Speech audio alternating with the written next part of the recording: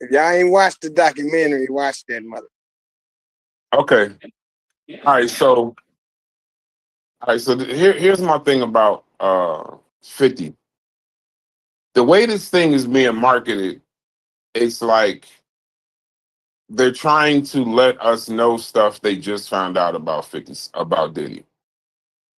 They're trying to make us see like, well, we found all this out because we got this new footage and all these court tapes and court documents, all this, that, and the other, right?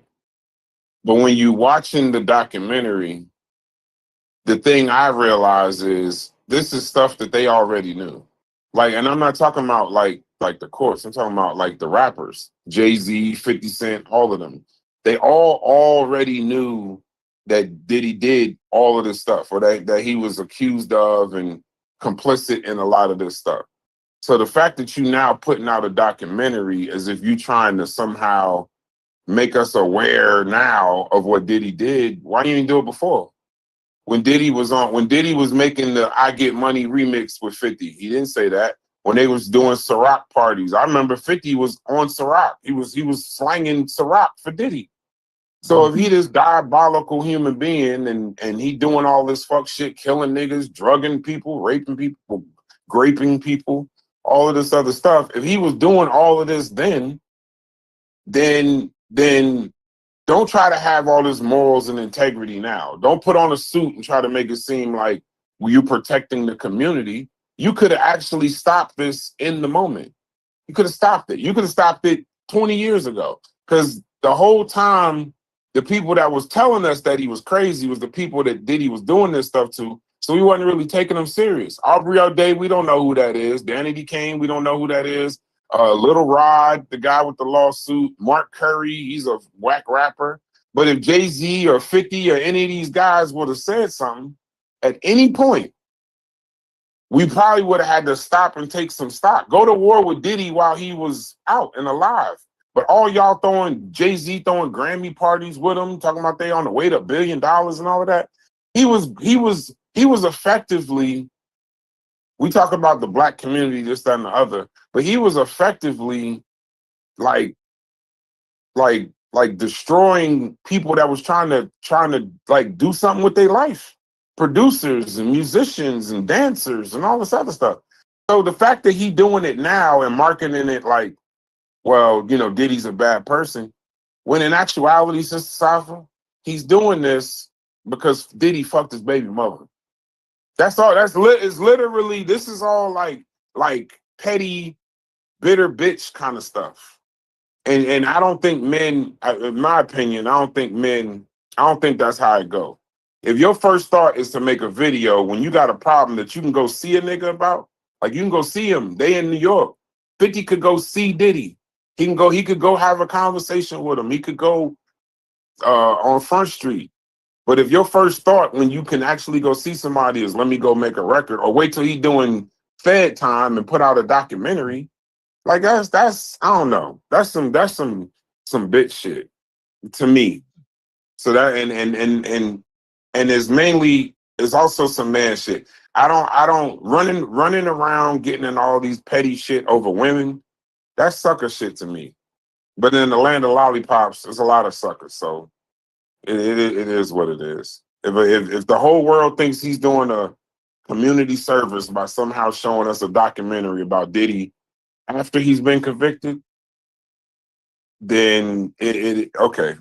I guess he helped us out. But go ahead. Tell me why I'm wrong or why I'm crazy. So I got 2 points why I feel like he's not the term that you called him.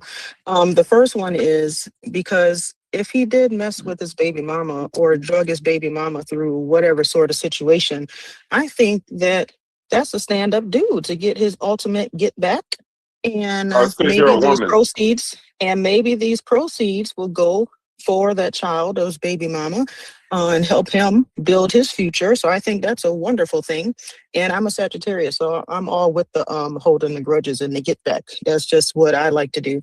So now, secondly, there was an interview that he did not too long ago. I think it was either this week or maybe late last week, where he actually said that he understands that people may have always felt this way about him, about Diddy, but he wanted to just put on record that the hip hop community does not condone this behavior. So that's why he said he ultimately did it. Now, I don't know his, his motives or whatever, but that's the reason that he gave, is that he doesn't want it to be seen as the hip hop community condones the behavior.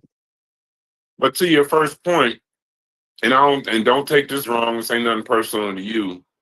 You would feel that way because you're a woman. Men don't do shit like that. You're not supposed. No man was raised to do no shit like that. None. And no father was like, oh well, oh he fucked your baby mama and this and like we don't even move like that.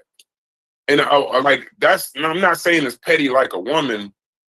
I'm just saying your point of view on what a man would do in that situation is from a female perspective. And you're supposed to do it because you're a female. Hold on, let me go to the second point. Oh, no, go ahead. Before you go on, but isn't it more than just that he had a relationship with his baby mama? From what I understood, he did his baby mama some dirt. So there's a difference between, you going behind me, sleeping with somebody, but now if you trying to drag my baby mama through the dirt and all this, that's a whole nother different thing. Now you just go get the nigga. If the guy is fucking with your baby mama, no, he did. You don't, but not like. Listen, I know in the world of social media, maybe I'm just behind. If you in New York City and you can actually physically go see Diddy, go see him about that. Go address him about that. You don't all this making documentaries and this, that, and the other. If any of y'all ever get mad, and you can actually see me, come see me about it. Don't I don't want to find out you don't fuck with me during a video. That's why it makes sense, honestly, to be very clear about stuff when you who you fuck with, who you don't fuck with. It makes it very clean so that then when I do something, you know where I stand, or it's not confusing. To your second point about that he put this documentary out that he don't condone it. They knew what he was doing while he was doing it. They could have if they didn't condone it. What is he does? He don't condone it now, or he didn't condone it then? Because all these videos is old. All the stuff that Diddy was doing is decades ago. This is like 10, 20 years ago. They could have addressed it then. If it was so diabolical that Diddy was throwing these GHB baby oil parties and doing all of this sick stuff and doing all this nasty stuff, then address it then. If it's truly against your morals and integrity, and address it then. Say it's a problem then. If you didn't have a problem with it then, shut the fuck up. And now all of a sudden you got a problem with it? That don't make sense. Yeah, and they doing it all despite each other. Diddy getting with his baby mother is despite Diddy. 50 Cent baby mother getting with Diddy is despite 50 Cent. So it's all these petty games between each other. It's not because 50 Cent care about his baby mother. He despises his baby mother. Yeah. It's just weak. It's weak stuff. It's just weak stuff. It's if you don't condone, that's what I mean, like these fake morals. If pedophilia and grape and all of this stuff truly disgust you, then draw a line. Draw a line. Draw a line in the sand, draw a line in the dirt, and then don't do that. But don't tell me you don't condone it, Sister Safa, and then go put Diddy on one of your biggest records ever. Because you just want it to be $1 billion remix. That's sucker shit. That's not. Yes, it's about money, but I don't get it. I don't get it. Maybe I'm overthinking it, but after watching that documentary and then hearing this because he don't condone what Diddy was doing, you don't give a damn what Diddy was doing. You was making money with the nigga. 50 Cent used to, he was signed to Ciroc before he dropped his own alcohol. So he was going through New York doing Ciroc parties. And if you think 50 Cent wasn't at one of them goddamn parties, you fooling yourself. You fooling yourself, because those was industry parties. A lot of those guys don't like to say stuff because it'll incriminate themselves. I'm sure I'm a Jay-Z fan, bro. Damn near Stan. I'm sure one of the reasons Jay-Z is not piling on is because he probably got some skeletons in the closet too. And by incriminating Diddy, he probably incriminates himself. Because the only people that I hear talking is 50 Cent and the victims. I don't hear all the other people that was going to the parties talking. I don't hear all the other people that was doing the stuff probably with him, doing it, saying anything. So yeah, no, that's what I mean by that, Sister Safa. It's just I don't think that that's how men move, but you know, that's just what I think. Y'all ain't gotta think that. That's just my opinion. When I hear a nigga saying, "Well, I don't condone it," that's why I put it out. You put that shit out because he fucked with your baby mother. And if we was all in a circle of friends, if all of us guys in here was in a circle of friends, we would think that that was some sucker shit. If the nigga could just go knock the nigga out. Like that's weak as hell. Destroy the nigga. You're destroying the character. You're actually destroying the character of a nigga whose character is already destroyed. You're gonna destroy it some more? Are you saying it should result to violence instead of? I mean violence. No. That's not what I'm saying. Oh, Man shit is not, man, we're not cave. We're Sorry. men, but we're not cavemen. I'm saying go address it with him direct. If you got a problem with somebody, That's violent. That's no, violence. it's not. Why is that violence? Go address it. Yo, what y'all don't, y'all can't.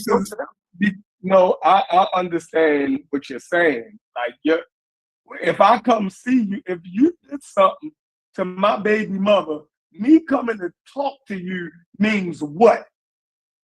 Well, what does that mean?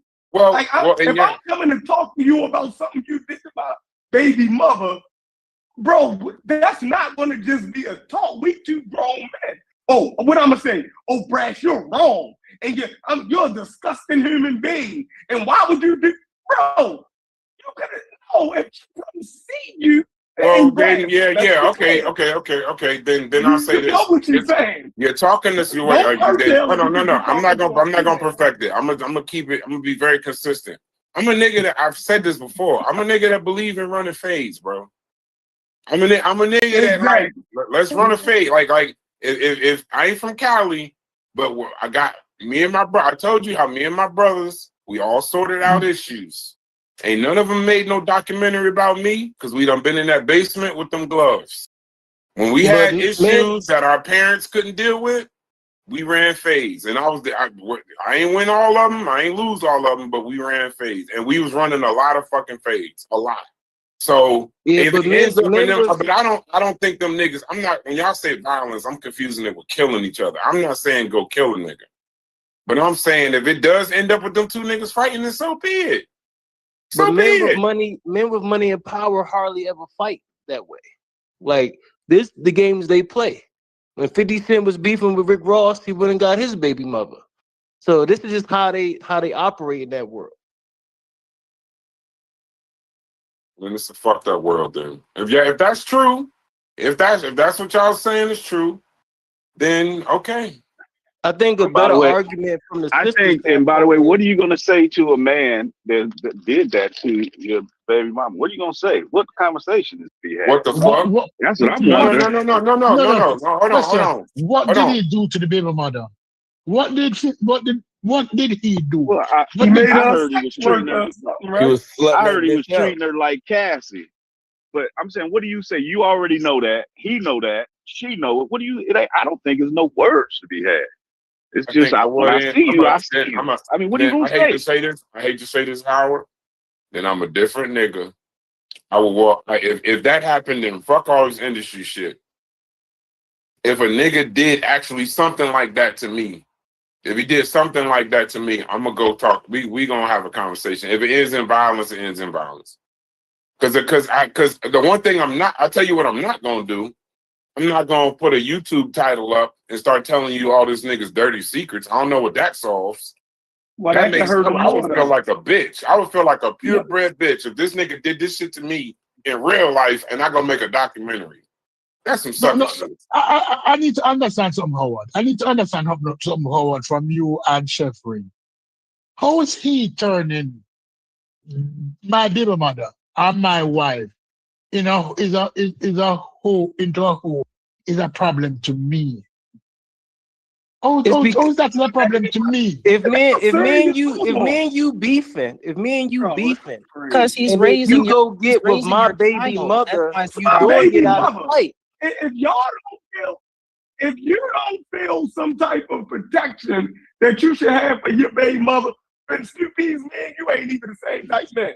And I don't even got I'm not even you know why doing no bullshit to my baby mother, bro. You know why? I think he might have misread. I think he might be misreading what he's saying. I'm not misreading what I say. I'm not saying you. I said Chef. I think Chef. I get what he's saying, but when I'm trying to explain listen. In my lifetime, let me say it. In my lifetime, let him explain himself. Let me explain myself. No, let me explain myself. Let him explain himself. This ain't the regular shit. No. Let me explain myself. In my lifetime, I have fucked more than 50 married women. And married women, I don't carry a grudge over pussy. Right. Because I fuck them in the car, I fuck them in the river, I fuck them on trees, I fuck them out the door, I fuck them like right? So guess what? I learned from my experience. No, your worth of women. No. Right? No, I learned from my experience that let me finish. I have learned, and girls have been unfaithful to me also, and I've learned that it's hurt. But I don't carry a grudge over pussy because I wasn't born with one. I don't own one, and I don't own any woman. That's what I learned from day one. I don't own you. Do you understand that whatever hurts the child, whatever hurts the mother, has an effect on the child? So you are concerned with what's going on with the mama because it's affecting the child. But if the mother did that, it is about power. If the mother did that, it's not Diddy did that. Diddy didn't do anything. If Diddy didn't chloroform her or pull her in the back of her car, he didn't do anything. Until that nigga chloroform her and put yes. You been one as a whole. If you know me, and you know that's my baby mother, and you go after her and fuck and do some fuck shit, nigga, man, you got. Then it's your problem to get a fuck shit with your mother. It's your issue. Then you got a fuck shit with your mother. I'm gonna keep it 100. Hold on, hey, one mic, we live. If I got a personal relationship with any one of you niggas, and you deliberately go after my baby mama and slut her out, that's a problem. No, I've never fucked your friend, girl. That's facts, yeah. No, I have that rule. I have a rule. Bro, hey, listen. And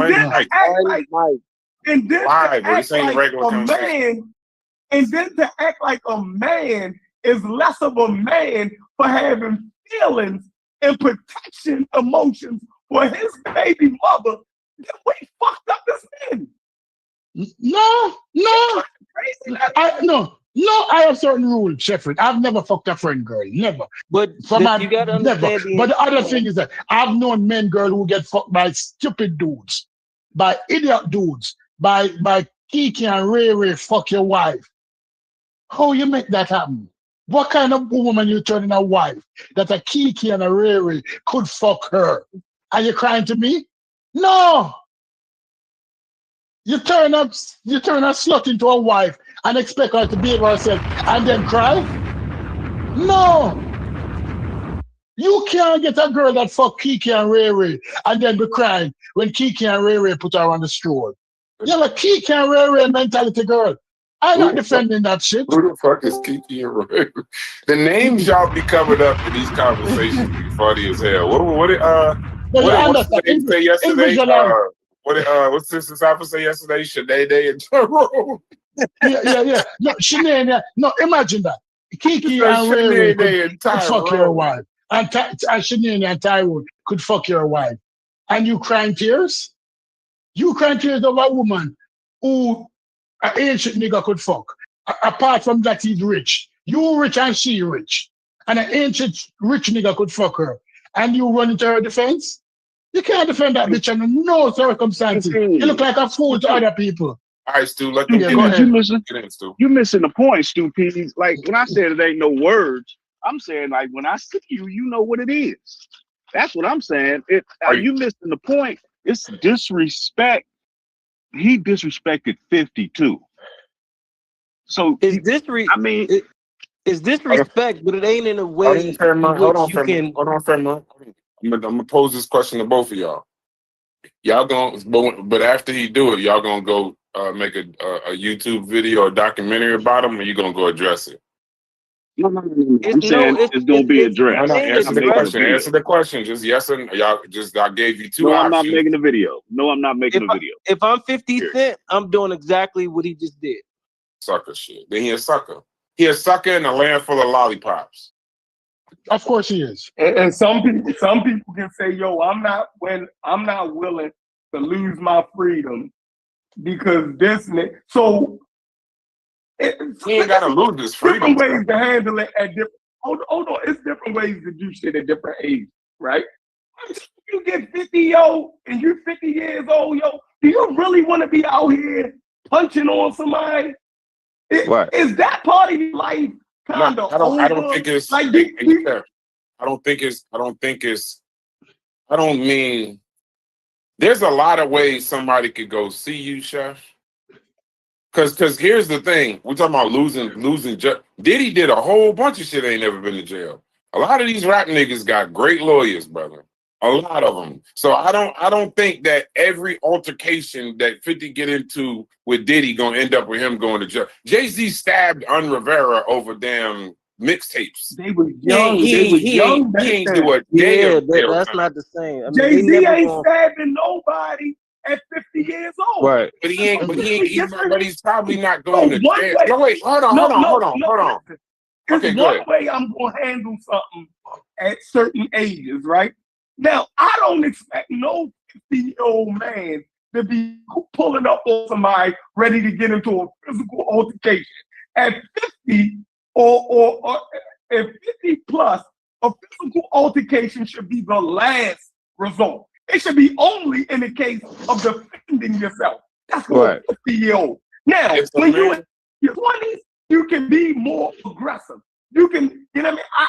I will allow you to be more emotional and things can happen. But by the time you get to 50, bro, I can handle the situation totally different from how a YN would handle it. Stay right there. It might be some shit like. And they work. No. Stay right there. Just stay right there.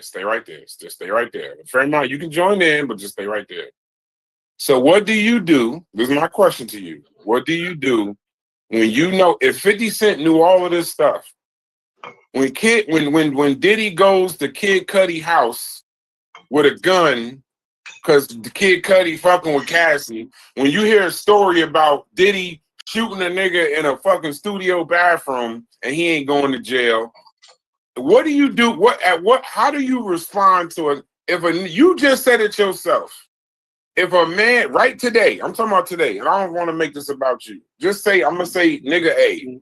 If nigga A at 50, this is Diddy and 50. If Diddy sluts out 50 baby mother now, the industry know it, everybody know it. And you know he ain't going to jail because he done did 5,000 felonies that he ain't did a day of jail time for.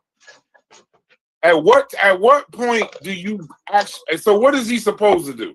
You tell me what he's actually supposed to do. So a nigga that could kill somebody, that could shoot somebody in a bathroom and not go to jail. What? Why? Puffy don't. I mean, Diddy don't care about going to jail. Apparently, look at all the shit he was doing. He could do two things. He could do two things. He either sluts out one of Diddy's baby mothers, that's or he makes a Netflix documentary. Yeah, I see that, and like I said, then he a sucker. Of course he is. I apologize. Of course he is. Because see, while y'all telling me how grown up 50 Cent supposed to be at 50, that ain't no grown up shit. and then all this other gangster shit. Now he talking to Marlon Wayans like he gonna beat him up. But if you ain't never gonna beat nobody up, if you ain't never gonna actually do all this shit that you talking about, he threatening a comedian now. Okay, he's so let he's me in a ask you a whole nother. question. So now he ain't even. Wait, hold on. Another. I guess it may be specific to 50, because 50 talk a lot of. He talk. What did the old nigga say? Wolf tickets. He sell a lot of motherfucking wolf tickets about what he gonna do, but apparently he ain't gonna bust a grape and a fruit fight. He ain't gonna do shit. So maybe my feeling, Chef, ain't really about what a grown adult man would do. My feeling is more about him specifically, because he talk about all these niggas he gonna shoot, and he talk about all these niggas he gonna beat up and stab and this, that, and the other. But apparently, when you fuck his baby mother, the only thing you got to be worried about is Netflix subscriptions. That's it. So go ahead. It is on brand for 50 Cent. No, it ain't. It is on brand. Yes, it is. At this stage, it is on brand. When he was beefing with Rick Ross, they didn't have no physical altercation between themselves. He went and got his baby mother. When they was beefing with Rick Ross, the nigga 50 Cent sent a video of French Montana and Rick Ross' mother at work to them, letting them know how I could touch you without touching you. Right, but they 50 never hold on. And then also, let me tell you, I went to the Summer Jam. That Summer Jam y'all see with the fucking where 50 was throwing chairs and all of that shit. I went to that Summer Jam. He was throwing chairs at some gang. He was into it with some gang niggas from Queens, smurfing them. That was in the front row while this nigga was performing the Summer Jam. You can't tell me that he don't know how to get into altercations with niggas. All he do is get into altercations with niggas. Just not that nigga. I done seen the nigga done got in many petty fights in nightclubs. The nigga he ain't a nigga that's like protecting his life. So now all of a sudden he protecting his freedom when it come to Diddy? Bang'em Smurf is not P. Diddy, dog. You not about to fight a man worth hundreds of millions. Hey, bro, listen. You fall. Wait. Hold on. You're not about to put a hand on you Jay-Z. Fall for that fucking one nigga versus two niggas versus three niggas. If a nigga is trying to get at you, they all the same. They all the same. They all the same. You crazy. Ain't nobody about to lay a hand on Jay-Z. Just some street nigga. That's just not gonna happen. Not at this stage. You must not have heard of a nigga named Prodigy, because a nigga named Prodigy it's been documented that them Queensbridge niggas was not going to that concert to listen. Hey, somebody got to mute up. Oh, sorry. Watching Prodigy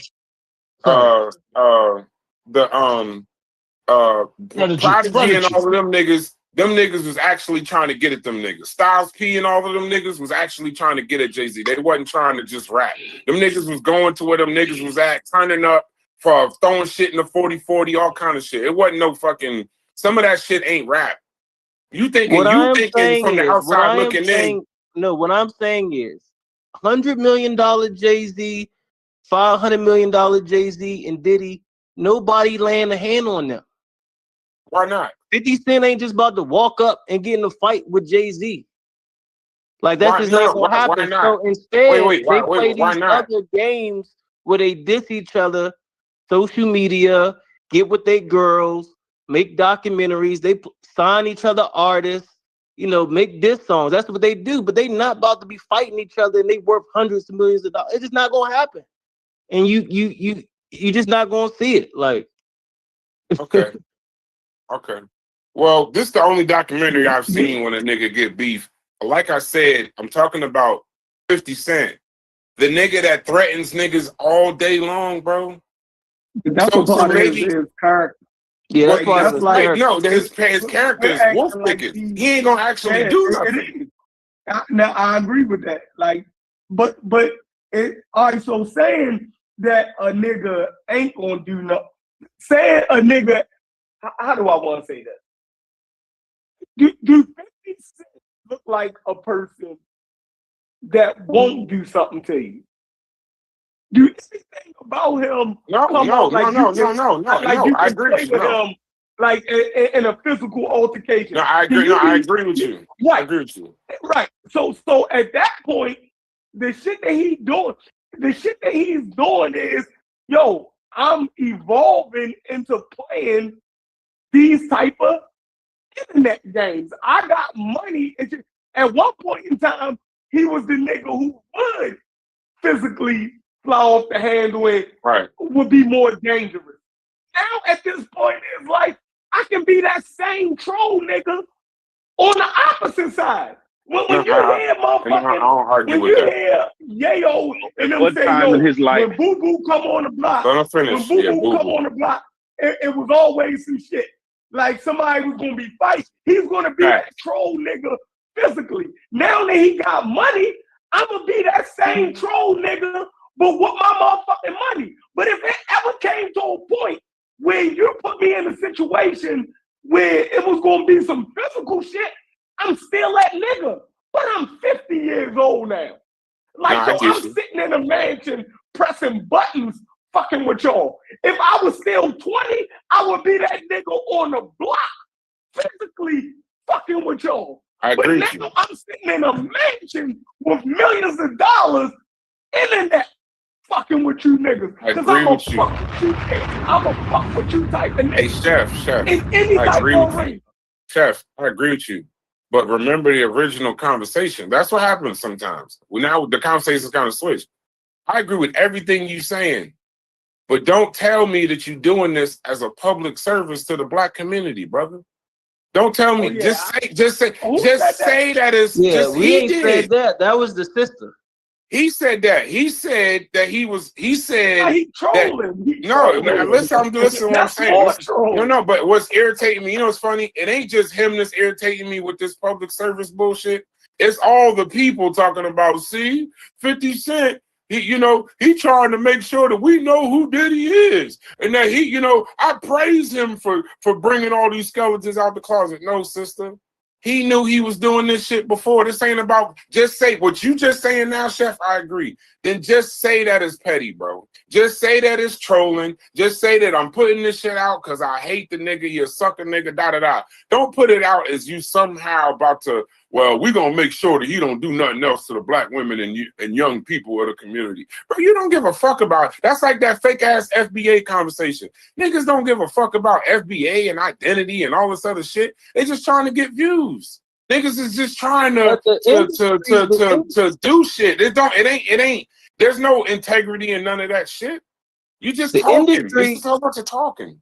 The industry already know that, but 50 selling this to the masses. So right, and I'm trying to, you're right. And I'm just saying that the masses, I don't like that he's being praised for some shit that ain't real. It ain't real. It's not real. He don't give a fuck about your daughter, bro.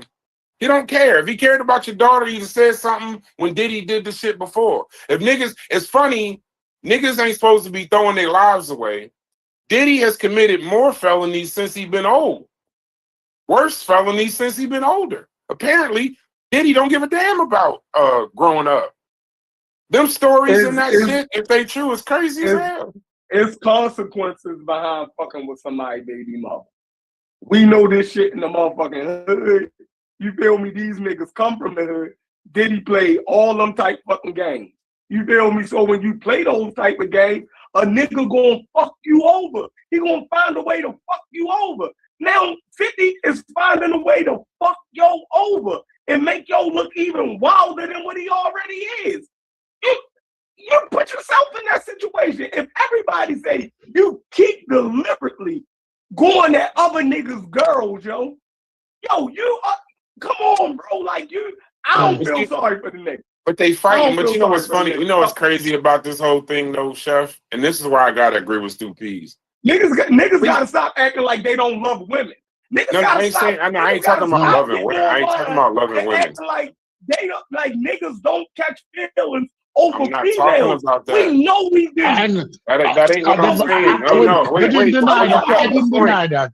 Before you cut my point, before y'all cut my point, trying to act like black men. Go ahead. Okay, I'm not saying that niggas ain't in love with women. That ain't my point. My point is, they fighting over whores, bro. So it's not. You're not fighting. We're not talking about your wife. You know, Diddy and Suge, that whole shit in Atlanta that they say started the hip hop beef was because Diddy was fucking Suge was fucking Diddy slut. She was a slut. This is just a girl that Suge used to fuck when he went to Atlanta. But they doing Diddy was trying to fuck with her. These ain't wholesome. But who gives a fuck if you fuck a whore, bro? But they doing it out of disrespect. It ain't disrespectful. It ain't disrespectful if a nigga fuck a side. If a nigga fuck a girl, don't live in the real world. Hold on. You only if a girl. Wait. With my baby mother. Let me take the temperature of the room. Hold on. Let me take the temperature of the room. Like Chef said, bro, we know the niggas that fall in love with the girl that we. I ain't talking about the niggas that's falling in love though. Said. Let me just take a temperature. This ain't got nothing to do with love. It ain't what I'm talking about. I'm saying this. Are y'all really catching feelings? We're gonna get banned. Are y'all really catching feelings? Oh, y'all out of pocket all the way. yeah, we out of there. But you with us. If are you really catching fire? Like if I fly a girl out, if we in the industry and I'm flying this girl out every time I come to Atlanta, I've been doing this for a year. And I find out at the end of the year, Chef, you flew her to Baltimore for one of them Jewish tapers. Am I fucking ever? If I get mad at you, bro, I'm the sucker. You missing the point. You missing the point. I'm not talking to you. You missing the point. I can't be missing the point if I'm not talking to you. You missing the point. The reason why they are sleeping with each other's baby mothers is to get at that person. Jay-Z did it to Nas. Baby mothers. That's why I wasn't talking to you. I said a girl that I'm flying before they become baby mothers. These are just girls that you're flying out to have sex with. How are you upset with another guy that's having sex with a girl doing that? How are you mad? What did you lose? He did you a favor. Am I missing something? You liked her. So you mad now. Right. So when I say that's some sucker shit, yo, you like I'm not about to yell at you over some girl I'm flying out. If you at that status, I'm not saying me, but if you at that status, go get you another one. Go get you, fly somebody else out. In the hip hop community, perception is king. So if me and you beefing and you go get my baby mother, why do you keep saying baby mother, bro? I'm not talking about. Take the baby mother out. That's the whole about his baby mother. Okay, that's not. Listen. Diddy and Suge. Diddy got one of Suge niggas shot in front of an Atlanta club over a girl that Suge was just fucking in Atlanta. That ain't his baby mother. So it ain't just an epidemic. If his baby mother, Chef proved it. We having a different conversation. But if you just talking about a girl you flying out. Yeah, even a girl that you just flying out. I'm gonna ask y'all a question. You know what I mean? Have y'all ever dealt with a chick that another homeboy of yours fucked with? Me, no. That ever happened to any of y'all? No? Not live on YouTube, no. I never would do that to any of them. Well, it happens in the real world. And it's common here, right? I can have 8 homeboys and it could be a female who messed with 3 of us. You dig what I'm saying? Now, one of them homeboys might catch feelings over that chick. You feel me? But they won't say nothing. So you be in the car, you be like, yo, can I go at her? And the nigga will be like, I don't care, man. She a slut. Go ahead and do your thing. Right? Not being honest that, yo, I really fuck with her. I like shorty like that. You got to be fucking honest. Man, but he a sucker then. He a sucker. Maybe. He may be. Listen, he may be. But that's your man. Everybody can fall for it. It's just life, yo. Like, come on, man. Listen, hey, Chef, you make a great point. But my point is different then. And that nigga's a sucker. And if he your mans and you see the sucker in that nigga and you keep him around him, you a lollipop. I'm about to switch it. So let follow me. So these niggas in the industry are regular niggas that come out our neighborhood, right? So it could be a chick that multiple dudes is sleeping with, but it could be a couple of them niggas. Yo, that's intimacy. We acting like we don't like sex and being around a woman and waking up with her. She making you breakfast, shit like that. You never know what. I might not have conversations with this chick. I might just be banging her.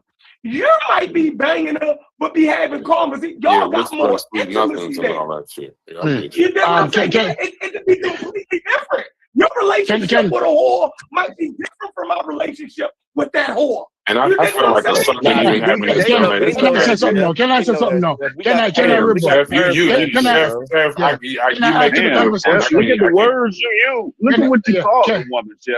No, we got terms for that, bro. We call her pillow talking, all type of shit. Like, what does that mean? Like, one mic. It's 2 P's. Let them get their shit off, and then you go.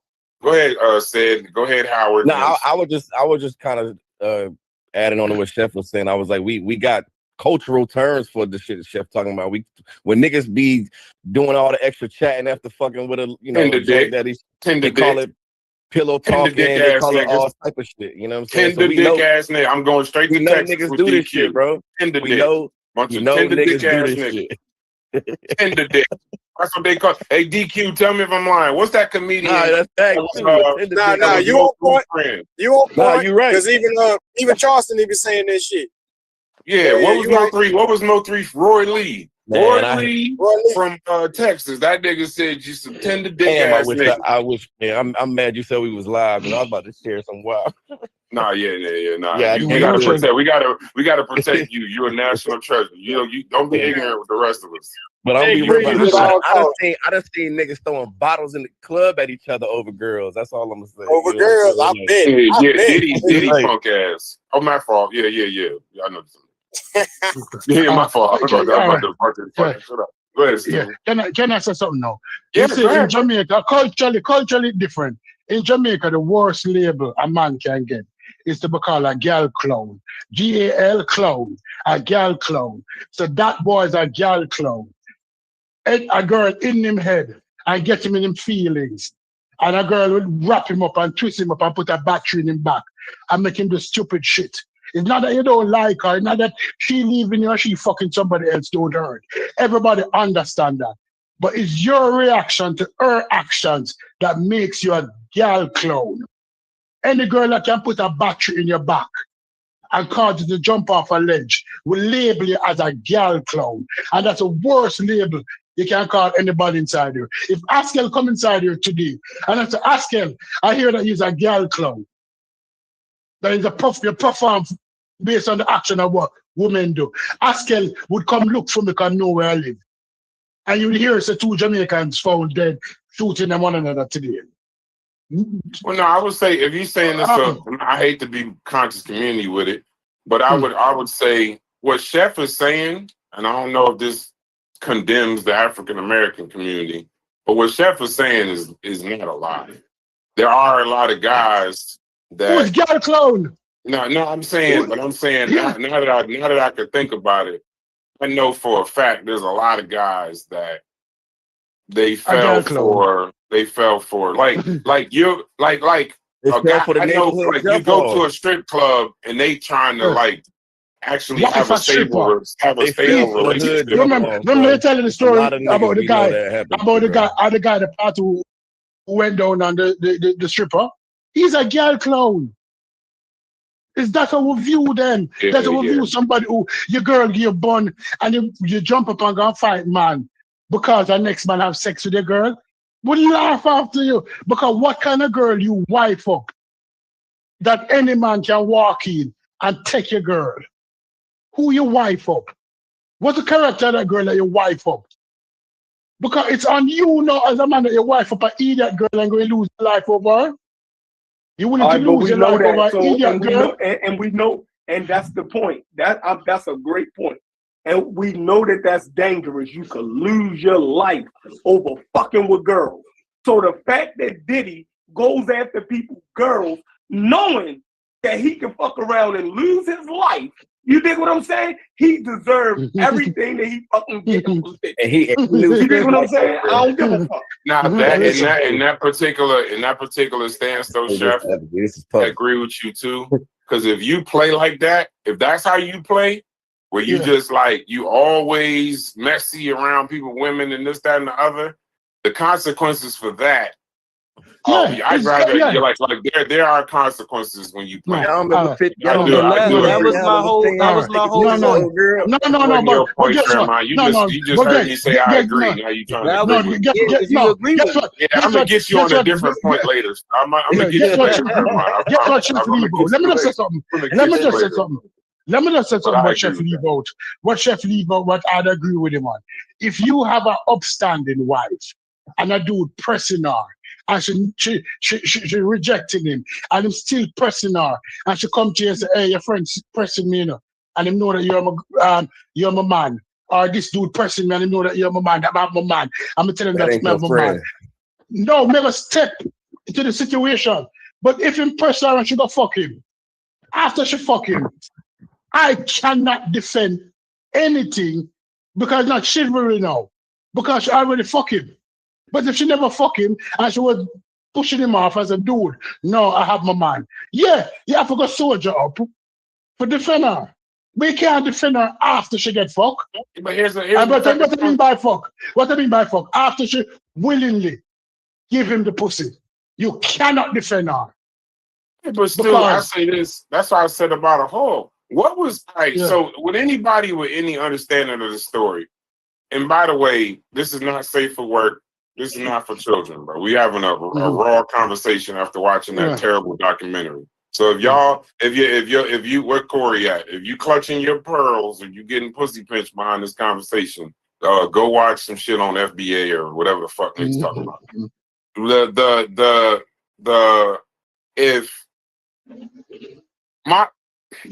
What was this girl? Does anybody know? What was this girl? The girl that Diddy. Because I've seen the pictures on TMZ, whatever. He had her on the beach or whatever. Diddy was walking with her on the beach. Was that girl? I know that's I can't remember her name was Joy or something. And that was before she was his baby mother. Right, but what was she? Was she a flown out? Was she a flown out girl that 50 Cent had a baby with, or was 50 in a relationship with this girl? You think he fell in love with her like we was just describing? It could be that same situation. Yeah, I'm curious because if that was like a girl he loved and his baby mother, then I'm surprised he didn't. That reminded me when y'all don't remember the pictures of 50 or the video that somebody like paparazzi caught 50 on the beach with old girl. He was laying in the sand taking pictures. Yeah, bro. That's showing me he loved that girl. He had a photo shoot on the beach with a professional camera that he bought himself. Like that shit hit home to him when Diddy. I don't think it mean it love her. It's hard to really get. Yeah, that man loved her. If 50 let them pictures get out, he letting them know that ain't a whole. He letting them know, even if he don't love her, girl. He letting them know that this ain't just like a girl I'm flying out person. Yeah, he had a baby by. Yeah, that was a lot of guys after Puffy was done with her. That was before. That's intentional. It was after. Yeah, was that before or after Sean Puffy Combs? It was after, right? It was after. He chose. Guess what? Back up. So guess what? He chose a hoe because she was holding on for Sean Combs, and then he got in his feelings because he chose a hoe and didn't know that he chose a hoe.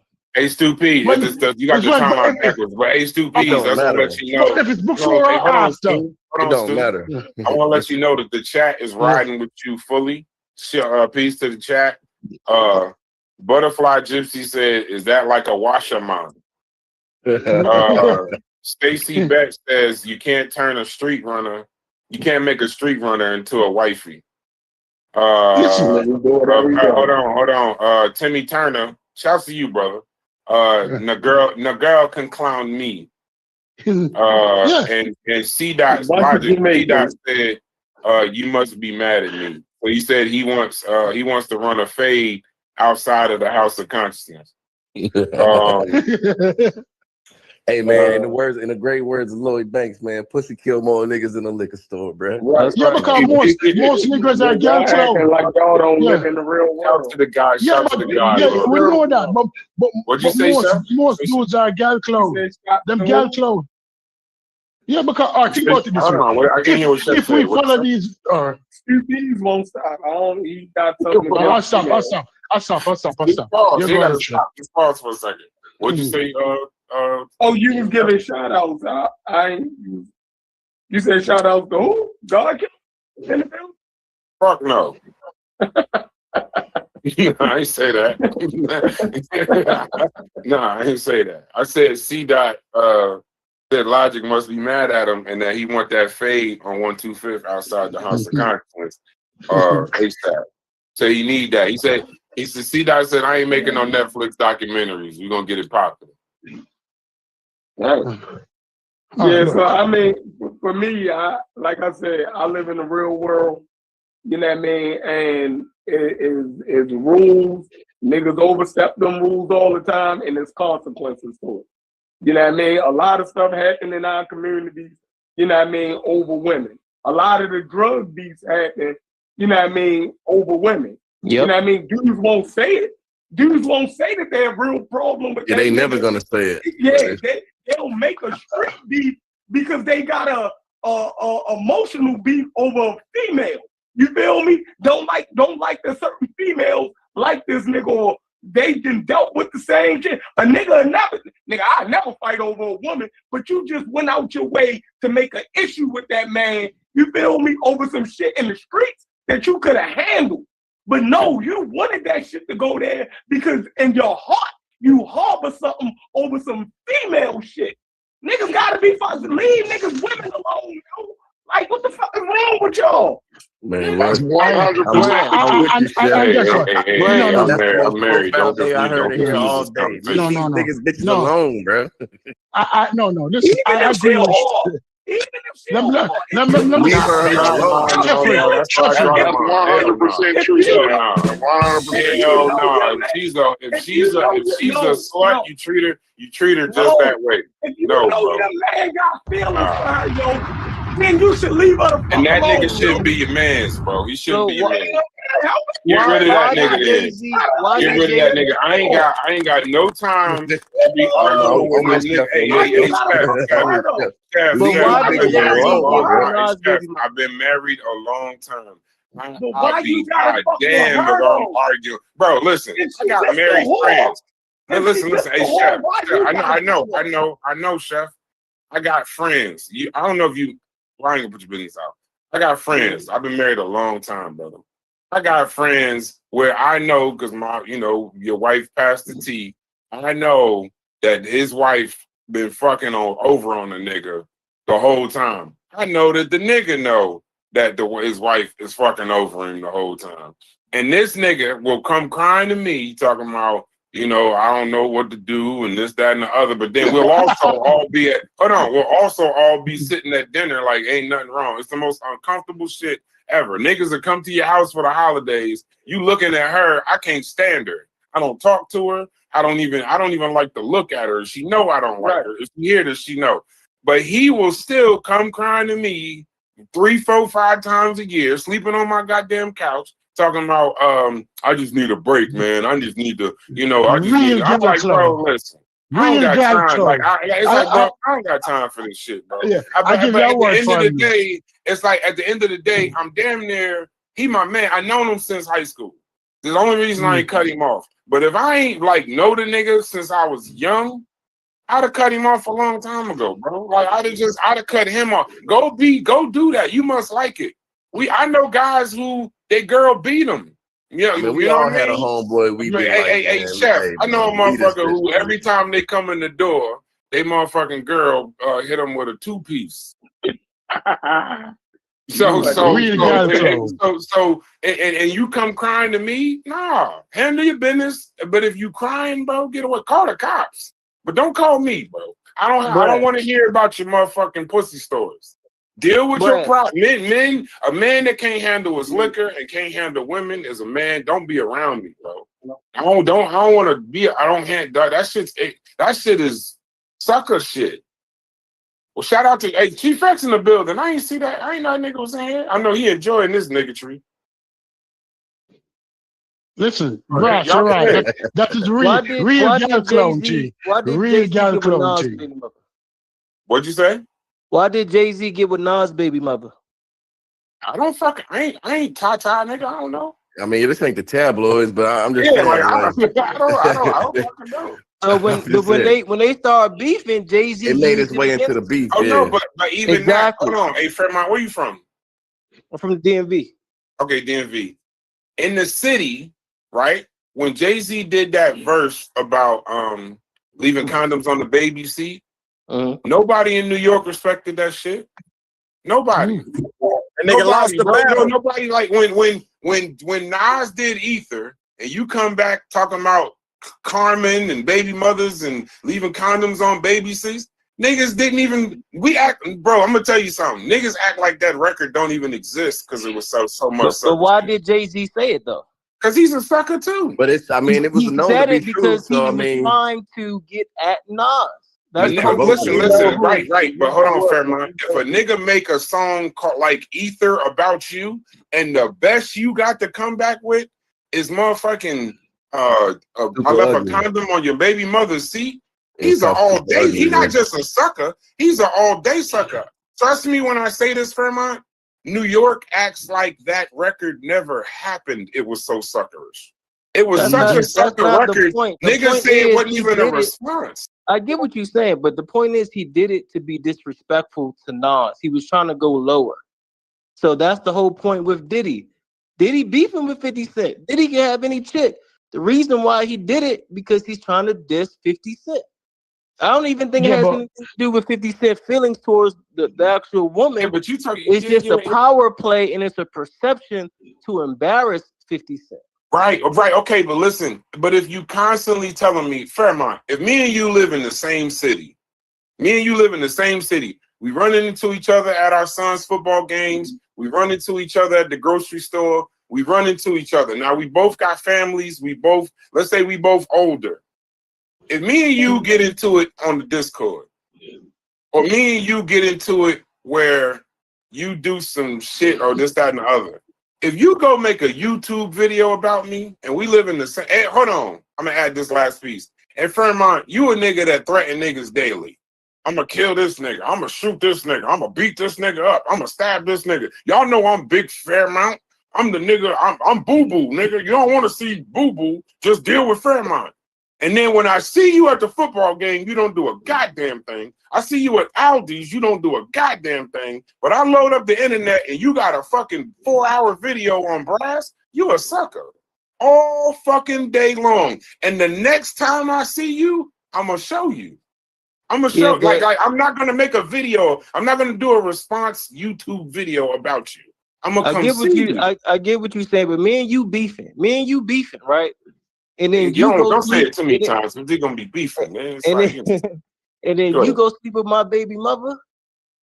You should want to do something to me, brother. Not a YouTube video. I'm gonna want to do something to you. Right, if I see you, maybe it's on. But if I don't see you, you're gonna make a YouTube video. And something happened like this, I'm gonna capitalize on it.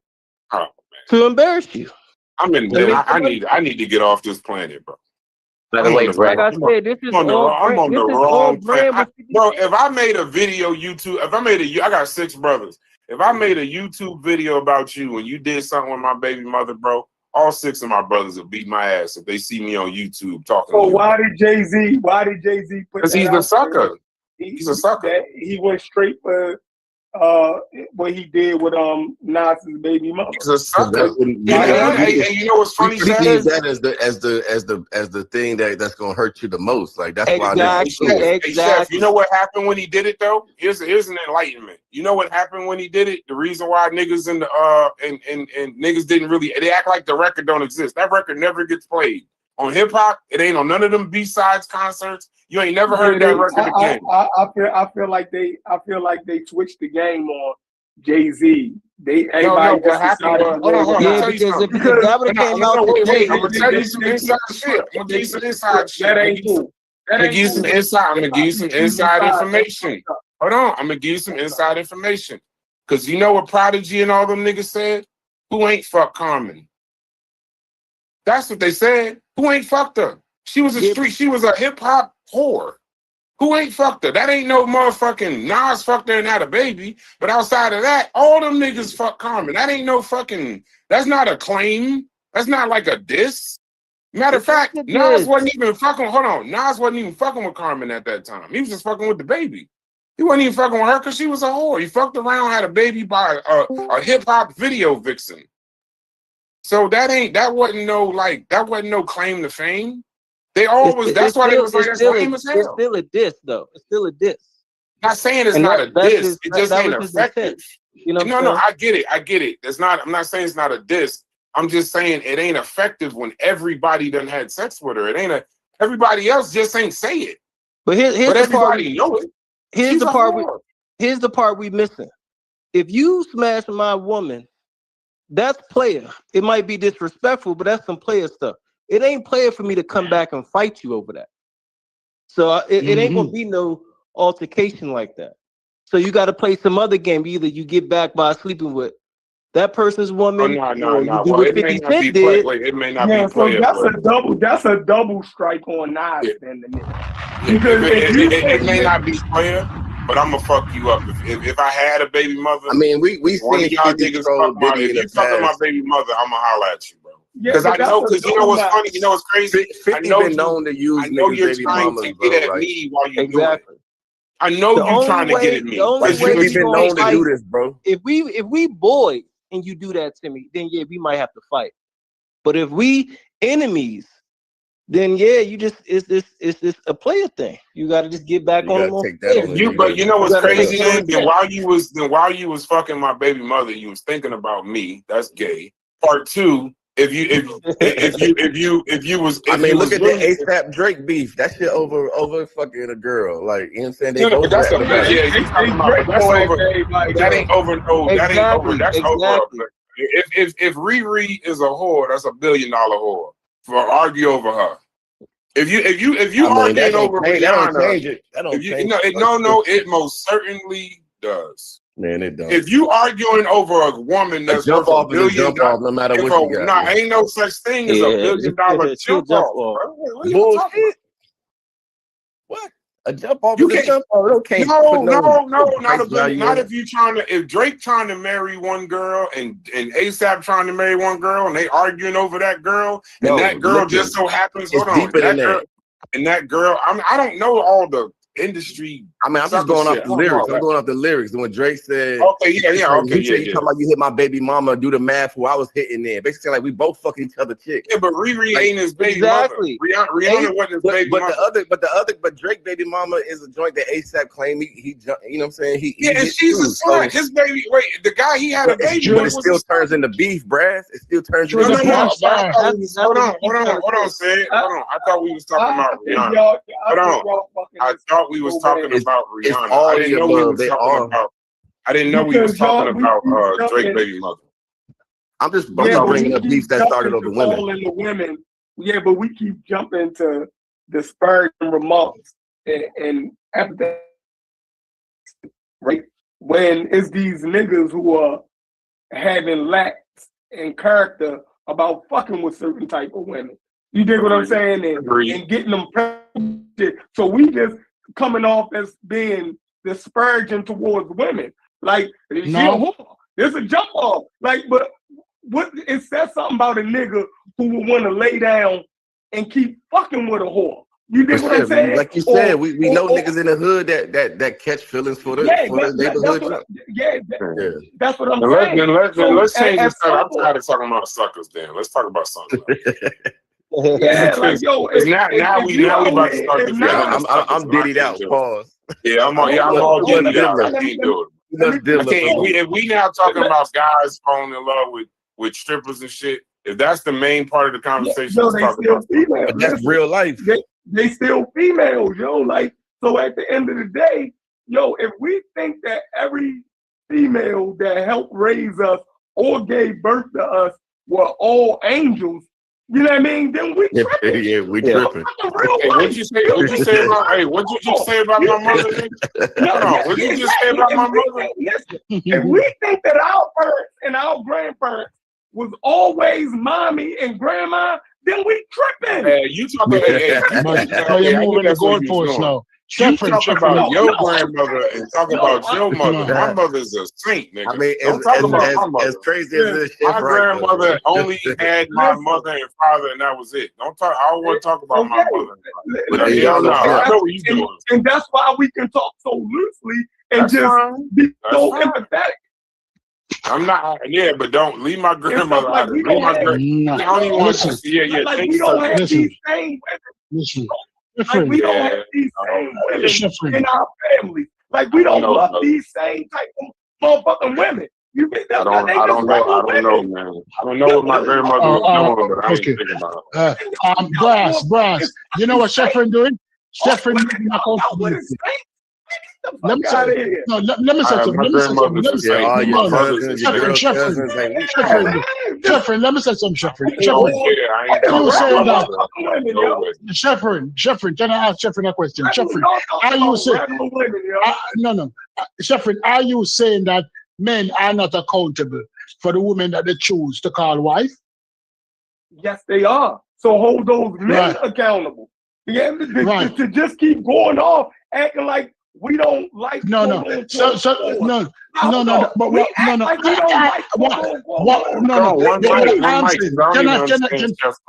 finish?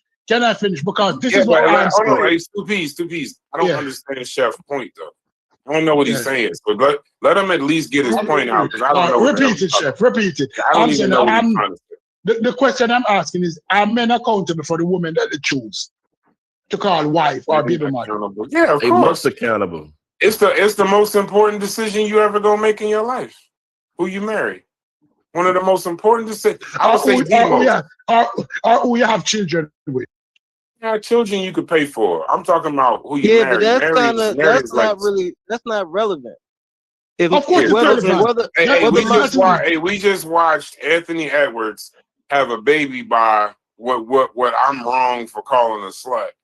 And he's saying he literally just dropped. They said, how much child support? He just paid the check. Literally, he was dead wrong. But literally, I'm telling you, that's a guy that knew he made a mistake and said, I don't even want to listen. Here's the money. Don't ever bring that kid around me. I don't never want to talk about nothing with that. Just here's the 18 years of child support. That's why I don't like Anthony Edwards.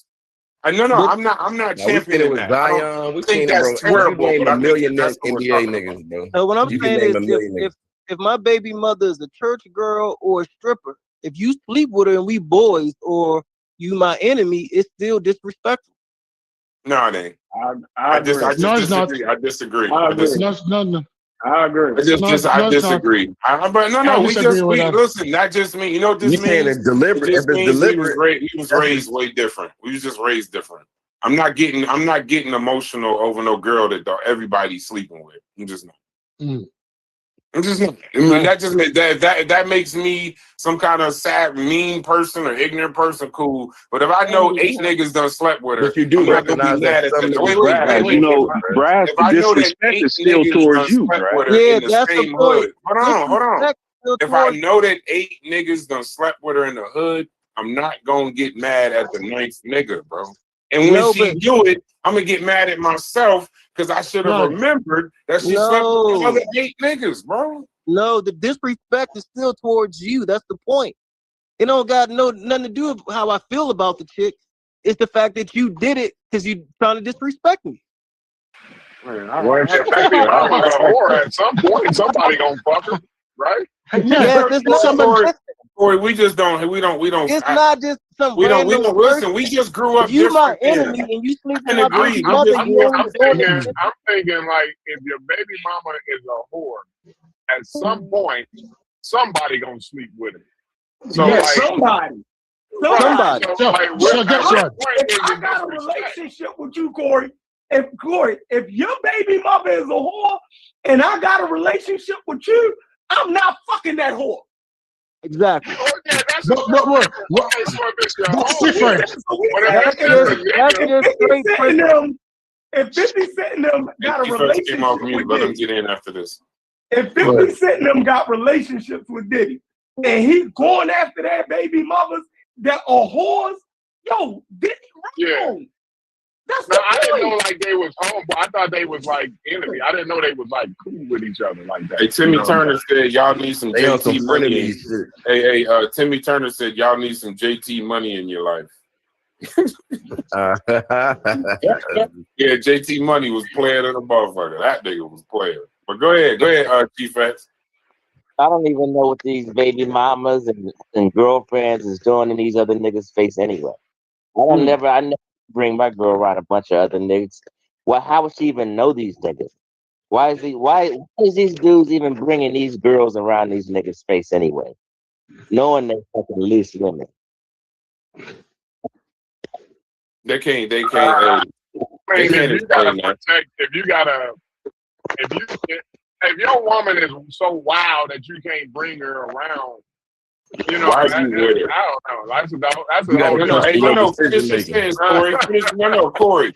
Corey, finish the sentence. If she that wild that you go when you go to an industry party, every nigga that you shake hands with don't fuck the girl that's on your arm. If she that wild, you the sucker for bringing with her. It's you. If there's a sucker in the room, it's you. I gotta agree with that. And again, I'm not mad at so I don't really believe the once a whore, always a whore, right? Nobody's saying that. I don't let him finish. Nobody's saying that. Go ahead, then. Oh no, they can because wait, I'll switch it to the niggas. I know a lot of bitch niggas that grew up. I know a lot of niggas that ain't bitch ass niggas no more. Exactly. Play with them now. I'm not gonna say like this ain't just women. I know a lot of niggas who couldn't deal with I don't like to say control women because that's ignorant. I know a lot of guys who was very messy in relationships. They was cheating all the time and all that. But I know guys that straightened up and flew right. So I'm not saying that can't. I'm not saying that can't change. It is a two-way street. The only reason this conversation is very misogynistic and very mannish, I guess, is because this is y'all getting to listen to a bunch of men talking. This is not like we're not. I know y'all gonna start the He-Man Haters Club. Yeah, I don't mind the locker room talk, right? I'm not agreeing. We're talking. We're inviting you in. If you don't like it, I just wanted to qualify, because I don't know the whole story, right? I don't know all of the details, so I'm just thinking, maybe 50 Cent got with this girl. Maybe she was a whore. But by the time he met up with her, she was more mature, and you know what I'm saying. That's possible. That's possible. Yeah, that's possible. Yeah, so I don't know the story or nothing like that. So, no. This is what I'm saying. I'm saying, Corey. This is what I'm saying. If you wife up a girl who can't go to the supermarket and meet a man without fucking her, the problem is you. If you wife up a girl where somebody else can pull down on, worse than African American man. I know you ain't doing something else. No. Wait, Stu, hold on. I just want to hear Chef's point. I want to hear Chef's sentence and then go on to your point. What did you say? What did you say about African American men? I'm saying that Jamaican culture breeds more misogyny than African Americans in this country is looked at as being the most misogynistic men in the country. But Jamaicans, y'all got us beat. Y'all really, of course. Yeah, y'all very misogynistic. Y'all can't even see it from a female point of view. And no type of it's just all how your brain think male dominant. It's we're not. Wait, that's true. Hold on, wait. That's why I asked to stop. Wait, that's why I asked for a pause. After you finish your statement, I want to know if that's true. Well, go ahead. Finish your statement, but I want to know if that's true. All right. Misogyny is high in Jamaican culture. There's certain expectation, especially on men, because you get labeled easily in Jamaica. Because you call a girl clown if a next man have sex with a girl and you go there and beat up the man. Because our girl have sex with a girl, so I have a problem to take a girl man. If you can't hold your man, it's your problem that. Right? If you can't hold your girl, it's your problem that. because you're not around her 24/7. You're not in her back pocket or she not in your front pocket. So if you find a girl, what you going wife up or baby mother up, who you pull her ears and she just follow, it's a you problem. That it's not a she problem. I don't even blame her as a woman. I blame you as a man now who is going to try to defend a girl where if you're going to work and you sneeze, your friend laughed after in Jamaica and said, oh, your girl left and the next man would now know.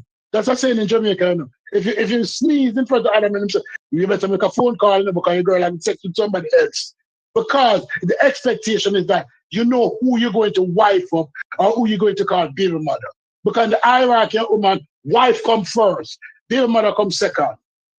Right? So if you go choose a baby mother where anybody can pull, use a fuck nigga. And everybody know that. Because when them see you wife up that, everybody in the community laughing at you and say, look what I'm going to wife up. Look what him wifing up. It's not really on the woman alone, it's on the man.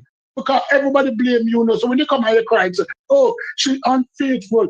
Everybody laughing at you. There's a meme now where somebody playing a love song and this dude crying and the whole community laughing at him. Because them say, look what him wife up. And now I'm coming crying. You know, you wife up a whore and now you want to fight? Because next man fuck her? No. It's on you as a man. All right, we got you. We got that. We got you. But I mean, I'll finish. Oh, no. You ain't got to finish. It's a separate question.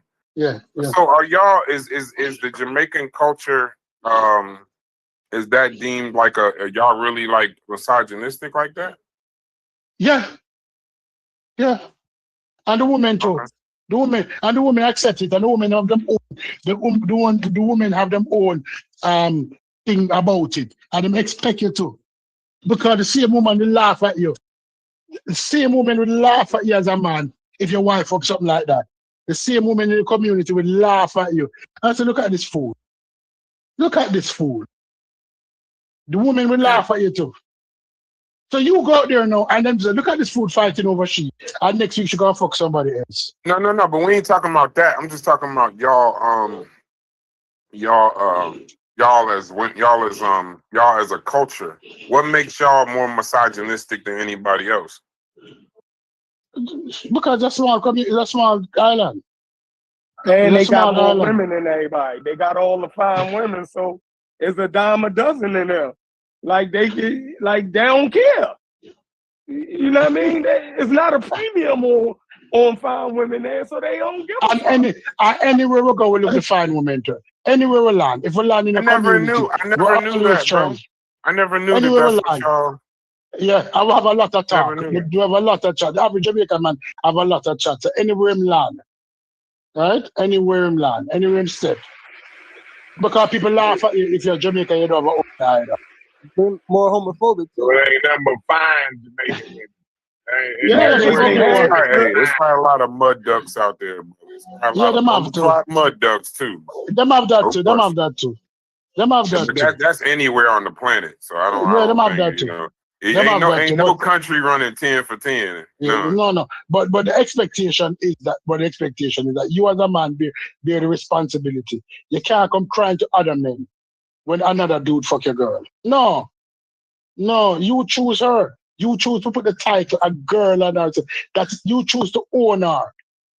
This is all so disgusting. These is the rich guys. These is the rich black people. These are the ones that are bestowed all the money. We trying to figure out why they ain't focused on the black. We trying to figure out why they not focused on the black community. They up there arguing over strippers. That's why they can't focus on. We trying to. Hey man, throw a couple. Hey, we got y'all on Thanksgiving. We gonna pass out some turkeys. But let me get back to what I'm doing. You fighting over you at that level of puffy and fighting over strippers when you have access to tents. You have access to come to Miami and pick anybody you want. And you go and fight over a girl that's somebody that because you was in a relationship with them. You fight. Prince. It's a parent. You should be living like Prince. So is T-Pain a sucker? I want to know if T-Pain is sucker, right? No, he's not a sucker. At least he can admit that he in love with a stripper. He wrote a song about it. He ain't admit right. He wrote a song. Right. So does that still, even though he in love with this stripper or whore or whatever, right? Him being in love with her, does that make him a sucker? If he can Hey, listen. In that case, it may not make him a sucker. I'm saying the suckers when you fighting over them. When you fighting over a girl that 30 men is having sex with, that makes you a sucker. If you fall in love with a stripper, because love is a weird thing. Now I'm about to talk like a sucker for half a second. But TP, hold on, Stu. I ain't taking breath, so you can just go in there. I was gonna say something. I'll be a sucker for half a minute, 30 seconds. Love is a motherfucker, right? So you don't know, you don't always control. That's why I didn't argue too much with Chef Point. Love is crazy. So you don't know necessarily who you gonna fall in love with, who you gonna marry, who you gonna have kids with. That might be the girl that floats your boat, whatever. That's cool. So that don't make you a sucker. But I'm saying if you fighting over a stripper, you're a sucker. And if you just falling in love with every stripper and girl you flying out, if you just falling in love with her, you most certainly a tender dick ass nigga. No question. But TP, that's TP and having wife for the last 22 years. The same wife. He met her when he was very young. Him selling niggers, keeping the liar. Ricardo Robinson. But the song isn't about literal love. Yeah, no, I don't know. It's just, and also it's just a song too. So yeah, it's not about Ricardo Robinson. Ricardo Robinson is cooking in the chat. He said the women in Jamaica are just as terrible because 35% of the fathers in Jamaica are fathering children that ain't theirs. That's true. He said if you lie down with dogs, you might catch fleas. Somebody done raised Ricardo Robinson correctly. Ricardo Robinson is a grown man walking around in the land of lollipops. He ain't no sucker. You can, man, I can't imagine. You know what? I'm not even gonna say fighting over no slut. I can't imagine fighting over no girl. What you think they stopped making girls when they made her? You fighting? Two men fighting over a woman? Like, what are we doing? Whether she's good, whether she's a good girl or church girl, I'm pretty sure if we had women in here, they would say the same thing. Why would I fight over a man when most women, not the slee stacks, I'm talking about most women could have whatever guy that they want. Right. Most of them. Why would you be fighting over one? Go get somebody else. Apparently, this one ain't for you. That's the weirdest. Why would you fight over a woman? And I know, and here's another point. When you talk to guys that came home from prison, you listen to OG Percy and a lot of them guys on YouTube, they'll tell you in a heartbeat, when them guys be discussing their crimes in prison, you know what they realized in a lot of their crimes? There was a woman involved. You was either trying to impress a woman, it was something that a woman did. You know how many guys done killed guys over women? And men over men. It's a symbiotic kind of stupid thing. Like even probably in a woman's prison, they saying things. I was holding the drugs in the car. Women, I'm not gonna say they don't commit crimes, but I would assume a lot of guys push women to commit crimes or put them in positions where they normally wouldn't be. They getting caught with drugs in the house, or some girl, he cheating on her and she done hit him upside his head or something like that. It's all kind of nasty stuff over relations. And that's what I mean. When you got people around you that can't handle relations, get away from them if you can. But statistics say it's 16 men in here, about 10 of y'all can't deal with women in here. That is so true. 10 of y'all right now, when y'all walk in the crib tonight, when y'all get off work and walk in the crib tonight, your woman gonna hit you with a 2-piece, and you're gonna have to figure it out. You're gonna have to. She gonna hit you. She gonna catch you with some quick shit, pop, and you're gonna be sitting there trying to figure out. you're gonna be trying to figure out: should I hit her back? Should I, or should I leave? Should I make a proper decision? Like a lot of y'all, girl, you know, I'm gonna leave that. No. I mean, I feel like you said something. You said something. I had to come off. Did you lock him up? I had to come off of you for that. I don't know what you really accomplished by getting in like a physical altercation with somebody that your girl cheated on you with. I don't think that you're certainly not like reclaiming your valor. You just it was embarrassing. I get it, but at the same time, you like, are you gonna go back to it now? You know what I'm saying? Like, so, like, yes. what is? Yeah. Yeah. Well, that's a dumbass. When you kiss her on the neck, you kissing your friend. That's where it's crazy. That's where it get crazy. Yeah, that's it ain't nothing there left to be salvaged. That's why I don't really. Hey, I got an honest question for everybody in this chat. I want to see how honest y'all are. Have any of y'all in here fought another nigga over a girl? For real? Never. I'm just curious. No, I'm just curious. For real. And I ain't gonna clown you. You said that all wrong. I had to say. I just want to know which one of y'all. You heard it, did you? Actually got into a fight with a guy over a girl. That's what I want to know. I had. That's right. No, I never. I've only liked 3 girls that much, so you know what I'm saying. It's a whole lot.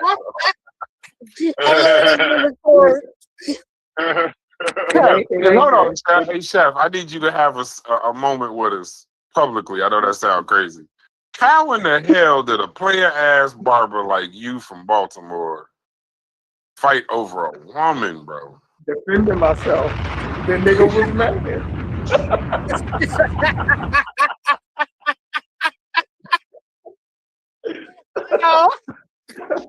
Wait, I gotta drop. Wait, give me a second. And I don't even drop bombs, but that shit get a bomb. That nigga said I was defending myself. He said that nigga was lame. This nigga was dating a Lamont Roach level woman. This nigga was dating the Baltimore. So apparently in Baltimore, the women just don't know how to keep their hands to themselves. That's what I'm hearing. Based on y'all got some women out there that's willing to fight. Damn. Okay.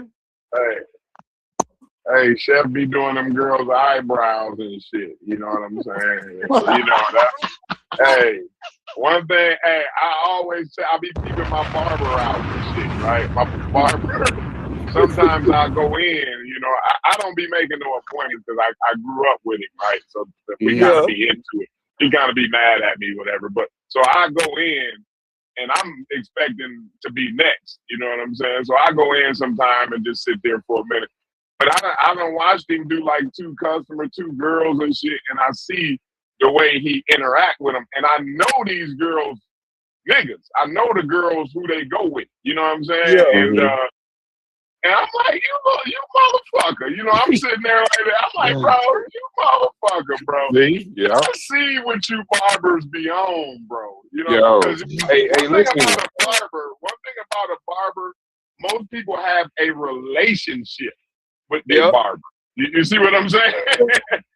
And you get in there and y'all talking and doing, I see how he do it. I'm like, oh, this nigga slick. Okay.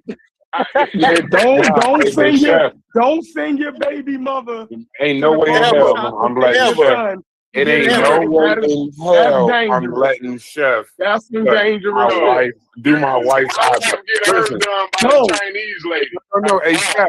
Because I'm saying, if you're a man and you got a son, take your son to the barbershop. Don't let your baby mother take your son to the barbershop. Well, yeah, it ain't nothing but niggas in there. It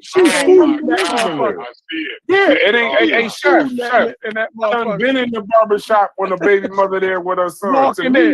To me, she recruiting. To me, what she doing when she in the barber, ain't no reason for a woman to take her son to a barbershop full of men. That's all I'm saying. Now, you might have to do it, but when you do it, I just want you to know, to the women, yeah, I know it's a free country. You're supposed to be able to do whatever you want. I get it. So I'm not telling you what to do, but I'm telling you what men are doing in the barbershop. When you bring your son to the barbershop and there's 30 niggas in there, Each one of them 30 niggas is plotting on you. Now you might be the most stand-up girl. Some women like going in there. They know what's going on in there. They know what's going on, bro. Y'all know on planet Earth when they got 6 lions chilling and 1 antelope walking to the prairie. And they think you with it. Now here's the thing. Hold on, but let's be fair though. As a woman, you should be free to go where. I don't want to get into this. As a woman, you should be free to go wherever you want to go. I'm just telling you, dude, you're in the locker room with us. You're not in real world with us. Now hold on. I want to say this about a barber though. I gotta do that. I gotta do the locker room. It's a locker room. Hold on. Hey, Seth though. Don't think I don't know though that when y'all be cutting women hair, y'all be getting extra brushes on the neck. You know, y'all be, hey, moving their head around and all kind of wild stuff. They put that little feather brusher thing. Yeah, ain't no, They're turning into a masseuse. Yeah, now all of a sudden he like, listen, you got a little hair down here by your shoulder blade. No, she don't. I'm gonna shoot your motherfucker. You're not handling women. She got a little hair on her ass. No, look, Chef got to let it out. You gotta wipe the hair off her ass when she stands up. all that. Look, you don't treat women and children the same way you treat your own man. Like that's just crazy. I'm not saying that. I'm not saying that, Chef. That was a great deflection, bro. You not scared. You deflected the shit out of nigga, bro. That ain't what I said, Chef. I'm saying that you the only nigga, a barber, gentleness. Fuck you. The only thing that I'm saying that a barber, I'm about to say a Baltimore barber, a barber is the only nigga that could really brush your girl's neck for real. Be all close to her. Like that's probably a barber gets as close to your woman as you do. If we being honest, like a barber knows the moles and the freckles and shit behind your wife's ear, nigga. Listen, so I'll be honest. I have a lot of female clients, right? Because what I do as a barber, like I can cut all hair, right? So a female can hit me up and say, yo, I want a bob.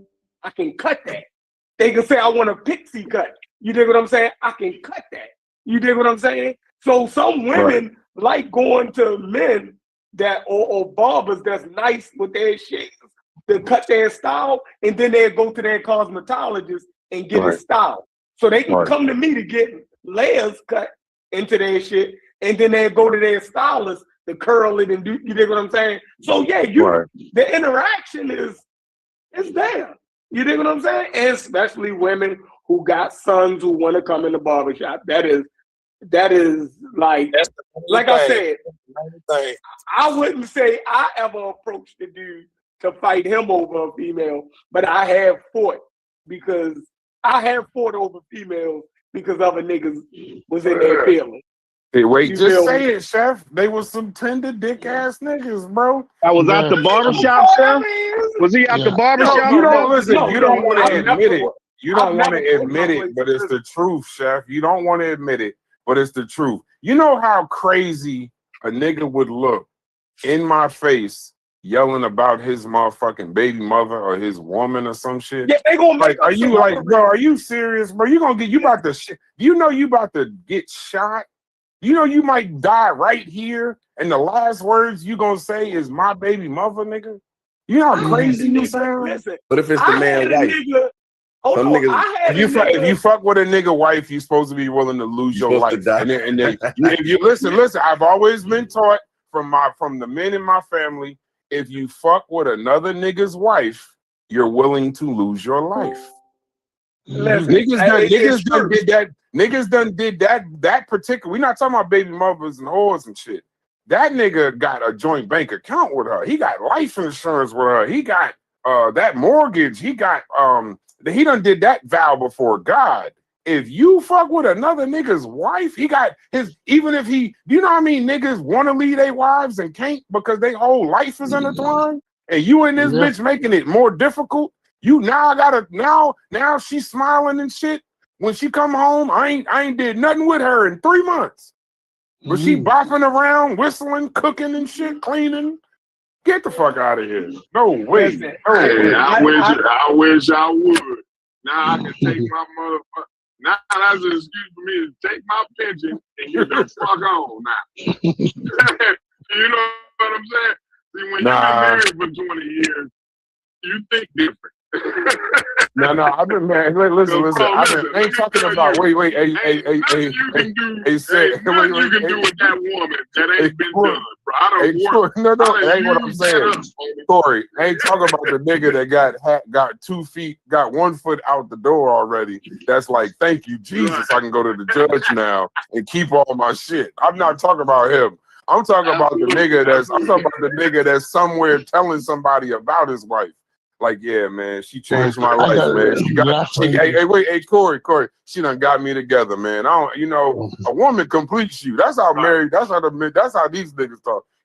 I can't even just reverted back. She made me feel like She made me feel like a man. You ever a nigga say, a woman, you don't really know you a man unless you with a woman. She lets you know that you a man. Them kind of niggas. And then he find out. At that point.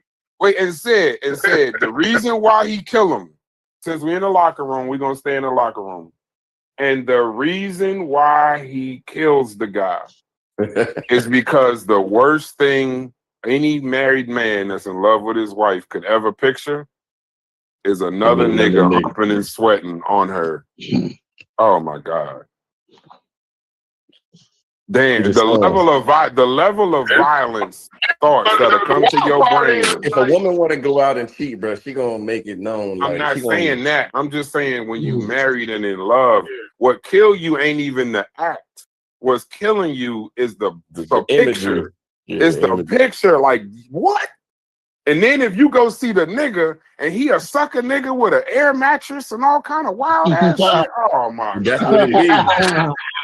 Somebody got to die. Somebody got to die. I don't know who gonna die, but but if you're a real sucker nigga, just off yourself. And then that's how a lot of that shit be happening. Yeah, and then a lot of guys they can't deal with it. Hey, Brass. D'Angelo song, shit damn motherfucker. Yeah, yes. Yes, bro. And I'm telling you, a lot of now here's the thing. We men talking about women. Women have these same conversations talking about men. They be like, the guy cheated on her, and who did he cheat on her with? Some slut down at the barbershop. She on EBT. No diploma, ain't got it to all kind of shit. This is what you about to throw. You about to break up all the shit you got for the girl at the strip club? Come on. We gotta know. We gotta be honest with ourselves. We know what's bro. I done seen things, man. I know you have. Between your lunch break. Everybody. Go ahead, Corey. I was saying, like, motherfuckers ain't nothing that's worth a value really most of the time, because the stripper is in the hood, right, is the only one that got time for your black ass between going home from work and that little 2-hour window that you got while you're going home from work and your wife getting home. You know what I'm saying? Like, she's always available. Hey chef, everybody want to be married until you realize you really only gonna see your wife for about 3 hours a day, and when you feeling frisky at 3 a.m, she got to go to work. So when she got shit to do, when she got something else to do, I learned a term a few years ago. I read this book called not a few years ago, like damn near 15 years ago. This book called The 5 Love Languages. I hate that fucking book. I love that book. That book changed my relationship with my wife, because I didn't know that this shit existed, to be quite honest. I didn't know that there was there are people that speak with gifts. Like all things in that motherfucking book. I'm talking about wives, right? I'm saying though, that book though, I didn't realize, right? So like when your wife have children, I ain't talking about my family, because y'all niggas stay out of my house. I ain't talking to y'all, I'm talking about the niggas watching this video. But when your wife has children, right? If she does go to work and she's raising the children, I didn't know about what's the word? They're overstimulated. So when I think it's stimulated. Y'all could correct me if I'm whatever in the chat if I'm saying it correctly. But it's a word for like when you do come up to them and hug them and try to be affectionate and this, that, and other, they're so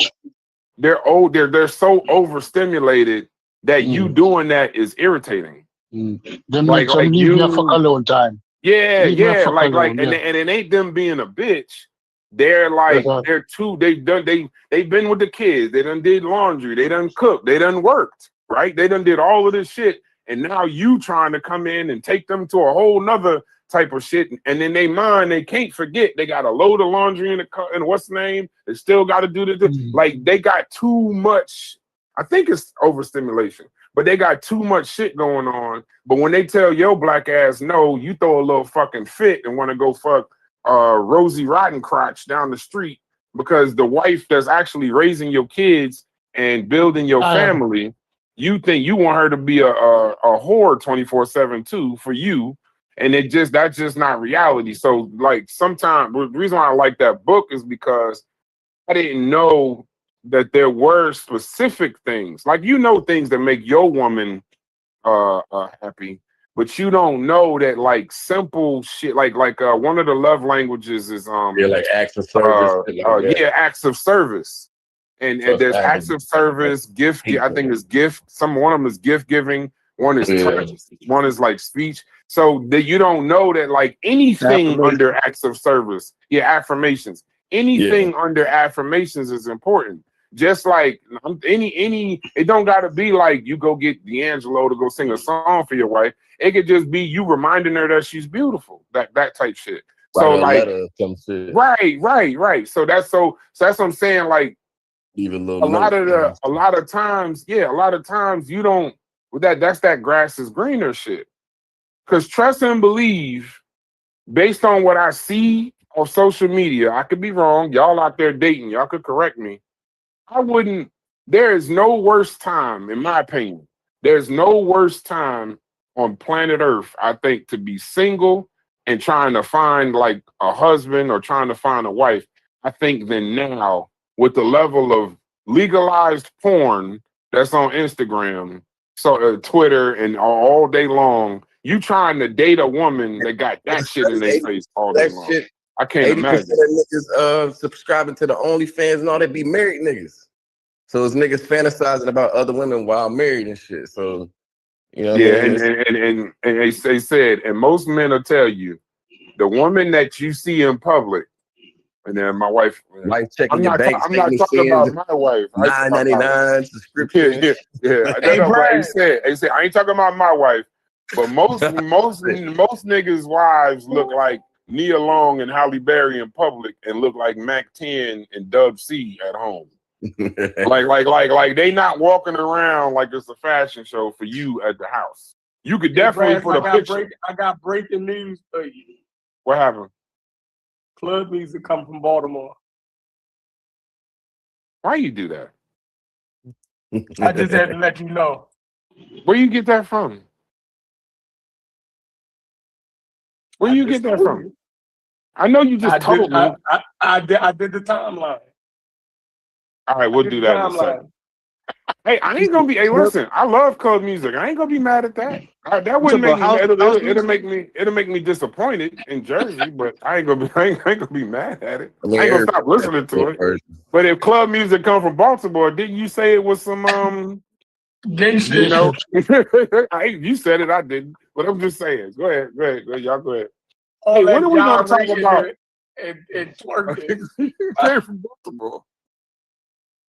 You know what? I never knew Baltimore was so relevant. I ain't never know Baltimore was so relevant in culture until I met y'all, bro. I never talked about Baltimore other than crab cakes in the harbor until I met y'all. I swear to God. I never did. Hey, so let's move the climate of the conversation over. And I'm probably gonna be at fault for this. I don't know if Corey can actually talk. I want to have one of two conversations. One is either I want to have that conversation about Corey and what he was saying about black parents. Or two, hold on. Sister Safa said, shouts to sister. I knew Sister Safa couldn't sit in here while we was doing all this misogyny.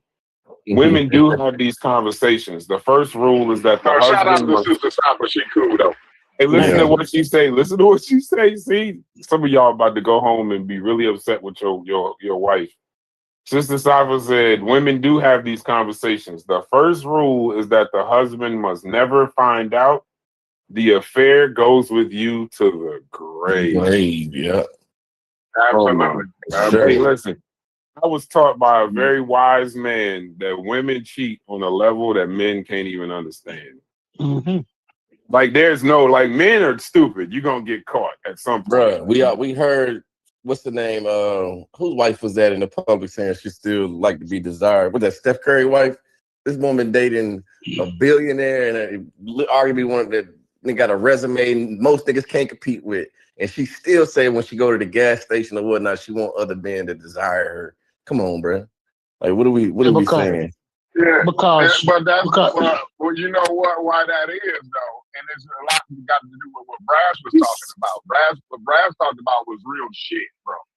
One thing you got to do, and women take heed to this too, because you got to. It's a two-way. Yeah. Right. One thing you have to do is make sure your mate understands the value, how valuable they are to you. You know what I'm saying? That they beautiful, or they handsome, or whatever the case may be. You know what I'm saying? And that you appreciate them. Otherwise, they will seek that. And this a human thing. You cannot blame a human being for being a human being. Yes, yeah, from other human beings, right? Because if she ain't getting the verification, right? If you just thinking, because and a lot of times this goes for more so for people who's been in a relationship or been married for a period of time, 7-10 years and things like that. We'll take for granted that we still need to do those things because and also make yourself handsome.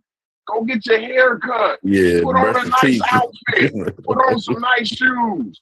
And same thing for the women. Yeah, groom yourself. Yeah. Use a washcloth. Your husband about to get off of work. Wash your face. And be in there doing the dishes with your panties on.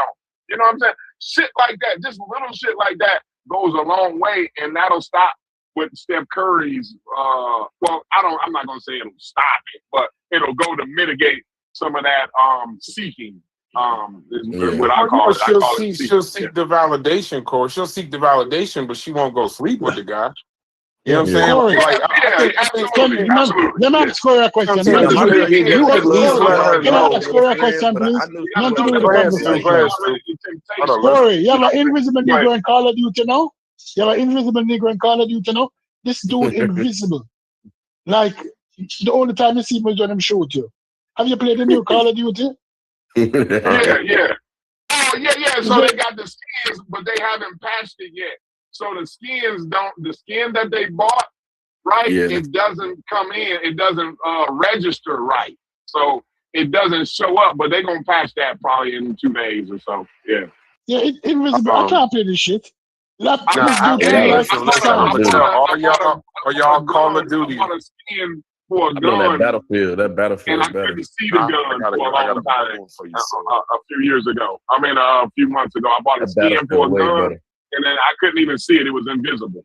And so then they patched it, and then I could see it. You know what I'm saying? All y'all Call of Duty players, just come on over to Arc Raiders, bro. I'm telling you. Arc Raiders lit. Arc Raiders is lit. Y'all tripping. Arc Raiders is lit. That is the most fun I've had on a game in a long time, bro. And it's something where you're not just playing it mindlessly. A lot of times on Call of Duty, you just load in, kill people, die, load in, kill people, die. That shit ain't number Fortnite. Huh? That shit ain't number Fortnite. Arc Raiders do look a lot like Fortnite. Have you played it? Hold on, before you say Fortnite, have you played it? No, I looked at it. No, you gotta play it. The feeling is way different than what you're seeing, bro. It's actually, you be spending the little 10 minutes you might be on that raid, you actually terrified. There's actually a lot of suspense. You actually looking around corners. You actually, like, you got to be on your P's and Q's. Fortnite, you just hopping around. You ain't no buildings you can build on this shit to get your ass out of trouble. You get in trouble, you in trouble. Let one of them leapers get on your ass and you ain't loaded up. You're done. It's actually exciting. I agree. The fact that you that paranoid the whole time is what makes the game crazy. Yeah. It's like there's nothing you can do that doesn't increase the paranoia. You can't shoot your gun. You can't shoot at robots. You can't see people. Like you can't even walk fast. You can't even walk fast. You're making too much noise. And when a nigga say don't shoot, that increases. Well, I'm a friendly. That increases the paranoia. Like what? You can't trust nobody. It's crazy. Go ahead, Chef. I'm trying to figure out. Like I was thinking about this earlier. Like, yo, is it possible for us to start a gaming league? Like create a Discord, right? Where it's just like something that I was thinking about. Like, how can we build this, y'all? Like, I'll just try to put this idea out there. Like, so for instance, say like a game, like the boxing game that we be playing. Is this some type of way that undisputed? So is it a way where we could build a league, right? Where we're fighting, we have a champion, right? We have rankings, right? And we actually can win money off a fight, right? Even to the point where, right? When you go in the server, you'll see the different rankings, you'll see who's the champion, right? And you got to move up, you know what I mean, in the ranking to even fight the champion. But you're creating. Are you talking about created? Hold on, wait. Here's the question: are you talking about with the fighters on the game or a fighter you created? No, because now you can create fighters and fight online. That's all I'm. Oh, you can. Mm-hmm. But here's the good part about it. So like, if we all created a fighter, because like they don't want you going crazy, they cap everybody at 85. So like, even if you go into the fighter and create a fighter, you put everything on 100. When you go fight online, they drop it all down to 85. So everybody even. That's good. Oh, let's do it. Let's do it, Chef. Yeah. Let's do it. Yeah. Nigga, we got money. Let's just go do it. That's all I play. Let me ask a word. I didn't even know that. I didn't even know that type of shit existed. Yeah, they just dropped that like the recent update like a month ago. They just added that. So we need to have also like say trainers, right? Like people in your corner. So like when you're boxing, you like you have a person say like I get Logic to be my trainer, right? Or say keep that. I say you be my trainer. So your job is to go watch the other fighter fight, right? And tell me his tendencies and what he like to do. You know what I mean? And build a game plan. Oh, so make it like immersive, like some real immersive type shit. Yeah, I'm like, yo, we got too much technology where we can't really have a ball with this shit. Like we know, like because when we was talking about, I would say do it like the game, like I started thinking about that. Chef, Chef, hold on. What's today? Let's talk about. Let's do that. Let's have that. Let's have that tomorrow. You know, I'm a gamer. Yeah, let's have that kind because we could get the server going. It'll take about. Well, I don't know if you can make a server for the Undisputed. No, but I'm saying I like what he's saying. No, I'm saying I'm saying, but like for the server would be just for the league, just for that. Yeah. Like you know what I'm saying, like a Discord. I'm in the Undisputed Discord on here too. Like they got a Discord. Oh, okay. Hey, Chef, tomorrow. There ain't nothing but the words. That's some time tomorrow. That's the beauty of that's the beauty of money. Put the money to. That's the beauty of money. I'm talking my language. We got all we gotta do is put it up. Really gonna play though, bro. Like I ain't. You know what I'm saying? No. Like, I might get my ass whipped for a while, but I'm a type of nigga. Like if you whoop my ass too many times in a game, I'm gonna figure that shit out, and I'm not gonna stop until So I'm not very good at Undisputed, but for the overall goal, because we need people to do it, I'll definitely make a fighter. Man, I would have been up like 1,500 right now. Here we go. Knock it off. Here we go. I seen you fight Chef. Now you definitely. Yeah, I'll put pause on it. My creative fighter is went through every punch style, everything. Trust me. I'm about to hold on. This is on Xbox? It's on all Undisputed. But do they do is it cross platform though? Yeah, it's crossplay. No. It's crossplay. It's crossplay? It's crossplay now. Yeah. I hate fighting fucking PlayStation niggas, man. Them niggas is lame, bro. Real tough. Xbox niggas way better than PlayStation niggas on Undisputed. On my mama. Way better. I got a question for y'all scoundrels out there. Because Brad said that dating is difficult, and I feel like the thing that makes it difficult is how pressed you are to get over there. Well, I didn't hear the word. What did I say was difficult? You said dating today is difficult. You gave a bunch of. I don't know that it is. I'm saying that was more a question. You would assume that it would be, right? Yeah. I was just following that up with, I wanted to get their opinion on. I think the thing that makes it difficult is how pressed you are for sex. Like if you come off kind of desperate and sleazy like that, I feel like that's what makes it different. I wanted to get other people's opinion on that. Yeah. I don't know. The internet bring the world already swung. The internet. I never had a problem with females, so I ain't. Yeah. When I say problem with females, it though, access just to so more we clear. people. Like before, you could only date like who was like in your town or who was on the next block, like way back in the day. Now you can, right there. You can talk to somebody from fucking Japan if you want to. Yeah, right there, bro. That's you got a lot of exactly. And not only said now. There are whole Instagram pages, OnlyFans, all kind of shit for the shit that just you like.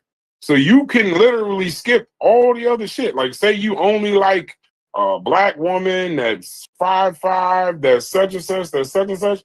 You can do a search and find just that. Like this world, I don't think probably the worst thing for the world to me right now is for relationships probably is the internet. It is because when your woman telling you, bro, you know how many women tell they men, don't nobody love you but me, and don't nobody want you but me. They literally saying that, and I'm talking about dating. I ain't talking about wives. I'm talking about dating. They saying that while there's a girl on the internet right now that can pull up a camera and tell you you're the greatest thing since sliced bread. You ain't shit. But you the greatest thing since sliced bread. You want to build a family with you, all of that. Bro, the first time I seen them guys with, what's his name that used to do the shit? They made a joke of it on that black cartoon. Chris Hansen or Sean Hansen, where just off the internet alone, guys is leaving their wives and their children to go meet girls at their house. Like a girl is typing to you, gave you her, you don't know who the hell you talking to. She gave you her address. What happened in Matt Barnes recently? The doorbell. That nigga gave an AI bitch 60 bands. It was an AI bitch or some shit. How does that shit? 60 band trick, yo. I ain't, man. 60 bands. 60K.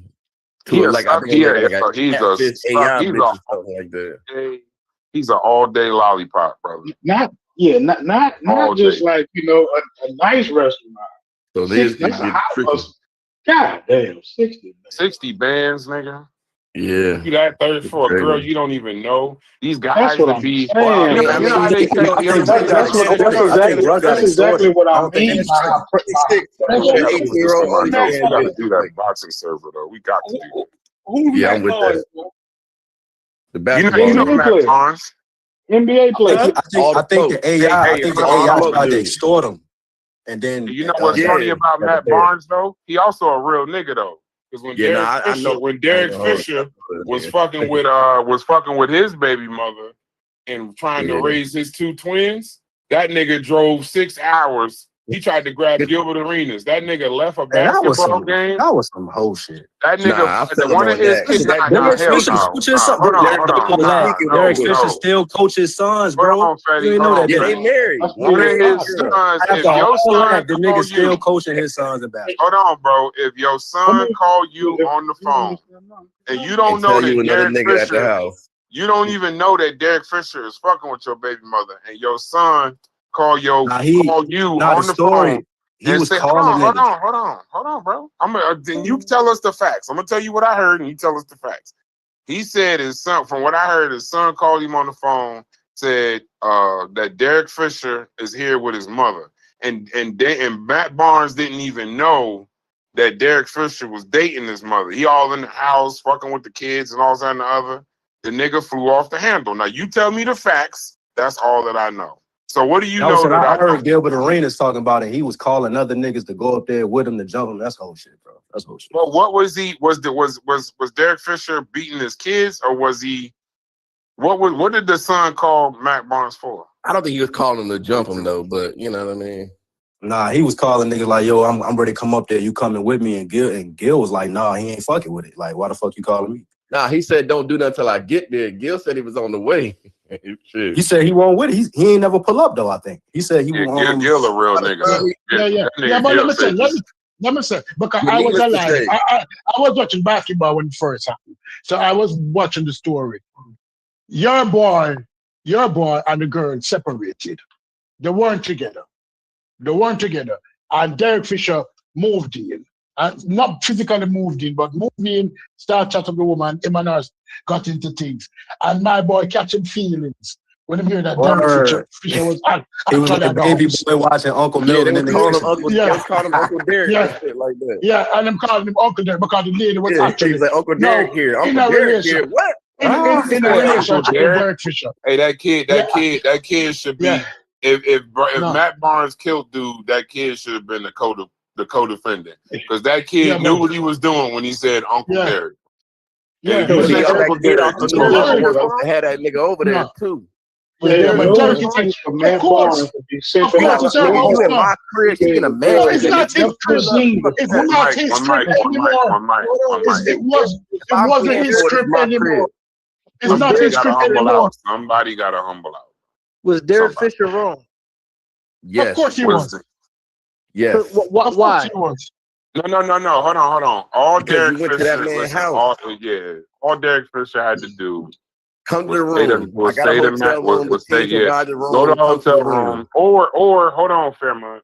He was you laying up in that nigga bed. Hold on. In that particular case, hold on. We talking about a nigga with his kids in the house. All Derek Fisher had to do was say to Matt Barnes, "You fucking with you. I ain't about to stop. I ain't saying I'm stopping, but I'm letting you know I'm fucking with your baby mother. I'll be over at the house. Da.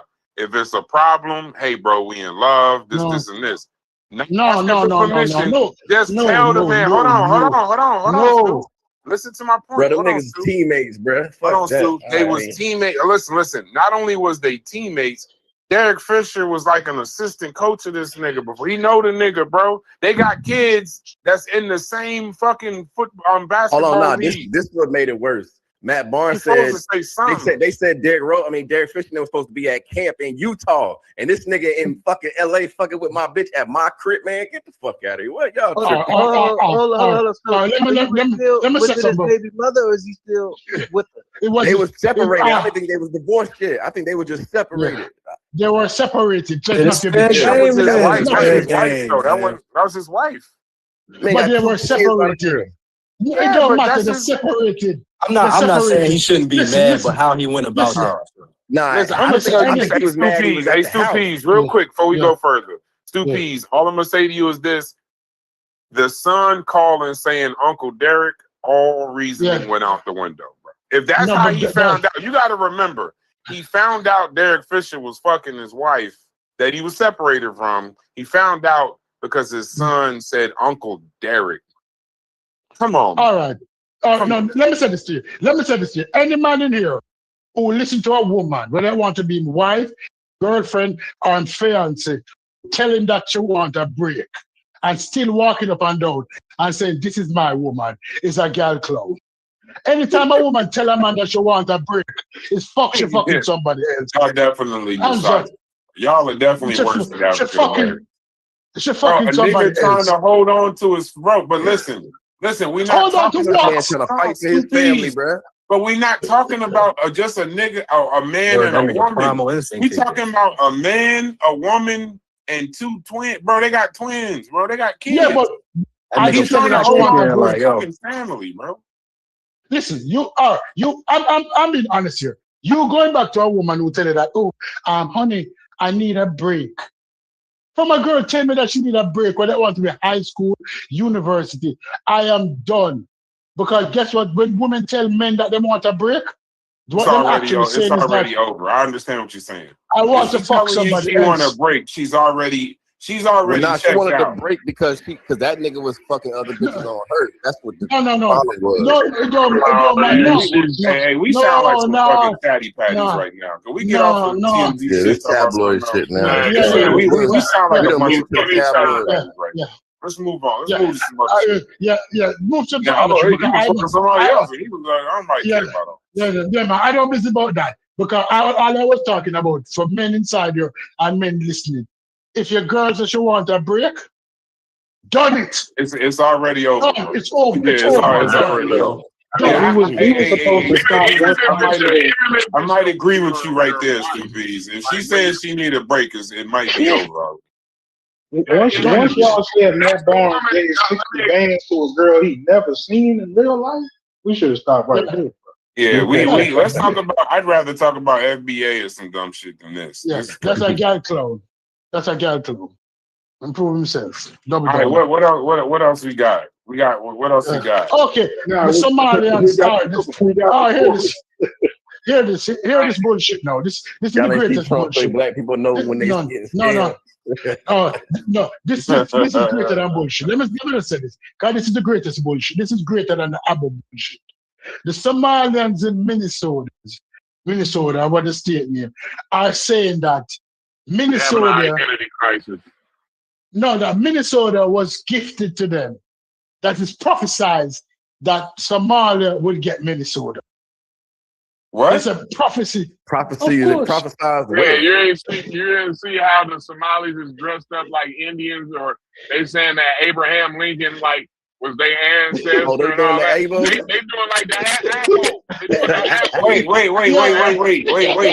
Hold on. I ain't seen this. Y'all saying some real shit? Y'all saying some real shit? This is real. Like, this is real. They doing the Apple. This is why I'm saying, y'all be clowning black folks, but a lot of other people be doing this wild ass shit too. It's just it's prominent to y'all because y'all actually black. But a lot of motherfuckers be doing this crazy ass shit too. Like they got pictures. They got the I think he some type of city councilman or something, or some type of city official, right? They put his picture next to Abraham Lincoln, bro. And because they got a haircut alike, right? They say yo, look at the similarity. You know, he was. They got the look of shit going. Abraham Lincoln and shit. All this old wild shit. They but what? Hold on. Wait. See where it happens though. It happens. What is when they came over here? What is the point of what they trying to do? They trying to take over Minnesota or some shit? That's what I heard when y'all said. They said they got the rights. God gave them the rights. They got Minnesota. Minnesota. Yeah. They said this in They said this in a official form. No, but let me look this shit up. Because y'all throwing me all this shit, dude. I thought I knew every goddamn thing. It's like Dan Calloway. It's a bunch of Dan Calloway. Somalians. Yeah. What y'all say? Somalians in Minnesota, right? Somalians, I say Minnesota. Ain't Mujasi in Minnesota? Somebody go get Mujasi. I think Mujasi actually brought this up before one time, but we had went into something else. But I believe he actually brought this situation up. I'm saying right here something about ICE going after them now or something like that. And they say that they want a two-state solution Minnesota. They want half of the seat for Somalians. Oh, them niggas about to be in Africa by Thursday. What's today? Wednesday? they gonna be back in Somalia by Thursday. They gonna bring in some South Africans. Keep fucking around, bro. Keep fucking around. Hey, where DQ at? That nigga Trump gonna hit them niggas with state. State? No. This is private property. Who told you we about to have a 2-state solution in Minnesota? We'll kill all you, man. Get the fuck out of here. I need a Somalian. Somebody go get a Somalian and have him join this Discord. I want to say, what the fuck got Sonic at? Yeah, ain't a Sonic Somalian? Yeah, but he's not American. He's not American, though, right? Ain't he Canadian? He's Canadian, but yeah, he's Eritrean or some crazy shit. I don't know. Hey, Sonic, we're not. Hold on, we're not being disrespectful. Sonic is actually a friend of the Discord. I ain't trying to be disrespectful when I say or some shit. I'm just saying I don't know. I don't know what you. He's East African. I think he might be like part Somali and part Ethiopian, something like that. I don't know. Yeah, but I know he got. I know the Somalians stole. He's from over there by the Horn, though. We know that. The Somalians in Minnesota stole. They stole $2 billion in COVID units. Just that one small group in Minnesota. I know that. That's the last thing I heard about them. So now they trying to take the $2 billion and take over Minnesota. Yeah. Hey, lock them up. It's manifest destiny. Lock them up. It was prophesied that Minnesota belonged to the Somalians. Nah, get them niggas out. No, don't call them that either. They're not black. They tell Somalians I don't mean black. When I say black, I say nigga. I don't mean black. I mean get them motherfuckers. I mean sometimes niggas is motherfuckers. No. I mean get them motherfuckers out of here. No, I know what you mean, but I don't want people accidentally associating. Oh yeah, okay, I got you. That's what Shepard did. I was fighting Shepard for months over that. Like you really think he like we was having an argument. Like I was like, bro, how do you attach like Somalians and all of that to your black experience? Like I'm like, that's crazy to me, bro. No, they're telling you that they're not black, and they're telling you that, and because they're not black, I don't want it to benefit from blackness. That's why I don't mind the enter birthright citizenship. Because at this time now, end birthright citizenship. Because the black Americans don't need it anymore. And by black Americans, I mean the FBA don't mean it. They already got citizenship. Everybody else who come here and disrespect the black Americans and not recognizing that you are here, especially people of color. And when I say people of color, I'm talking about other people other than black people that are not white people. They exclude black people and white people. I have people of color. If I'm talking about the Chinese, the Indians, the East Africans, the North Africans, they don't understand why they enjoy the privilege here. They don't understand it. But they will understand now. Yeah. So a lot of them are going to attach themselves to black culture, though. It's like as time goes on, and the ones that stay like second, third generation. So I mean, it is going to be that sort of blending in. And like you said, the more that they be in America and understand that they're going to be treated differently, they're going to automatically attach they fight with ours. So that's what that's what I'm kind of. I don't want our fight to be intertwined with theirs. So let me ask a question. So this is kind of all. I want to try to do this without as least messy as possible. As least messy as possible. No, history, not fight, but history. History of being like oppressing this country, our unique experience. I think a lot of young Somalians, they call themselves black based off the fact that no, they're doing. Oh, yes, they do. Bro, oh wait. Let them finish too. Let them get his shit off. You got Somalians. You can go right in, brother. You can go right in. Younger Somalians, like you got younger Somalians who don't take the history into account. Like you got two different types of Somalians. One understands their history and culture and delineates from Bantus and Sub-Saharans who they deem less primitive and based off culture. And you got other Somalians who are throwing that kind of philosophy away and saying we all black. Look how we're being treated in America by the white man. So that's why me and Sheffer had a good combo a couple months ago because he called them black, and I'm just like, I don't look at them as no part of my history. You know what I'm saying? No, I agree with you. I agree with you completely that the history is different. But as a group, as a collective, you have individuals within the collective who will side with their blackness. But the majority of Somalians, and it's indoctrinated in their children. And the problem with them is that even after 2 or 3 generations, because they're such a tight-knitted community, it's not like they disperse within the Americas.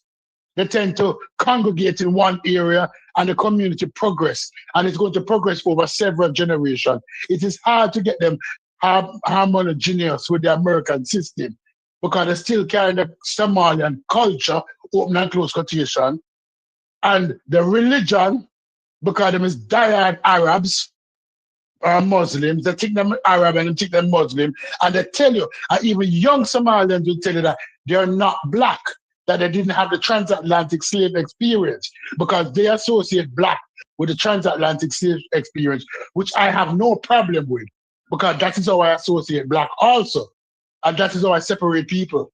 If you didn't experience the transatlantic slave experience, you didn't experience one aspect of blackness.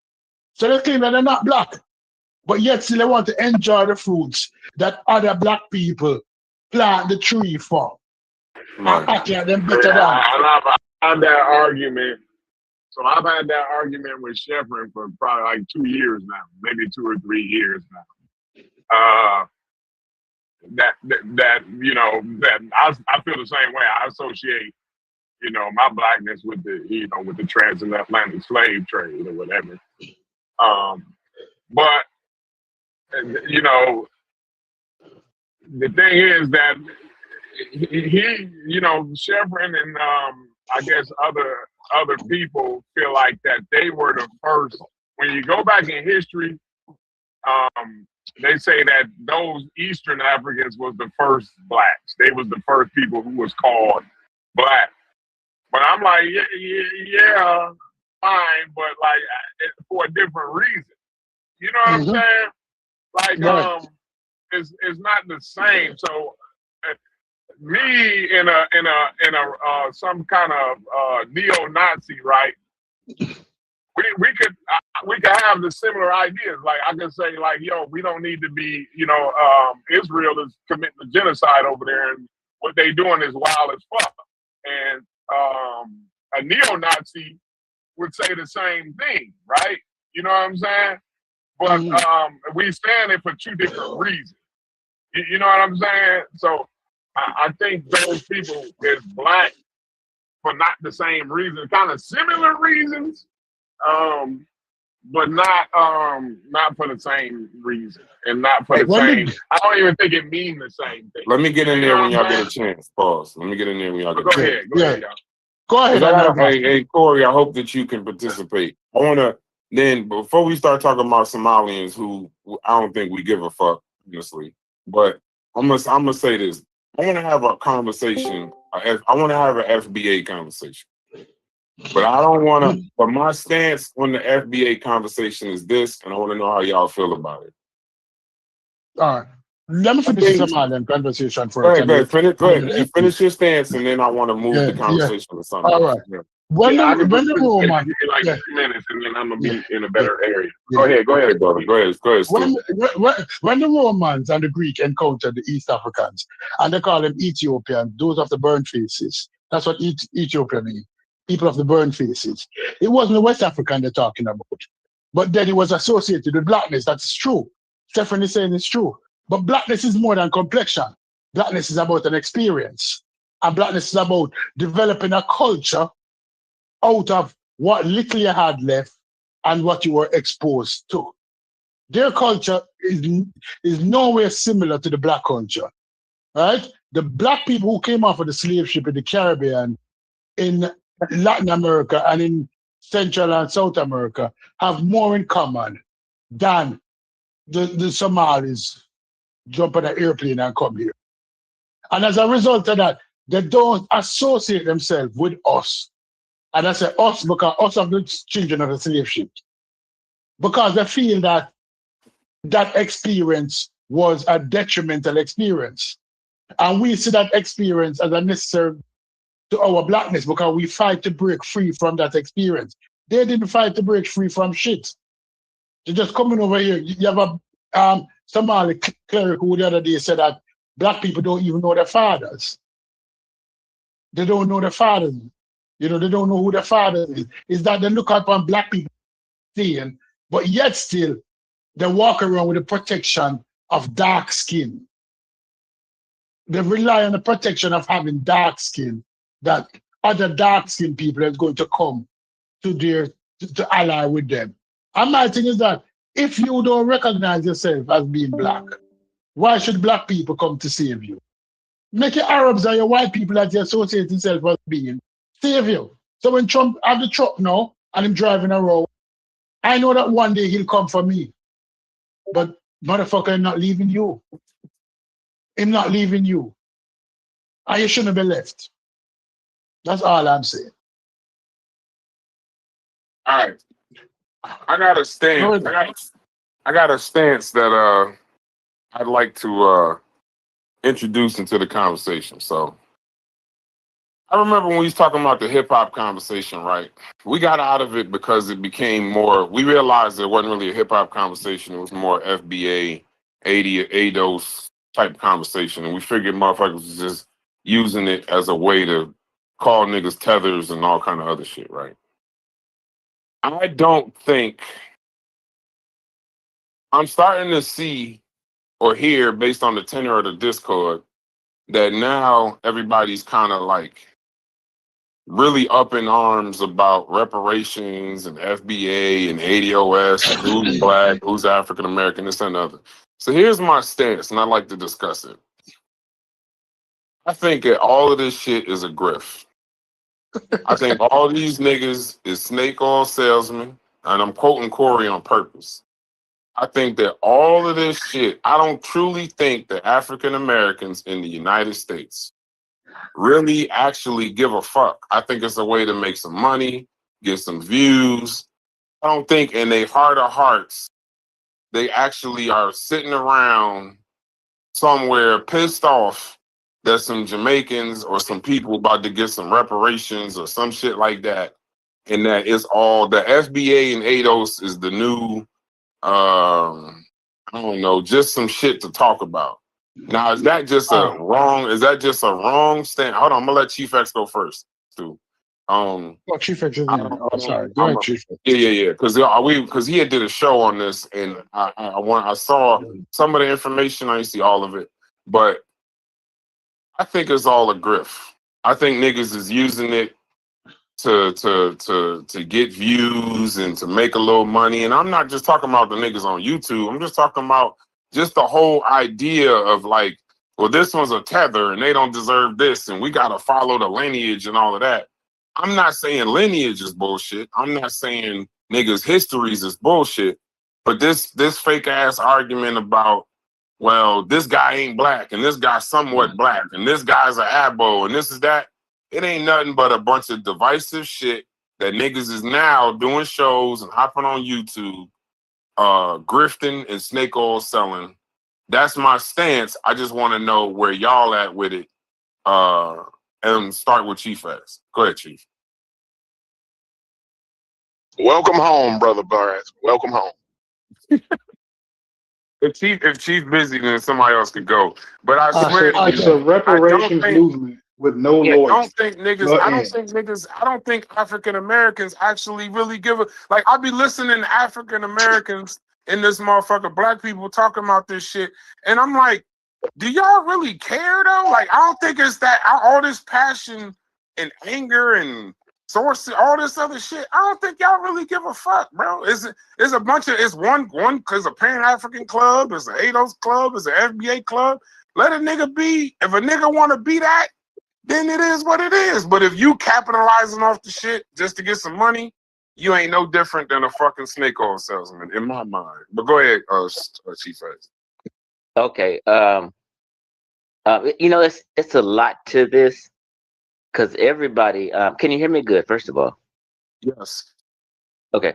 It's a lot to this, and the reason why it's a lot to this, and it has morphed into all kind of different conversations and things, is because everybody has an agenda. Everybody has their own personal agenda, and people are not just really being honest, right? and I agree with Brass, FBA, the person who coined FBA, is all a grift for attention, money, and things like that.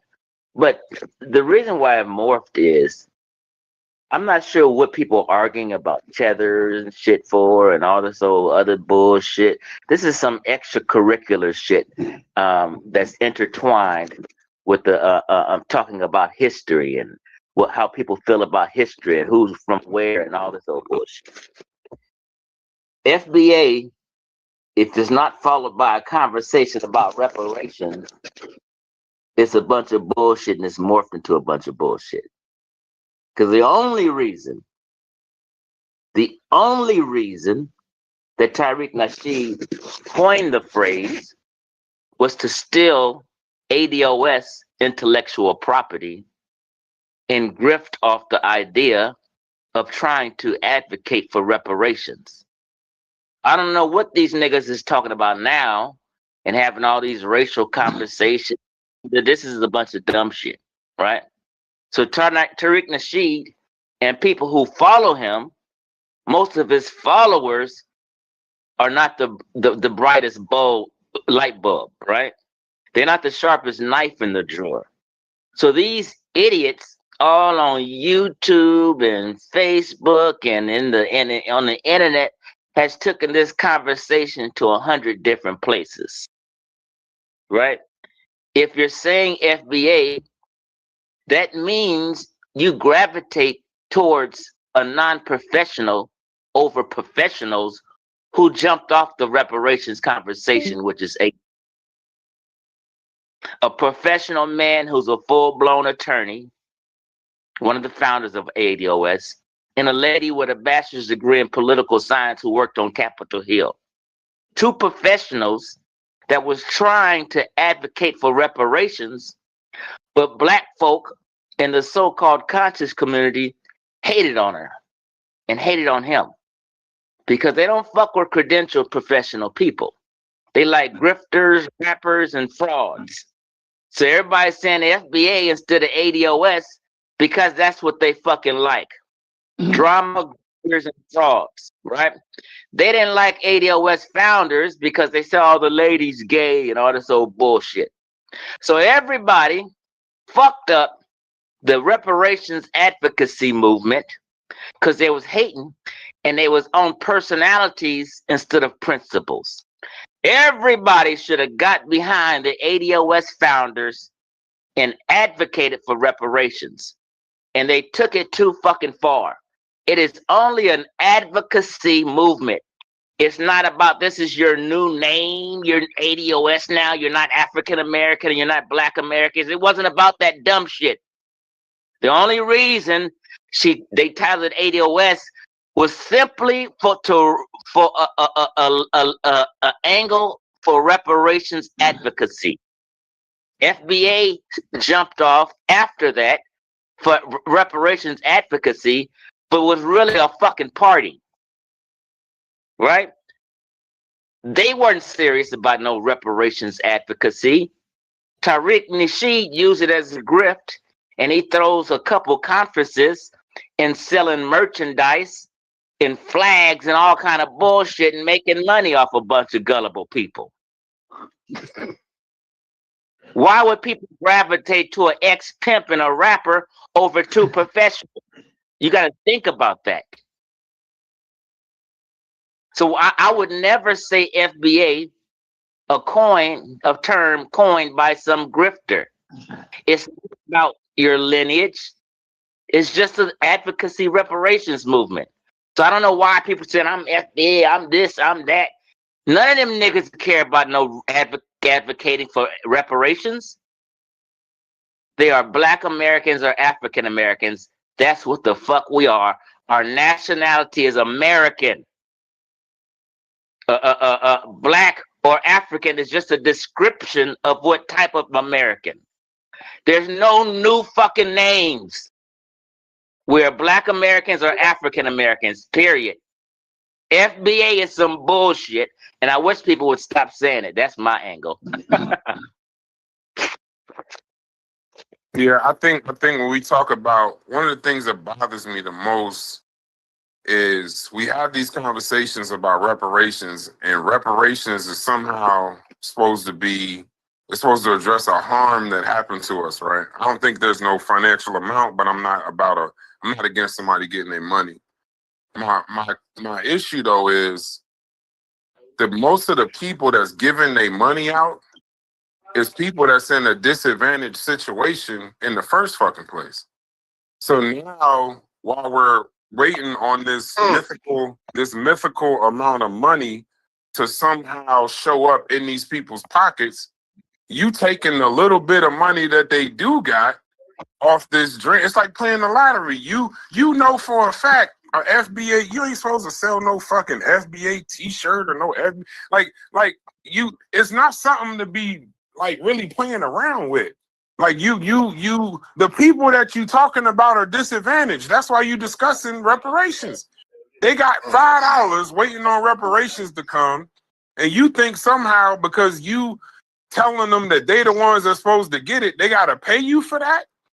And then forget the money. They gotta watch you on YouTube talking about this shit for hours and hours and super chats and all this dumbass shit. And then on top of that, I still say, I don't think there's no way in hell you can make me believe that all these niggas are so you passionate about this, you passionate about that, you like shit that runs the, like somehow we so focused on African Americans. But you just as passionate about Black Egypt. You just as passionate about the Somalians in Minnesota as you are like what the fuck do you actually care? What is important to you? And how come the shit that's important to you gotta take the last few dollars that niggas got in their pockets or the time that these niggas could be out doing some shit? Why is it so important to you that the shit gotta come with a cost? And then what if Stu Peas was to get reparations, other than you feeling offended, why the fuck do you care?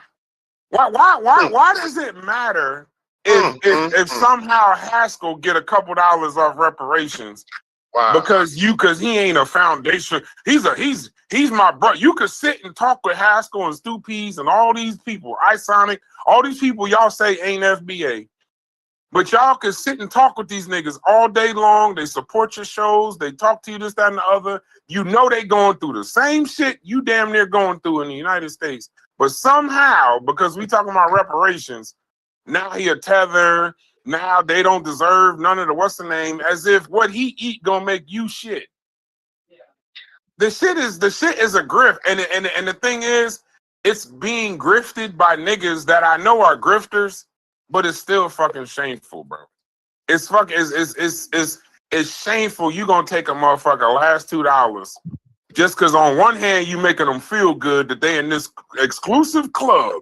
They foundational Black Americans and anybody else who want to get in it, call them a bunch of fucking names, and you taking their last few dollars, justifying taking their last few dollars because reparations gonna one day come soon and the shit may never come. You a fucking snake oil salesman. That's just where I stand, bro. Maybe I'm wrong. Kill me for it. No, but it's disgusting. I appreciate you because that's what I was saying. I mean, that's the only point I wanted to add, Gordon, and you could go ahead. Why aren't people asking, how are we in a reparations movement that don't got lawyers? That don't even make sense. Mm-hmm. Well, yeah, I mean, that's basically what I was saying the other day, is basically what Brass is saying. The fact that, you know, you're siphoning money off of poor people. This poor people, you know what I'm saying? And that's all that does, you know what I'm saying? He made another point, I just forgot it though. But yeah, I feel the same exact way. No, Brass, I think we're grifting off the disadvantaged community, and that's all grifters do. Most grifters ain't gonna be able to go to a community that's more informed and get the grift off or whatever, But the point that Brass made, and this is kind of really where my point was hinging on the other day. I made a lot of other arguments the other day, but he was saying that why is we worried about whether Haskell or Stoopies might find themselves benefiting in some type of peripheral way off of reparations. Why?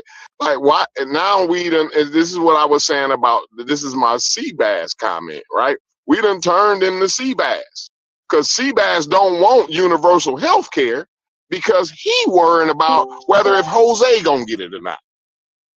He ain't worrying about Mary Lou sitting on the motherfucking breathing machine and she 400 pounds, right? He ain't worrying about her. All he worrying about is, Jose might, they might be able to somehow benefit off of universal health care. So that's what and that's an argument and at least I think Seabass got a leg up on black folks. Cause at least universal health care is in the realm of reality. At least motherfuckers is discussing that. At least to join to have a chance in the DSA or in the Democratic Party, right? At least you have to mention that. At least you have to pay some lip service to universal health care. As far as reparations go, that ain't even it's nowhere in the realm of even being. They won't even put together a team to figure out how it would work or the effects of it. They wanted to put together. The HR 40 was a thing for them to be able to study and the effects and whether they got all this old shit. They don't even want a nigga to entertain studying about this shit. So even Seabass got a leg up on us. You know what I'm saying? So it's just a wild. It's wild. It's like the whole discussion is nothing but division and a sideshow. You know what I'm saying? Grifters they don't realize they've served two purposes, right? They got their own purpose, which they grifting, right? And they trying to get paid off the misfortunate, right? But then they don't understand that they go on to run as interference for the oligarchy. So we sitting up here worrying about whether Stu Pease is a tether or not, right? And they, goddamn it, merging, the corporations is merging all down to three motherfuckers. So the whole world, everything is made and owned by three motherfuckers. And why y'all sitting up here worrying about whether Stu Pease is a tether or not? To me, that shit is wild as fuck when your pensions and your 401ks, right, is dependent on these decisions that's being made right now today. But the most important thing is talking about reparations and whether Stu Pease and Haskell is tethers or not. To me, any black, this is what I said the other day. Any black man in 2025 talking and discussing reparations is two things. He's highly ignorant or he's a victim. Could be a combination of both. Because it's a waste of time for a black man to be talking about reparations when his kids can't read and his goddamn 401k is out the fucking window. I think you got more problems, way more fucking problems, when you got a fat ass kid that can't fucking read, and you ain't got a goddamn nickel to leave behind his fat dumb ass. That's what you niggas need. And this is what I was talking about with the other conversation. Brad, Diddy ain't done a goddamn thing to the black community. Did he? We gonna say whether Diddy did something to the black community? Really? Y'all gonna put that much responsibility on Diddy and not looking at your kid? He fucking fat and the motherfucker can't fucking read Cat in the Hat. The goddamn 12-year-old fat little motherfucker sitting up eating ho-ho cakes and playing Call of Duty and Roblox. His little fat little motherfucker, that little fat little motherfucker can't read goddamn Cat in the Hat. And the black community worrying about Diddy and reparations. That's all. That's it for me. But that's all I was saying the other day, Braz. I appreciate you bringing that back up, and I welcome you home. Yeah, I had to go back and I had to check myself after that conversation the other day because I didn't it's funny. I didn't realize how stupid it was until I watched stupid niggas discuss reparations. Can I say something? Because when stupid niggas that I know is stupid, like I know you ain't like. If I don't know nothing about you, that's one thing. So I'm like, yeah, fuck that. Yeah, we need our money. But when I got to get in the car with a stupid nigga and listen to them talking about reparations and FBA and who's black and who's African, this, that, and the other, when a motherfucker see two fools talking from a distance, they can't tell who from who, I'm out the car, bro. I'm out the car. Fucking figure it out. Get to work. Try to sort the shit out. Anything else you doing, as far as I'm concerned, you trying to take money, you promising money and promising the dream of money to some niggas that ain't got no money while you taking the money. So you promising future money while stealing from these niggas in the present. And I ain't talking about just money and financial capital. I'm talking about their mental space. They more worried about some money that may never come in their children's lifetime, and they not working in the moment. Like in the moment, we got bigger shit, we got bigger fish to fry than motherfucking trying to figure out we can walk and chew gum. Well, look, worry about your finances and your kid reading. Do that one. Do that walk and chew gum. Don't do the walk and chew gum that we gonna worry about reparations and then our political issues today. No, that's wild. You niggas ain't walking and chewing fucking gum. I'm starting a new movement.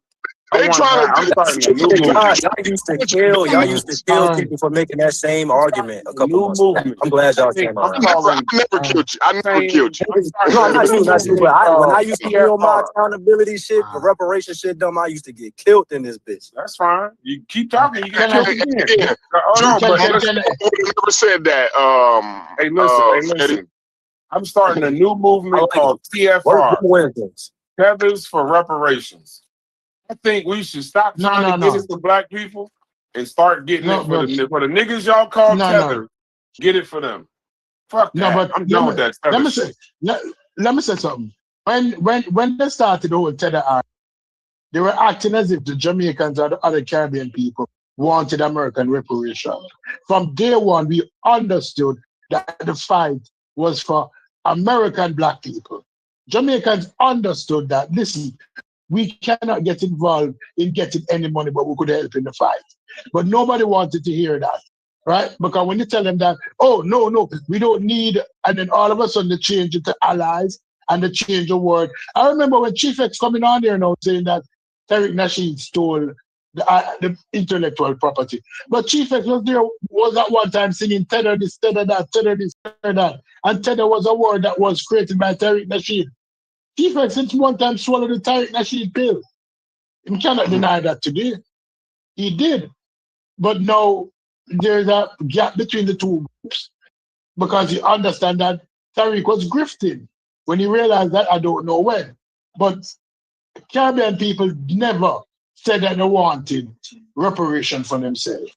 Because I never knew it was a difference. Stupid. Like my whole life, right? I've been going through life, right, assuming that me and you was the same people. I've never assumed anything different.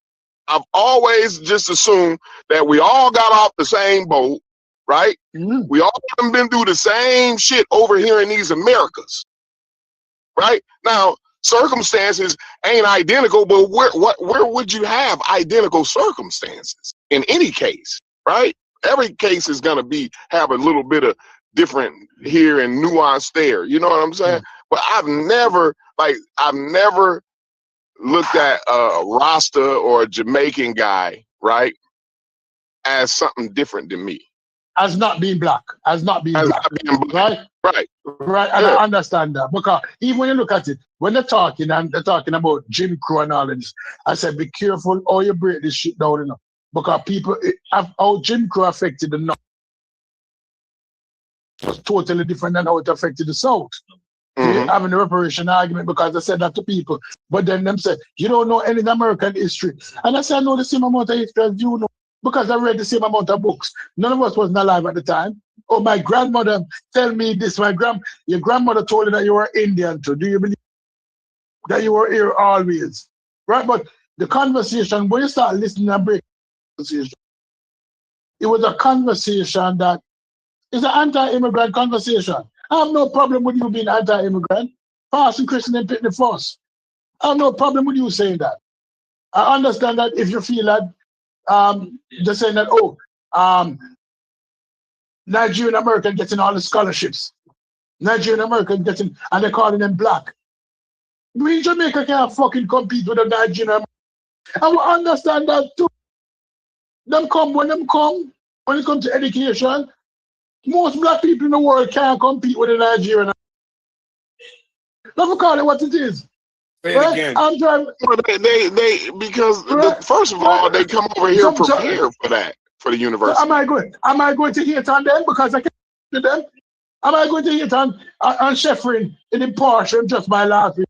Sheffrin by a Porsche, that's what I'm selling out and save. Right? In 9/11, and me driving a Honda Civic? No. I don't. Black people achievement, I celebrate them. I don't say your achievement don't take anything away from me. What it does is show my children that the world is your oyster. Say other black people can do it there. I might not be able to do it, but I can show examples of people. Right? When Brad said Obama showed him that a black person could be president. The Nigerian tell us that a black person can be #1 in a university. Don't let these white people tell you any bullshit. We've seen it done. But when you listen to Chief X talk 2 years ago, he wasn't saying what he's saying today. So it's surprising him come on the program today and him sound so respectful and no, that wasn't you 2 years ago, Chief X. We saw you coming from a mile. Anyway, somebody else can take it. Go ahead. Am I lying on you? Hold on. Hey, let's not get into a back and forth yelling. Y'all could go at each other, but don't. Go ahead, Chief X, say your shit. Stupid's mute up, bro. Stupid's has me very confused. I don't know what he's talking about. Okay? Stupid's let Garfield, the Jamaican, brainwash him and lie on me. And somehow he believes some lies punk ass Garfield didn't say it. Garfield was the one bashing Black Americans' advocacy movement religiously every day, hating on Black Americans every day, hard, all day. I'm not lying. Everyone knows it. Why was this Jamaican speaking on African American things when he had nothing to do with it? We were saying CARICOM is the reparations movement for Jamaicans. We're not fighting against that. We hope they get some money. Y'all should have supported us. I hope we get some, even though nobody's getting them. But I'm just saying this is what was going on. Okay, nobody was bashing CARICOM. All the Jamaicans, you and Garfield, was bashing ADOS movement. Okay. Secondly, I don't know what you're talking about. I haven't changed. I've never ever been a Tariq Nasheed. So when I came on here saying Tariq Nasheed was grifting and it's foul, This is the line I've always spoke on, even before FBA jumped off. I got 4 videos coming for Tariq Nasheed's head on all of his Hidden Color shit. Did you forget who I was? I'm the one who debunks all these pseudos. I came for Tyreek before anybody came for Tyreek. You haven't changed. What are you talking about? I've never been down with Tyreek. I've never agreed with anything this nigga said. Don't confuse me with anybody else. How have I flip-flopped from 2 years ago? You have never used the tether language. Have you never used the tether language? I never used the word tether ever. Tether. Okay. Oh, sorry. My apologies. Probably I was mixing you up with unbiased. My apologies. Let me apologize. No, let me apologize as low never say.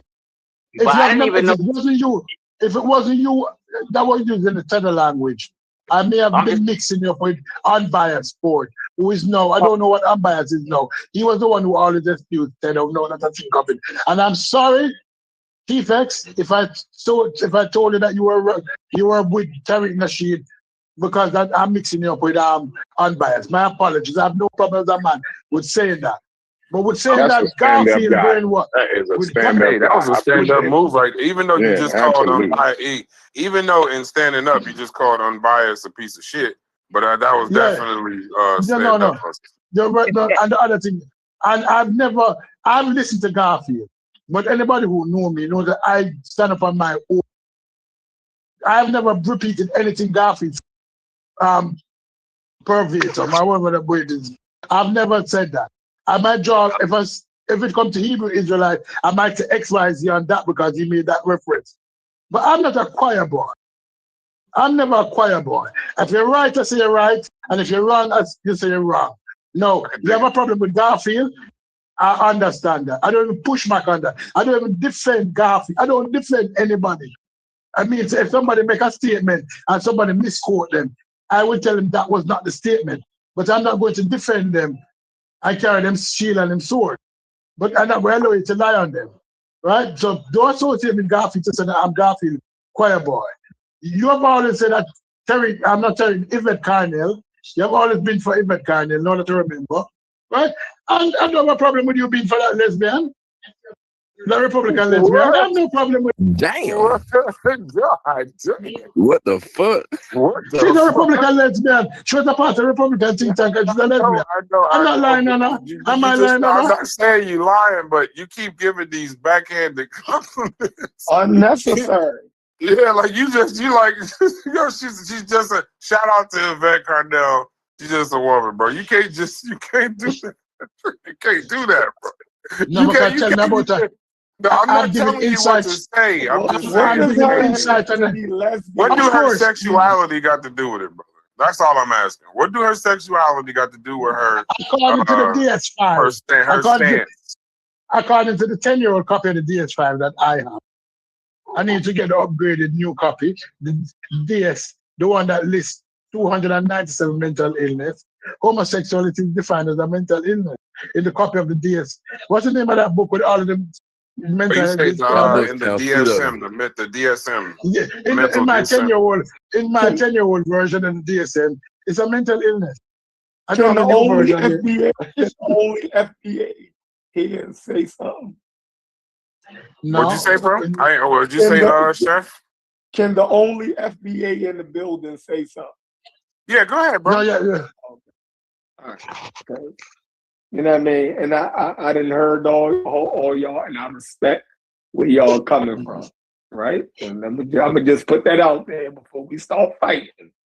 You know what I'm saying? All right. So, well, let me say that I don't believe. Before you start talking, I don't even believe a word you saying already. And I don't think you ever I don't believe you. That's crazy. Let him get his shit off. Go ahead, bro. I already know you come here to start shit. Go ahead. And no, I'm just saying, like, I think, you know what I mean? You know, if somebody says that they are FBA or ADOS, or any of these terms that they're using to delineate themselves from other Afro-descendant people, Black people. You dig what I'm saying? Racially. I think that shouldn't be an issue, especially when we're talking about if we're trying to inform policy, right? You have to know what group you're talking about. So I think that's the main goal of ADOS or FBA is to show that these broad sweeping groups in the US that just lump people together because of racial classifications or phenotypic similarities is problematic to certain things like reparations. You dig what I'm saying? When you're pointing out what specific group is making a claim. So I think that's the main goal behind using classifiers to be more specific, right? Because Black and African American on U.S. Census forms and things, Caribbean, Afro-Caribbeans, and people from Africa can mark those same boxes. They fall under those broad boxes as being Black and African American. You dig what I'm saying? Under census forms, like how you categorize people in this country. Yeah, so but you got to click the other box too, though, Chef. The box that say whether you are a U.S. citizen or what. Like no, I'm not talking about we're talking about all citizens, right? I'm not talking about people who not citizens, Corey. So you just threw me off with that. I don't even know why you said that. You can be of immigrant descent, but have American citizenship. So that was just crazy to throw that in there. No, they got different qualifiers for that. No, American is an American. If I'm an American citizen, right? You're telling me that a second or third generation Nigerian, right? Well, all Nigerian parents is the same as me? No, I'm not saying. I'm not saying that. No, right, but they can go under the category, right? There's no other category for them, right? They was born here. They was born here, so they go under Black or African American in those. But they don't have the same historical lineage as me. You see what I'm saying? I'm trying to figure. But go ahead. That's what I was saying earlier. But I don't want to throw you off. Keep going. I'm gonna comment on that after. Right. So I think that's what Yvette Carnell and them was trying to distinguish, because it was people who were speaking about reparations, right, as Americans, right, with the same phenotype as us, but when they looked into it, these people was of South American descent, Spanish, Latin, Afro-Latinos, and Afro-Caribbeans, and these people, you know what I mean? So it was like, yo, how y'all speaking against reparations? And then we find out it's because you're not even tied to this history. Your parents ain't teach you this history of ours, right? You didn't grow up with this same level of love and care for this community, the same as ours. You just was thrown into that category because of your phenotype. You know what I'm saying? The thing to say, Chef Ron, is if everybody wasn't in the cotton fields of America, put it that way. Yeah, definitely. We saying the same thing. You know what I'm saying? Right. I understand that. We're saying the same thing. But I don't think you got to put it into lane. I don't think for this group, you got to be as simple. You can actually explain that second and third generation Caribbean people go under the term. They're not immigrants no more, Corey, is the point, Chief Beck. They are just Black or African American. They are American citizens. So they go under those larger racial categories. That it's the U.S. fault. It's not our fault. We arguing over something that the U.S. should clarify on that document. Nigerian American, you call them. No, but they wouldn't be Nigerian American no more. How would they, if they American citizens, they third generation, they not Nigerian, you know what I mean, no more. They in American forms, they're just Black or African American. But they're not the same as us. You get what I'm saying? I think if two Nigerian if a Nigerian couple moved to America and had children, those children born in America would be American citizens, but they would still be Nigerian Americans. Even the second generation would still be Nigerian Americans, just like Japanese Americans. Hold on. So no, where is the Nigerian American category? They can't be African American because they weren't brought over here on slave ships. They don't have our same history. I know that, so that's the issue. If you're Black American or African American, you came from Western Central Africa on a slave ship. I agree, but you agree with Yvette Carnell and them, right? Yeah. You agree with ADOS. So why did they create the term ADOS if you're correct? If these other Afro-descended people don't fall into these large categories as Black and African American, because if that's the case, then Yvette Carnell and them is just wrong, and everybody who like is Tariq Nasheed and them ain't just wrong, Yvette and them is wrong too, according to what you're saying. Yeah, you were right. So what happened was, this is what happened. This is why all the beef started. I ain't talking about the beef. I'm talking about classifying, like, why is they making a separator called ADOS? We'll get to the FBA part later. Why ADOS? If you know what I mean? For the reasons you stated when you first started speaking, you were on point. They had to delineate, separate people according to this is a thing that would go to court. So in a court of law, if you got immigrants all up in the mix trying to get reparations, the whole thing is getting thrown out. So she had to make sure we had to separate. This is for people who were basically in the cotton fields of America. That's why it's called American Descendants of Slavery in America. Everyone else doesn't qualify for that. America's only responsible for Black Americans that were in this cotton field in America. They're not responsible for what went down in Jamaica. British are responsible for that. So they had to clarify it so shit won't get thrown out when it really goes down. Am I tripping? You understand? Yeah, I understand exactly what you're saying. And we're on point. We're walking together. So if that's the case, then obviously other Black people could be put into the category of the general term African American or Black. Am I right or am I wrong? Hey, Chef, can I ask a question? Was Yvette Carnell using it in the same context you're talking about now as far as modern people and people who are coming over now, or was she more so focused on immigrants in the past that may have so fell under certain timelines and they're trying to create a lineage based off, like you said, in legal terms and legal battles?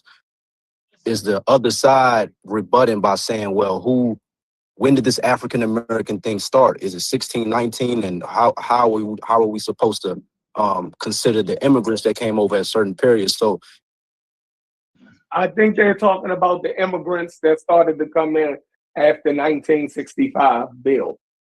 Okay, I got you. Yeah.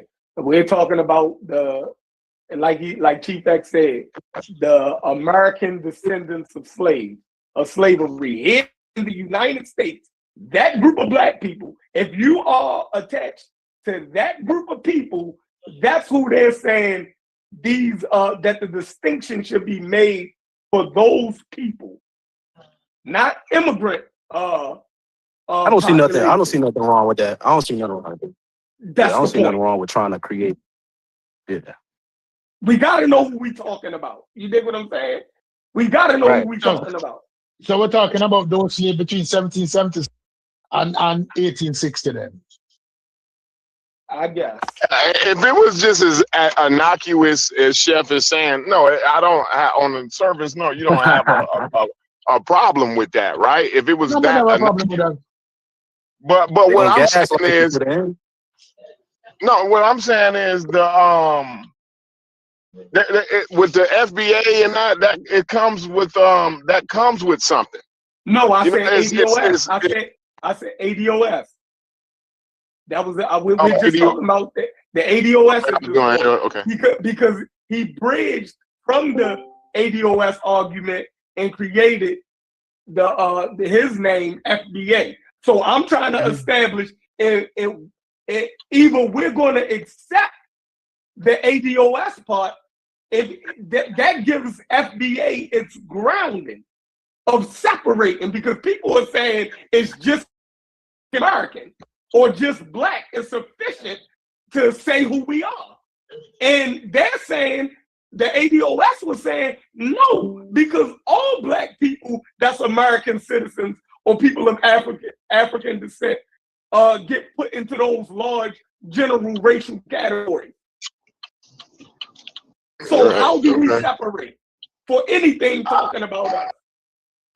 It's just like when we talk about African American, I don't even know. like Black History Month. Like that seemed like the Carter headed a horse to me, yo. I don't know why, but it just seems like the Carter headed a horse. So what was Black History Month for then?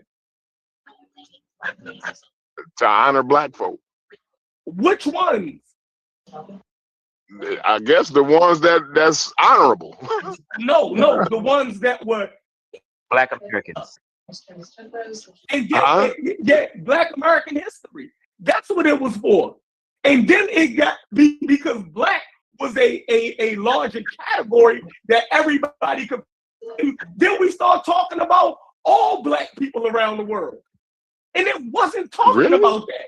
Yes, So I don't know. When we did Black history in school, like I never knew anything about some nigga across the seas. Yeah, it got in. It got into that, and that's when or that's something recent or what? Yeah, that's when black people started to push back and say, "Yo, hold on." It was originally started to talk about our contributions here in America. You ain't been to school how long for it? How long have you been out of school? No. Longer than 20 years. Okay, all right. Sheffrin, let me say something about Black History Month. Indeed, Black History Month. Corey, you don't remember, Corey, when they taught about Toussaint L'Ouverture in school during Black History Month? I didn't hear you. But you don't remember when they taught about Toussaint L'Ouverture in Black History Month while we were in school? I don't think they taught me about that. Yeah, I didn't. I don't think they taught me about that, bro. Y'all went to better schools than me. We learned about Malcolm X, Dr. King, goddammit, Nelson Mandela, all Nelson Mandela. Exactly. Why would you be learning about Nelson Mandela? That's a goddamn South African. Yeah, but he had a lot of American ties, and he was involved in the American plight about the civil rights and shit. But let's be honest. Sheffrin, let's be honest about it. Black History Month is an American development. Nobody disagrees with that. But then it was adopted by other black people around the world. And the result of it being adopted by other black people around the world, it became homogenized. It means it started pulling from other black cultures because it expanded and grew outside of America. And it's something that is celebrated. Everybody knows where it came from. That's an American concept. And we use it. And around the world, Martin Luther King is celebrated in every black history, wherever. But I'm not talking about what y'all did. Right. I get you. I'm not talking about that y'all shouldn't. It's like Valentine's Day. It's like Christmas. It's like Christmas now. It's like Christmas and Valentine's Day. Hey, you don't want to expand. Sheffrin don't want to expand. No, I'm not saying that I don't want it to expand. I'm saying that the original intent of it, right? For Black Americans, right, to celebrate themselves in their contributions because they was American citizens and their history wasn't being. You know what I'm saying? I'm glad you brought that up, Chef, because this was my ultimate question, and that's a great example for the question that I wanted to ask you, right? So because now it's we recognize a broader scheme of black folk, right? Mm-hmm. Now how does that take away from Martin Luther King's reference? Like, is he getting less reverence now that some African guy is involved in Black History Month now? No, what it does is, right, Jamaican history is Jamaican history, right?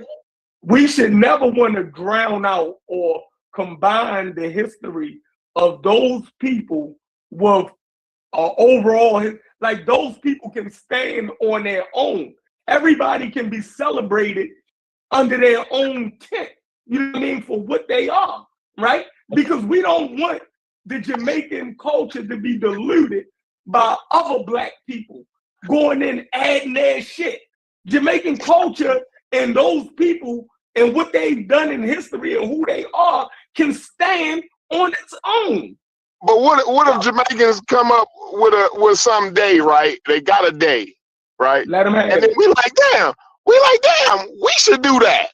That's a good thing. We see how that benefits them.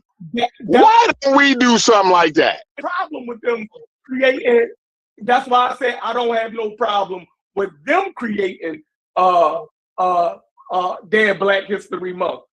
Taking our idea, right? Or we take an idea from them and use it. All people do that.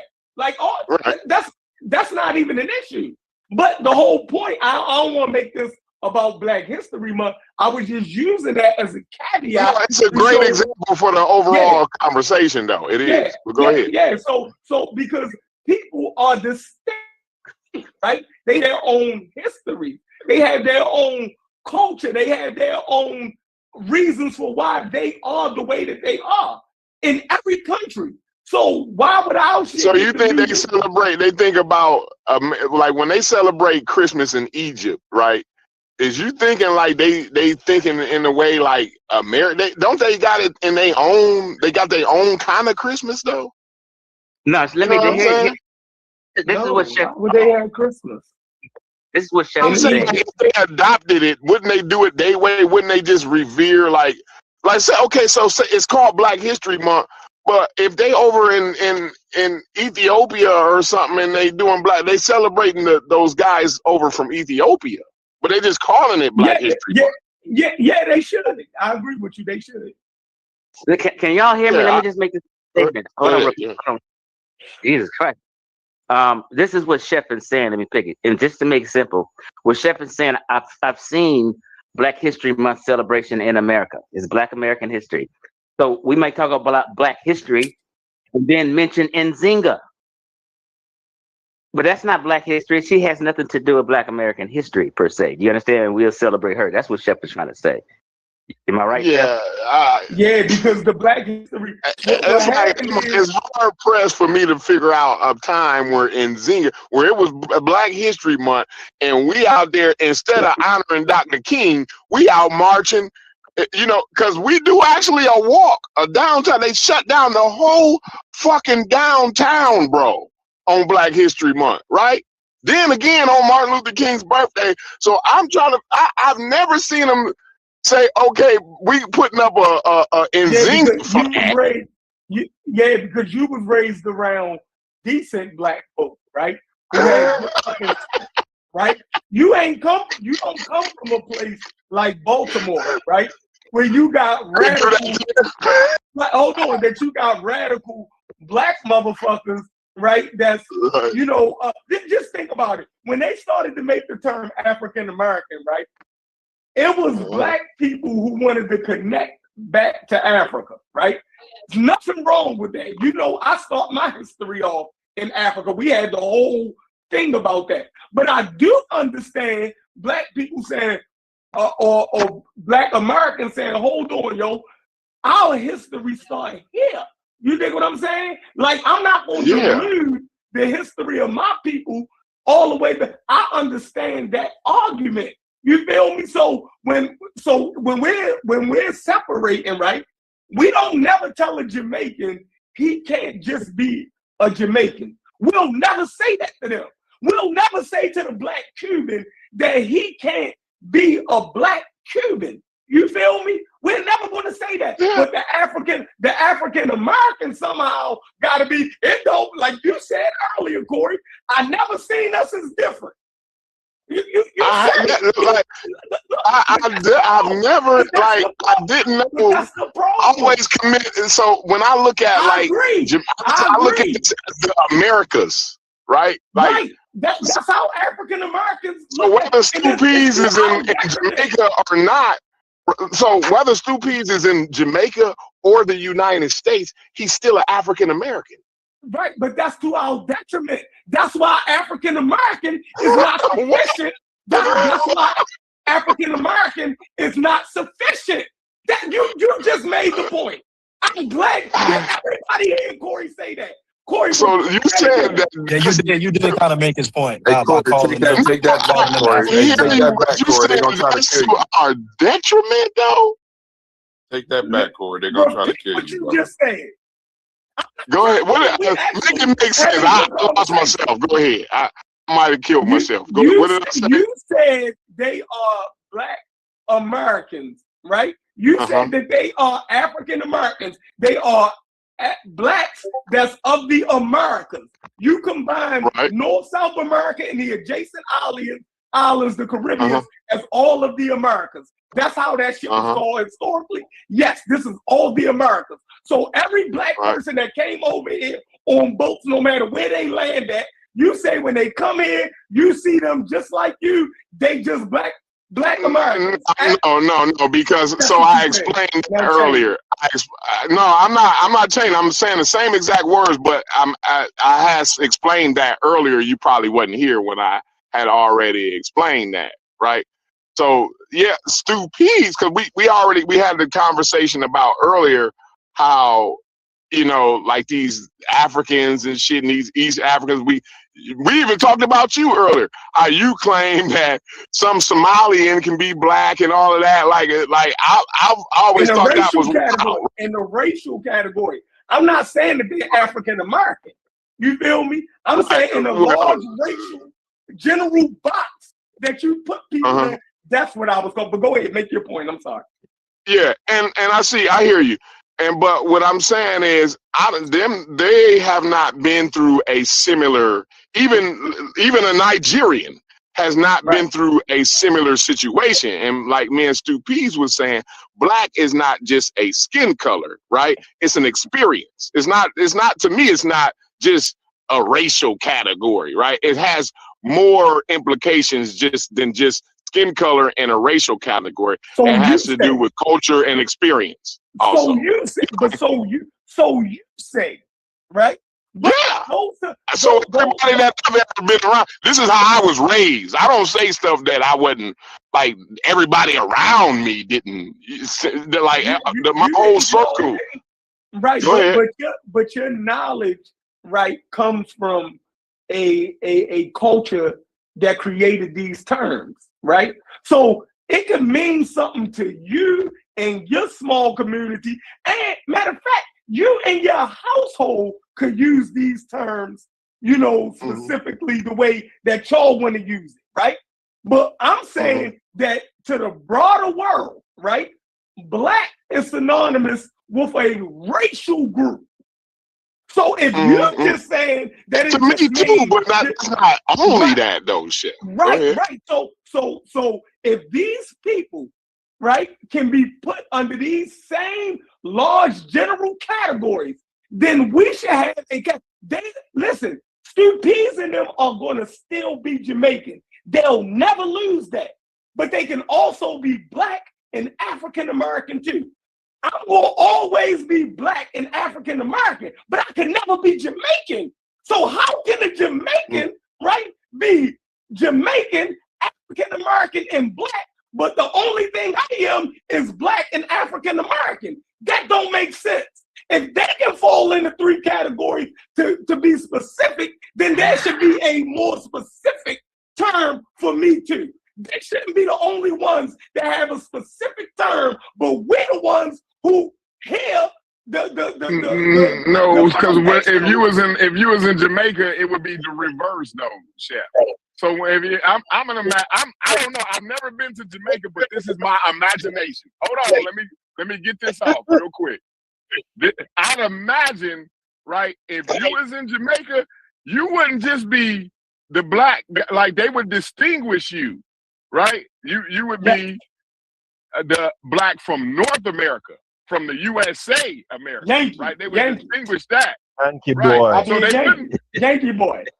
Yeah, a Yankee boy or something like that, right? So like that's Yankee why boy. it's the same reason why Stu Pease is a Rasta man or a Jamaican when he over here. We're talking about on government forms and how the government classifies people.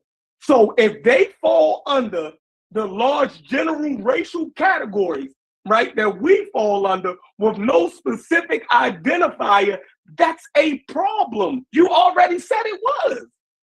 Well, let me ask a question. I don't know if I said is it outside of the reparations conversation? Right, is there a way that is there a way that they would ever use the term minorities and not be talking about both black people and Jamaicans? Like outside the reparation conversation, I thought you was going to they apply the minority thing even more broadly than the black and the African thing. I understand. Minorities are I get that. I get that. No, I'm trying to ask, like, so if we want to proceed policy, and we're trying to get some type of specific policy that basically only includes our people group. Would that be the goal of having it outside the reparations conversation? Yeah, it applies to all of that stuff. I can't believe that Corey is struggling with this. What was you thinking I was going to ask, Corey? They crazy. Well, you got to understand, like, I live near a big city, but I'm a small town guy. You know what I'm saying? Like, I'm not as, like, so y'all help me to kind of be more worldly, right? You see what I'm saying? Like, a lot of this shit, like what y'all say, like, I ain't never heard it before. Like, the way y'all look at things like that, like certain issues, certain political issues. To you. Like, yeah. I mean, it just depends. So, like I said, like Nigerians and like motherfuckers from, it's a difference, right? But there's never been a difference between me for them Horners, though. Especially the Horners. I even look at the Horners even different than Nigerians. So, like, real quick, brother. Goddamn Horners. Hold on, real quick. So, Brendan in the chat said that if you ask 10 people, shout out to Brendan. If you ask 10 people what black is, you're gonna get 10 different answers. He said so. KH said no, chef. Jamaican American is specific. Black Americans are African American. Stu may not be black, but he is a Jamaican American. And Jamaican history shows that enslaved people were brought from the island of Jamaica and became enslaved in America also. So that's just who said I'm not black? I'm just telling you. To be fair, that's what you're saying, man. Hey. Don't shoot the fucking message. Yeah, that was just read a comment. I can't even damn, I just read a comment on your channel. Dude, they're not black. Who said they're not black? Somebody just said he said KH said Stu may not be black. But he is Jamaican American, and that Jamaican American is specific. Black Americans are African American. You see why? I don't understand why Haskell and Stu is fighting me, and I want y'all to get some bread. When me and you were having a conversation the other day with the whole black thing, I said I work with whatever definition that person is working with. You know, because otherwise it's just going to be a clusterfuck. Or you got to mute out. Yeah. Oh, my bad. I'm putting up the groceries. My bad, bro. Yeah, because otherwise, hold on, Stupies. Otherwise, it's just gonna be a clusterfuck where you fighting with this and you saying no, it means this and this, and listen, whatever it is to you, to a particular person, I'm gonna work within those confines. Otherwise, there's gonna be nonstop arguing. So if a You're person right. believes that black is specifically only applies to black Americans, I'm That's gonna work nuts. with that. Hey, I'm Stu, gonna work hey, with it. hold on, wait, Stu, because he's talking to me. I want to respond to Haskell. Yeah, Haskell, this is what I'm saying though. hold This is on, what I'm Haskell. saying though. When they cut the check, That's worse than FBA. when they cut the check, Haskell, I'll call you, my brother, and you too, Stu. Y'all deserve money too. So I don't give a damn. That's I don't think that we should. That doesn't make any sense. That would be like an I don't know Asian whether it person. makes sense or not. I know because Haskell. I mean, I'll take the money I ain't if talking you're giving about it because to the me. reparations. Listen, because the harm for me in my version of the reparations, I agree with Brendan. There's a lot of different versions of reparations. There's a lot of different versions of black, right? I say this: if I'm driving down the street and Haskell driving down the street, the harm and shit that still lives here today because of slavery, Haskell and Stu P's got to pay that price too. They dealing with the modern harms of whatever slavery was, even if they wasn't on a plantation. They dealing with the same shit that we got to deal with here. They should get reparations too. That's how I stand. Yeah, that's fine. That's a personal thing. You know, That's what I mean? I don't got no problem with that. And if you want to give me a piece of your check, I'm not going to tell you. I'm not going to turn you down. Shit, this is Cash App or Zelle or whatever the fuck. Yeah, hey, but my thing is, like, I don't even need them to be separated because if they pass reparations and Stu Pease and Haskell benefit off of reparations and somehow, it's not stopping me from benefiting off the reparations. But that's not the issue, Corey. If they saying that they're in the term out, what's his name? Brass was making a point. You can't even determine who's an African American, right? Or who's a black. Like, what does that mean? I never said that, but I think you can determine. Throw it out because it's not even pointing to a particular people. So that's why Yvette and them said, well, let's make a term that's going to point to a specific people. If all of these that's just like within the Japanese internment camps, right? It wasn't for every Japanese person. It was for the people who are like descended, either the people who went through it directly or people descendant to those people who had that particular experience. Right. So it's the same concept. If you want, I would say take the race part out of it completely. Somebody got to mute out. Take the race part out of it completely, right? With the American descendants of slavery, it's talking about those who were enslaved in America, those who went through a particular experience in the confines of this nation. And I think that removes all the confusion if you just take the race completely out of it. Well, those who was when you said those who was enslaved in the U.S., not America. See, because when y'all keep saying America, America means the U.S. though. America means okay. That's the way y'all use it. Fine, I can accept. No, that's the way it's used. I just want to make sure because I don't use it that way, right? I don't consider the Caribbeans not part of the Americas, right? But the USA is different. Yeah, the Caribbean is a part of the Americas, but the reason why the U.S. is called America because we have America in our name. No other country in the Americas have America a part of their name. We do, so we're called Americans. The same way Canadians are Americans, they're on the continent of America, but they don't have America in their name. So to shorten the United States up is because it's the United States of America. To shorten that up, we just call them American. So when most people say Americans, they're talking about United States of America and not the Americas in general. It's a specific term. Gotcha. Yep.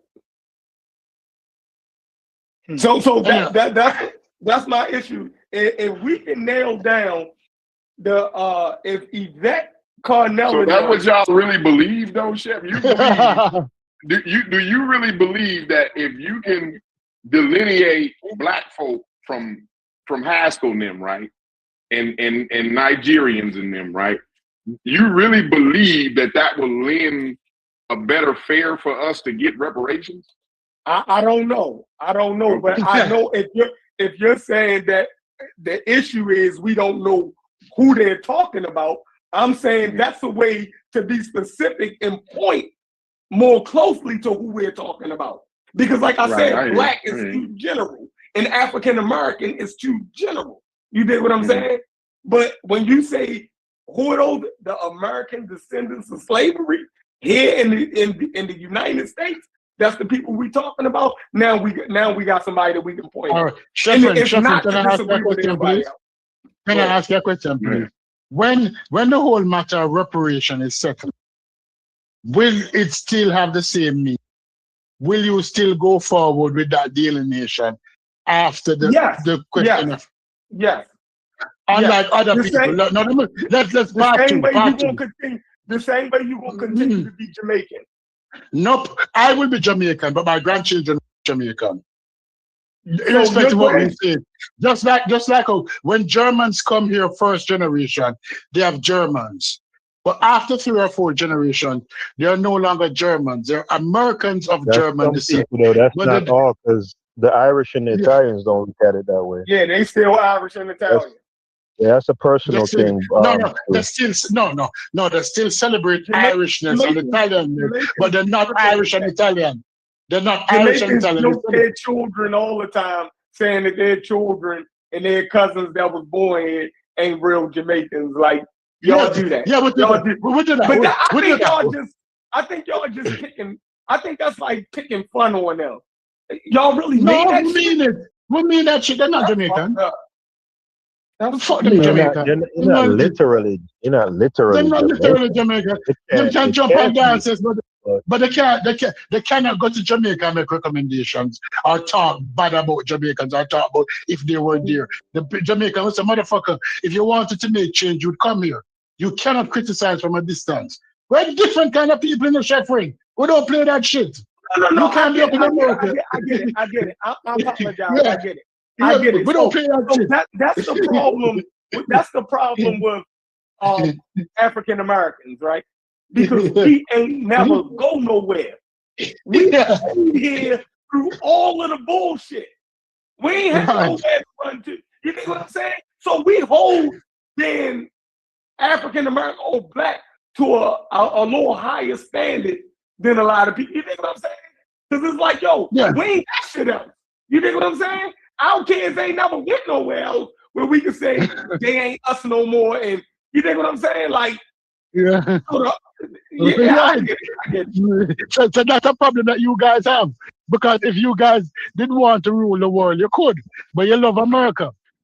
Brass said me the first thing one day. Yeah, we got $1 million. million. I remember. We need Brass told me that if he gave me $1 million, if I would leave America. And I said, if you gave me at 12 o'clock, 12:01, I'll be on the first flight out. No question asked. Other people don't necessarily hold on to the land like how you guys hold on to the land and feel like you can't leave.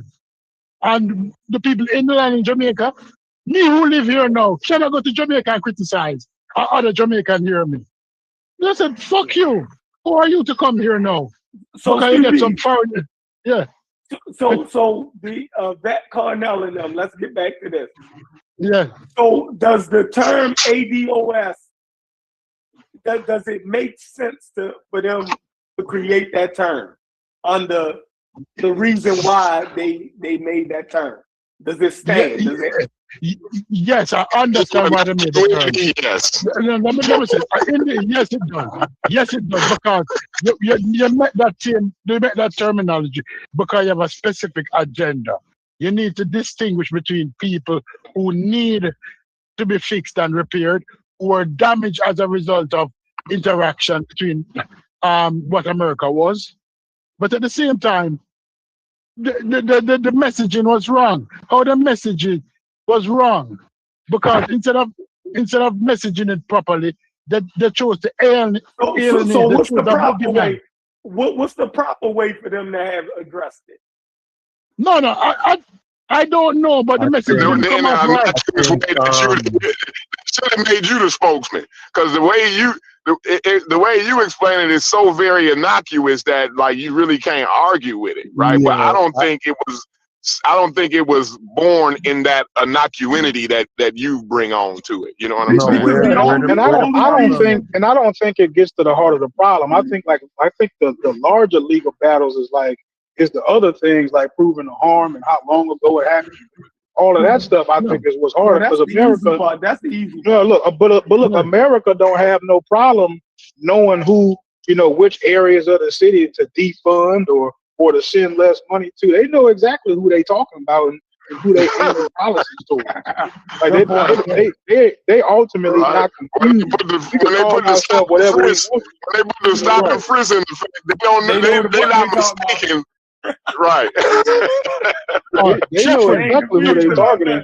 Jeffrey, if you were there in the early days of event, you listen to the messaging, it has toned down and changed significantly as a result of pushback. But the early days wasn't.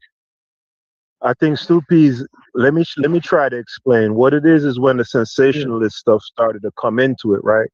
So, like for instance, they would say like the AIDS statistics coming out of places like Atlanta. They would say things like the majority of that is made up by Black immigrants, and they're getting conflated with us, right? Or they'd say things like the crime statistics. Oh, that's majority Black immigrants, but they're getting conflated with us. Or they'd start talking about the Nigerians. Oh, they sold us into slavery and blah blah blah blah. So the Nigerians taking all the educational scholarships.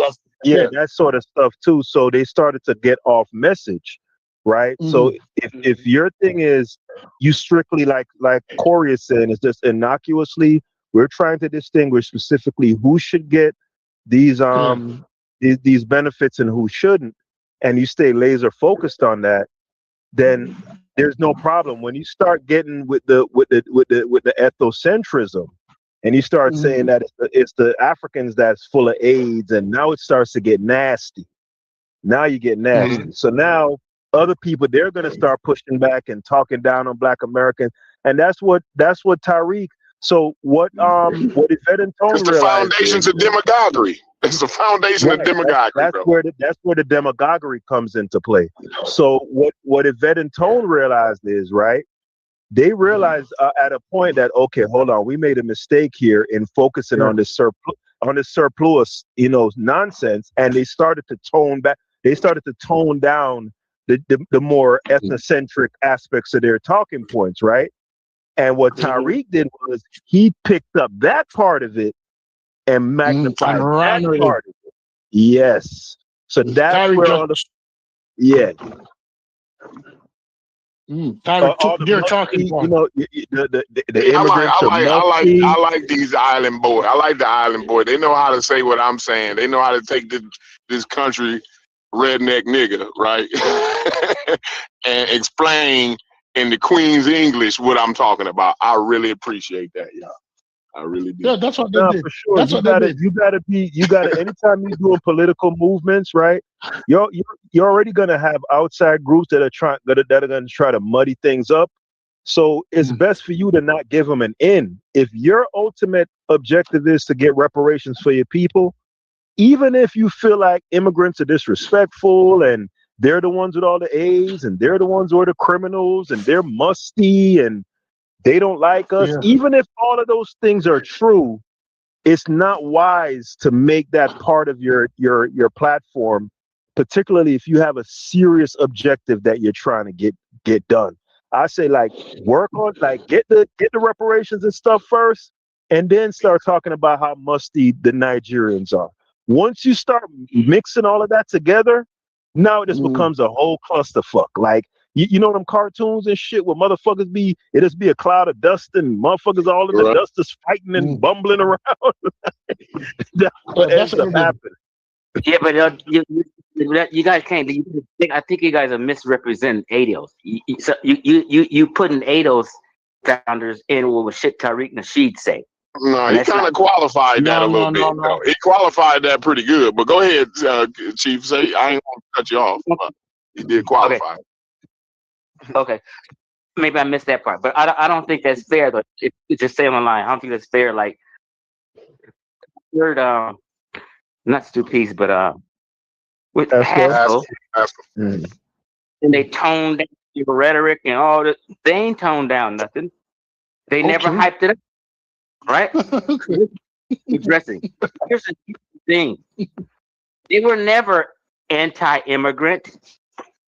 People put that false label because a lot of the people like Garfield and all these people was going hard on them and putting a label on them. They was bad mouthing. No, you're lying, and I have to call you out. No, you're lying. Garfield played what Yvette said. Doesn't know. Garfield played what Yvette said. Yeah, no, you're lying. First thing you said was Yvette was a dyke. But right? she is. So what does that? So you're the one being disparaging. No, that because makes no sense. Me calling her a dyke is not disparaging. It's what she is. She is a Republican dyke. Can you hear me talking, man? God damn. Let Chief X go, Stoopies. Chief X on the system. Respect, I'm talking. I'm not gonna be long. So people, they didn't tone down anything.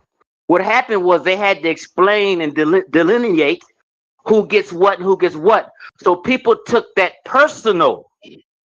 Now they have to argue with these people who took it personal. And then you got to label. You're trying to say that they had toned it down like it was going. They never were. They just had to argue with a bunch of idiots. So people felt like they was coming at immigrants. They weren't. These are professional people that do that. So, you know what I'm gonna do for you? I'm gonna put some clips in the chat for you. Don't worry about it. I got you. Don't worry. We have the evidence. The evidence. We can find the evidence of them first starting. How they started to rile up people was a total disparaging of immigrant community. They weren't nearly as disgusting as Tyreek. He took it to a whole nother level. But trust me, there was some, the immigrants are doing the crime and they're bringing the AIDS. That was definitely in there. I've never said that in your life. I guarantee you. Okay, I got you. Like I said, I'm the clip man. I'm gonna get them clips for you. Thank you very much, Askel. We're not going to try to dispute that. He can hold on to what he said. Hold on to it. Mexicans. I know Nigerians.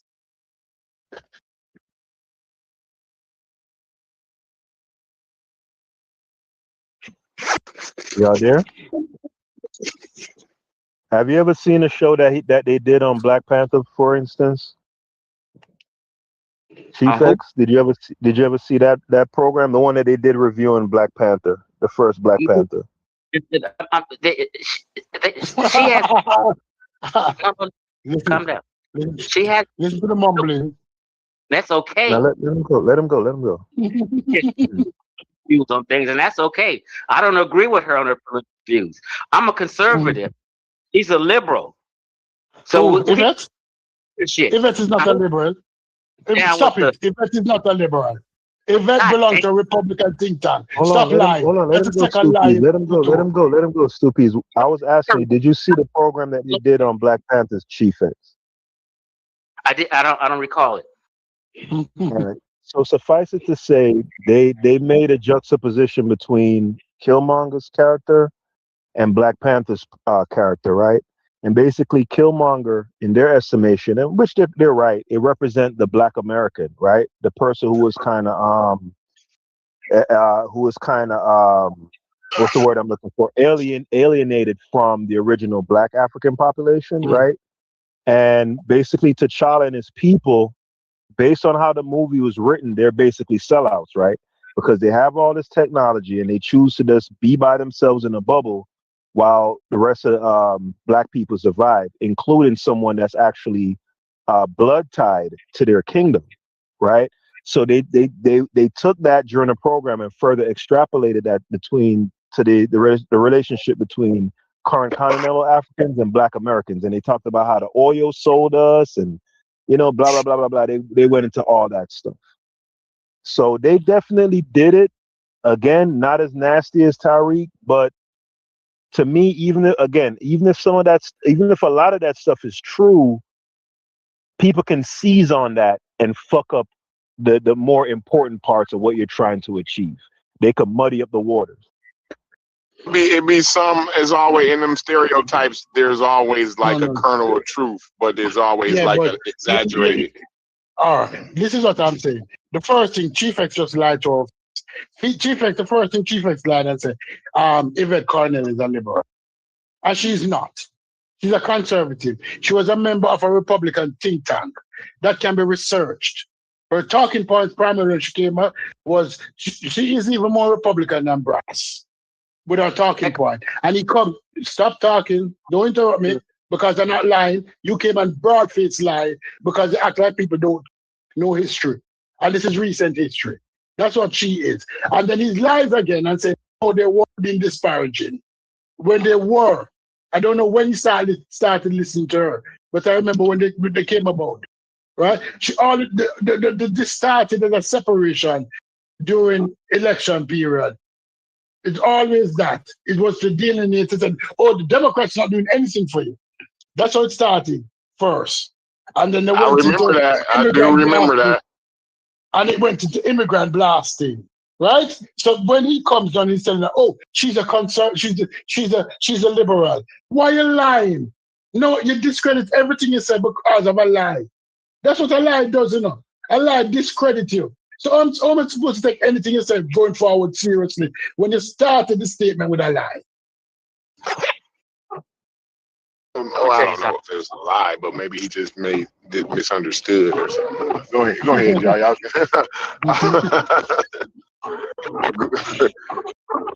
You gotta let him get his point all the way out uninterrupted, though. Yeah. He can.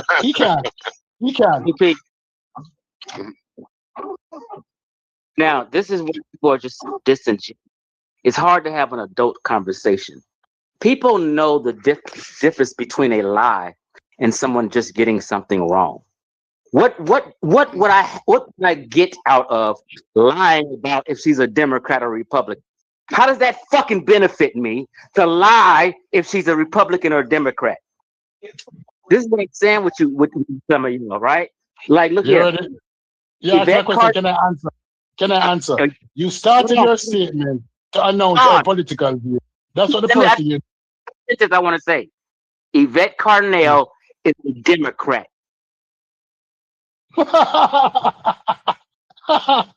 Okay. She worked on Capitol Hill for a Democrat. I think she kind of announced her. She at like 10 years ago, I remember, because that's kind of when I kind of got her. Like, she kind of denounced her. It was right before this last. It was like during one of those Obama kind of elections, like, you know what I'm saying, like his last run and shit. And then like we were going into, you know, when Trump and Hillary were going at it, like that's the kind of era where she kind of swapped the thing, and that was kind of a popular thing at the time. Don't get me wrong, like she ain't out on the island by herself. It was a very popular thing to say that, yo, we might need to make these Democrats start thinking about things, right, and start passing some of this policy that's beneficial to different groups, right, because we'll just give our vote to the Republicans.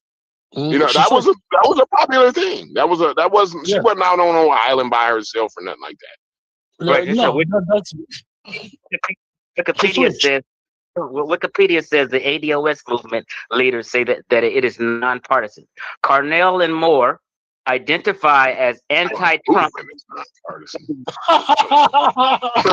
This dude ran to Wiki. No, the movement is definitely nonpartisan. The movement is nonpartisan, but she isn't. And hold on. Go ahead. No. But go ahead. I was excited. Calm down. Damn, you can't even let me read 2 sentences? It says, the ADOS movement leaders say that it is nonpartisan. Cornell and Moore identify as anti-Trump, which they are, and lifelong Democrats. They stated this. and the group has frequently attacked the Democrat Party, urging Black voters to seek alternative to it. But they always get on the Democrat Party. They always get on the Republican Party. But I'm just saying that they have always been lifelong Democrats. All right. You went to Wiki. You went to Wiki, and I understand you went to Wiki. No one the first thing. And one thing I love about you, you love to talk about sources, you love to talk about X, Y, and Z. I don't know who wrote the Wiki article. You speaking? Let me shut up. You're a fucking liar. That's the problem here. You're Yeah, you can't call a nigga a liar then when he reads some shit out to you. No. Let me finish speaking. Let me finish speaking. I think there's still a little bit of misunderstanding with that. Let me finish speaking. Let's talk about our employment in the Republican think tank. Am I lying on that? Am I lying that you? Yeah, she gets on Democrats, yes, she gets on Republicans. I don't know. Let me finish talking. Because listen, that organization is like a chameleon. It's like a chameleon. It switches stands per day. Because what it started when I was listening to it from the beginning, and what it represented. Because let me finish talking. Go ahead. You win. Republicans are against reparations. Did you not know that? She's a Democrat fighting for reparations. Okay. Yeah. Go ahead. Anybody in here who believe that girl is a Democrat? I have some snow to tell you. Garfield has been spitting lies and misinformation on that movement. You guys need to shut the fuck up. You're getting very emotional now. You're getting very emotional. And I understand why. You're getting very emotional. You can't only get emotional on the Chief X because you're online. I don't have conversation with Junkie, and I don't know why I'm speaking to you. I don't know why the fuck I'm speaking to a Junkie. Well, that's hella, you hella disrespect. Yo, this nigga wild.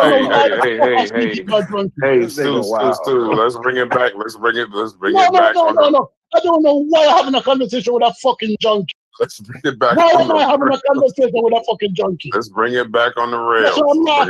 I'm an emotional fucking junkie. I know. But once we start talking about junkies and all of that, then you call a nigga emotional before you make that statement. Come on. Yeah, come on. You just empty the clip. Steve. No. What happened? What's going on is junk, whatever that conversation is two niggas that don't really fuck with each other trying to come to some form of understanding. Y'all don't fuck with each other. So this ain't nothing back. This ain't to Chief X or the Stu. Y'all don't really fuck with each other. So if y'all can find a way to talk to each other without bringing up the fact that y'all don't fuck with each other. That is a junkie. That me now having a conversation with my junkie father. What the fuck are you doing? I didn't even get a question to Stu Peas. No, what the fuck? Ashton, shit, wait a minute. You a wild guy. Hold on, bro. I thought Ashton was out the game. What's going on, Ashton? Nah, I gotta pop up when I hear, anti-vet. Okay, let's get it. I want to ask a question to Stu Peas. Hey, you about to have the whole ADOS on your ass, Paul, Stu Peas. Go ahead, brother. Why was she on the immigration think tank? Can I? Let him go. No, this is a question. People talk about her being on the think tank about immigration, and I'm asking you, why was she on that think tank? I don't know why, but can I? You don't know why? Okay. She's explained this. Stu, what think tank are you talking about? Remember, this is a live show. What think tank are you discussing? Progressives for immigration reform. Okay, and when was she on that think tank? I don't know. That's what everybody attack her and say she right wing because she was a part of this anti-immigration think tank. Okay. So that's where this is coming from. I was just trying to figure out what your point was. Yes, that's where this is coming from. Okay. And first of all, people act like that Black people as individuals or as groups can't have a specific political policy that they believe in, outside of Democrats. Like they can't split. So they have to be anti this. They got to be pro-abortion. They got to be pro-LGBT. They got to be anti-gun. That's not how people are. People can split from core issues of the Democratic Party and still be a Democrat. Number one. Number two, she explained why she was on that think tank, and she specifically stated what she wanted to do is see if they would fund research to see how immigration affected Black Americans. So where else can you be can I to when you fund finish? a study like that? All right, when you finish. So can if I I can rebut? finish, Can I rebut? I mean, there is no Let him rebut. finish his full statement before you respond. Let him finish his full statement. You didn't know why she was on the board. She explained why she was on the board. Everybody ignores the reason why she was on the board because they understand the reason to be on the board to get funding for studies that investigate how immigration affects Black people is legit. People are just so used of wanting Black people to fall on their own sword and sacrifice themselves for everybody else. Once we start to say we're looking out for our own interests, that becomes a problem. We can't even be on a board to investigate how we are being affected by anything.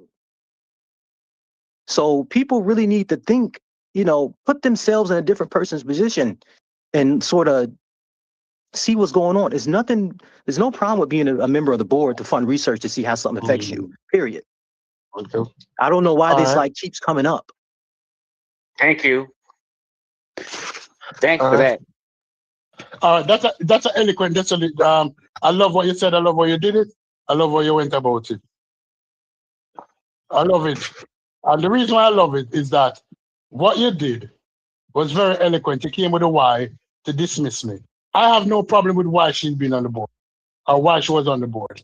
The issue that I have is that when she came back from the board, all of her talking points were the exact same Republican talking point. So whether she wanted to be on the board or not on the board, when you listen to the arguments that she presented, all her arguments were based in Republicans' ideology. So you can be.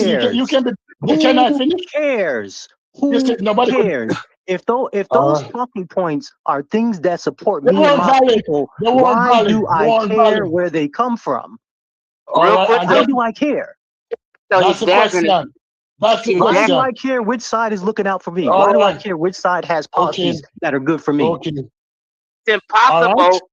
If she is advocating reparations, that is not a Republican talking point. This is the main point she's talking about.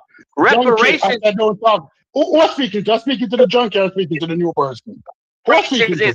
I had a conversation with Junkie. Junkie, I'm not talking to you. Don't come into my conversation, Junkie. I'm not speaking to you. Stick to the information, bro. Damn, like you the oldest. Come on, bro. No. Stick to the information, bro. I'm speaking to the gentleman who was speaking to me earlier. I'm not speaking to the junkie. This nigga, wow. That's all I'm saying. That's all I'm saying. Okay, fine. Junkie, no, junkie, no, junkie, no, junkie, no. We don't talk to people. Hey, Stu. Hold on, Stu. Before you crash out, I've been through these. Hold on. I've been through these conversations enough. I'm going to have to mute people. Aston, hey, Chief. Before you get involved, let Aston and Stu sort it out, and then then get in there. Aston, you got something to say? Hey, Stu. Respond to Aston so I can let Chief X speak. Because I asked Chief X to come to the conversation today. So go ahead, Aston and Stu. Y'all finish. Okay, finish. The difference between America. Hold on, go ahead, America Aston. is a two-party. We basically a two-party country. But if you dig deeper, there's really a whole bunch of parties and a whole bunch of ideologies being smashed into right and left, when sometimes they're like totally different. So in America, what we consider left, you go to Europe, that's like center right. And so being that that's the case, you have someone like Mamdani, who is left wing. You got somebody like Bernie, who is left wing. And then you have a center right person like Barack Obama, or worse yet, Hillary Clinton, that's considered left wing.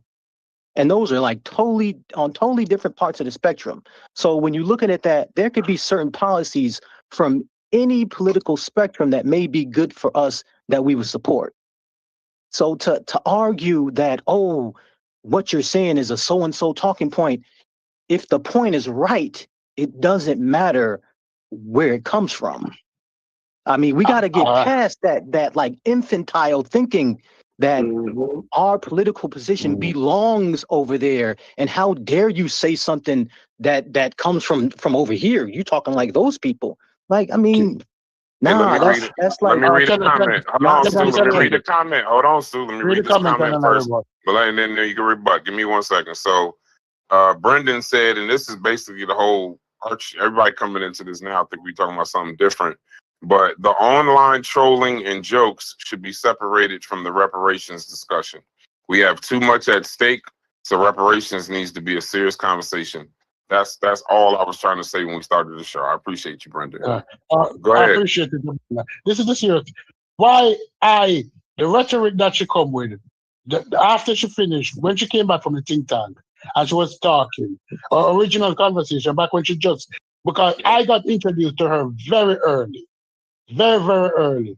And when she started speaking, the talking points that you were making, right? Because they refined it over time, And it's so, if you start listening to her today, she sounds totally different than she was when you start listening to her from the beginning. All the talking points you have is like, the only person I could compare her to is like Unbiased. I'm using his name again. Unbiased was repeating Tariq Nasheed talking point verbatim. She was repeating these Republican talking point. No, we might be saying that no, she wasn't, but she was. Which is what? What's the talking points? Okay, all right. You interrupt me. I finish my conversation. You can go ahead. No, that's a good. No, wait, stop. He running. I'm not running. Hold on, Aston. Let me ask you a question. But that's a good question though. What? Because I'm trying to learn too. What were her talking points that were conservative or Republican? What was? Because I don't know much about her. So what is why does she get labeled as the whole immigrants are taking our jobs? They're taking a lot of the immigrants. Bro, you just saved that nigga, bro. Why you do that? Okay. No, I knew it by heart. Hold on, Aston. Hold on, before we move on, because we all trying to learn. Some Jamaican shit. We all trying to learn too. I'm just trying to figure out. So that's her. Is that it? That's just her conservative talking point. I was gonna run it down, but I got Run them down for me. I give you permission to run them down, Askel. Run them down. So the idea that like I mentioned before, the crime statistics, right? They say like a lot of the crime statistics, it gets conflated with Black immigrants. That's one. Two, the job, right? The idea that these immigrants are coming in and they're taking away jobs from Black Americans. That's two. Three would be in the avenue of education, right? So a lot of these scholarships and other benefits school-wise that are supposed to be earmarked specifically from Black Americans, they feel like Nigerians and other groups kind of get in on that also. Fourth would be like statistics. Did I mention the crime statistics already? Yes. Yeah, so you got the crime statistics, you got the statistics with things like communicable diseases like AIDS and stuff like that. They feel like that needs to be separated out. And then the immigration thing in general. Like the idea of like, yo, we don't want y'all here, Okay, but they let's take one point. Hold on, Aston. You can come in right after this. Real quick, you can come in. Hold on, Aston. You can come in right after this. Yeah, real quick. I'm almost done. Hold on. My question to Aston then. How the hell did she get on a Democratic think tank with those thoughts? Like, is that's even if we can't take her views as one, what's the name? And I'm not trying to win, I'm trying to get informed. How did she, if she was on a Democratic think tank, she was on a Democratic think tank saying Republican think tank. No, but he said that it was so was it a Republican think tank or was it Democratic? Here's the thing. Can I answer that? No, it was a Republican think tank. Y'all remember when I kind of explained earlier how it was. We'll get right back to you, Aston. Go ahead, sir. It was cool a few years ago, or not a few years ago, but like between that Obama and, between Obama's term and Trump's first term, where Hillary was the main candidate, right? It was not a wild thing to suggest that we as Black people might give our vote to the Republicans to encourage you crazy ass Democrats to start doing some of the things that you actually promising. That was not a wild thing. And that was the kind of cloth that she was coming from. So it wouldn't surprise me that she would be in some type of Republican think tank or committee or something like that. You know what I'm saying? But that's all I wanted to add that Go ahead, nuance. Chief, and then go Aston. Go ahead, Chief, real quick, and then go Aston. Go ahead, Chief. Just to clear things up, okay? Everybody has an agenda, right? Yvette Carnell has an agenda. She's working on an angle in her mind, genuinely for the benefit of Black American people. So Aston was letting you know that she went to this think tank to figure out how immigration affects folk. Great thing. Good. We all want to know. I would love to see that study. That's why I fucked with Yvette Carnell and not Tariq Nasheed. He's not into these kind of things. He's not into this intellectualism. But hold on real quick. It's not even a Republican think tank. It's a bipartisan thing in a committee. It wasn't bipartisan. Stop it. Stu, let him go, Stu. They'll give you your time when you're ready to go. Go ahead, Chief. And then I'm going to go to Aston, then I'm going to go to Stu or somebody else. Go ahead. It's a bipartisan committee that has Republicans and Democrats on it, although it may be a little more Republicans on it. But her angle is she is advocating for reparations. So she has to speak on immigration issues because of her angle in which she is to. It's not that she has some kind of Republican talking points. She's leaning on what she's trying to accomplish for the benefit of Black Americans, me and you, okay? So reparations advocacy is a Democratic talking point. Doesn't have Republican talking points. She's only on the think tank regarding immigration issues. She's a staunch Democrat. But Cole was right. Hold on, I'm talking. Grow up. What she does is she uses ammo against the Democratic Party and say, hey, if y'all ain't doing the right thing for big folk, maybe we're going to take our vote elsewhere. Chloe's right about that. But you have to understand that her intent is, let's change this shit, Democrats. I'm a Democrat, but you guys are fucking up, and let's change this shit. That's what she's on. Okay, go ahead, Aston. Okay, good point. All right. Go ahead, Aston. For people that know her, know she's never advocated for voting for the Republicans. That was where the entire down ballot Democrat strategy comes from. That is why she was called a Democratic shield.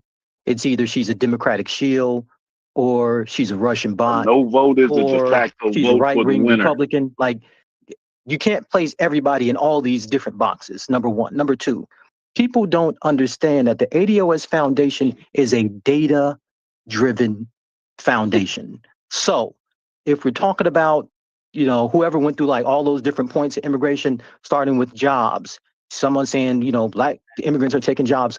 What does the data that's been published over the last 100 years support or disprove that position?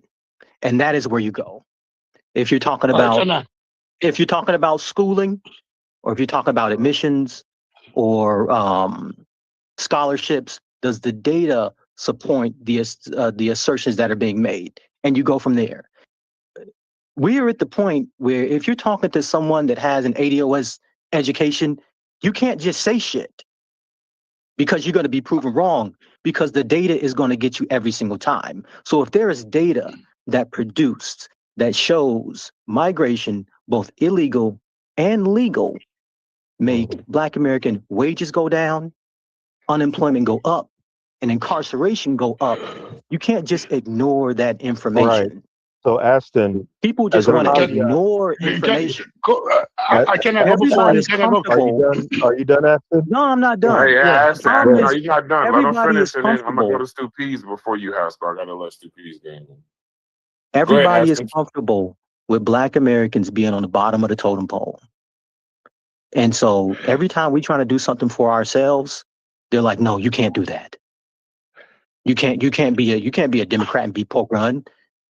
You can't be a Democrat and be against illegal immigration.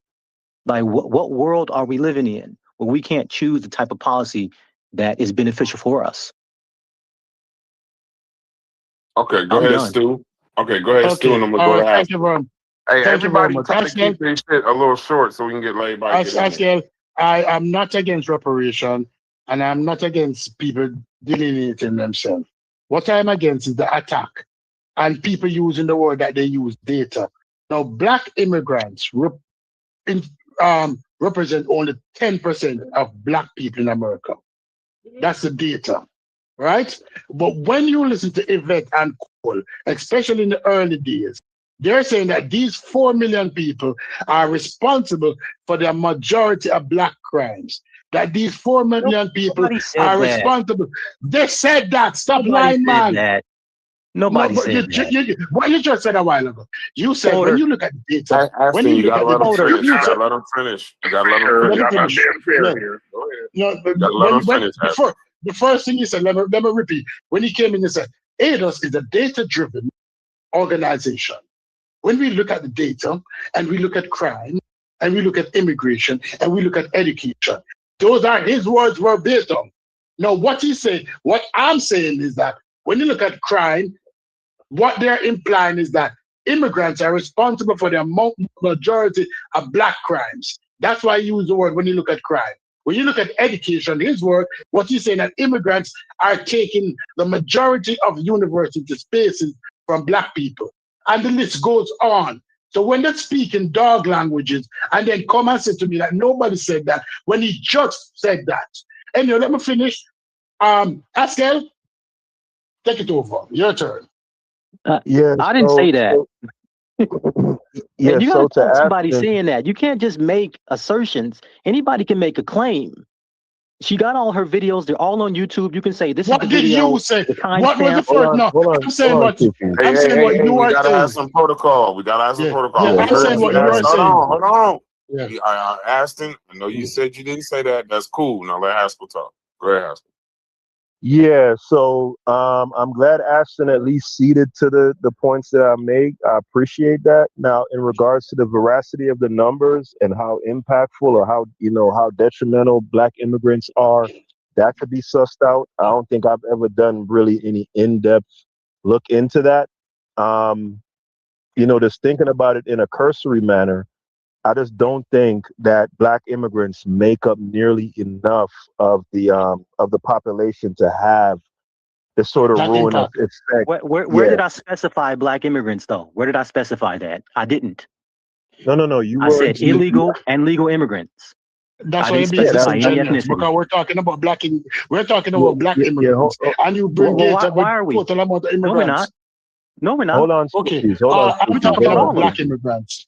I was always talking about Black immigrants. Go ahead. That's what I was talking about. Yeah. Go ahead, Aston. When it comes to Yvette and Tone Aston, right? And when they're speaking to immigration, their main point of contention is the commingling of Black immigrants with Black Americans. Now, do their interests stop there? No. I'm sure they have an issue with illegal Mexican immigrants and illegal Venezuelan immigrants. I'm sure they have an issue with that also. But the lion's share of what they take exception to is this conflation and commingling specifically with Black immigrant groups and their group. You disagree with that, Aston? It's false. Wow. Because the majority of the studies that produce the data where it's talking about who's been affected is mostly dealing with Latinos. Most of white people. They don't even. It's white people. White people are more beneficial to immigration. I've never heard them question white immigration when white immigration is the most immigration in the United States. Oh, we have. White people. No, you have not. When? Since lately, since last year, since I stopped listening. But in the beginning, white immigrants were never supposed to. Right now, there's discussion about H-1B.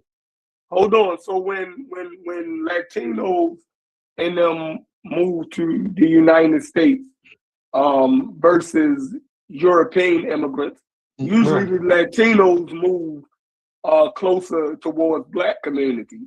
You dig what I'm saying? So the disparity, if they're going to affect anybody, right, it more than likely they would affect the African American community. You make the point. You make the point all the time that the things that they come here and do is the things that Americans don't want to do for the most part. No, I'm not talking about just jobs. I said where they move at. So if they move into our communities, right, that will cause issues, right? Violence. The violence. Because there's two ethnic groups that can have issues with each other, right? So that's where, violence and stuff come about. Then they in the same schools with our kids. Now the resources for African American kids that do, hold on. African American kids don't do as well as white kids, and there's less resources in those schools. Now we're sharing those depleted resources, right, with another population that don't even speak English, so they got to divert even the depleted resources. Some of that get cut from Black and got to go to people to teach them. They don't care, Spanish. Chef. But they don't care. They don't care. Shefford, I 100% agree with you. But what I'm telling you that when she started her argument, her conversation and separation, it wasn't about the Latin Americans. It wasn't about the European Americans.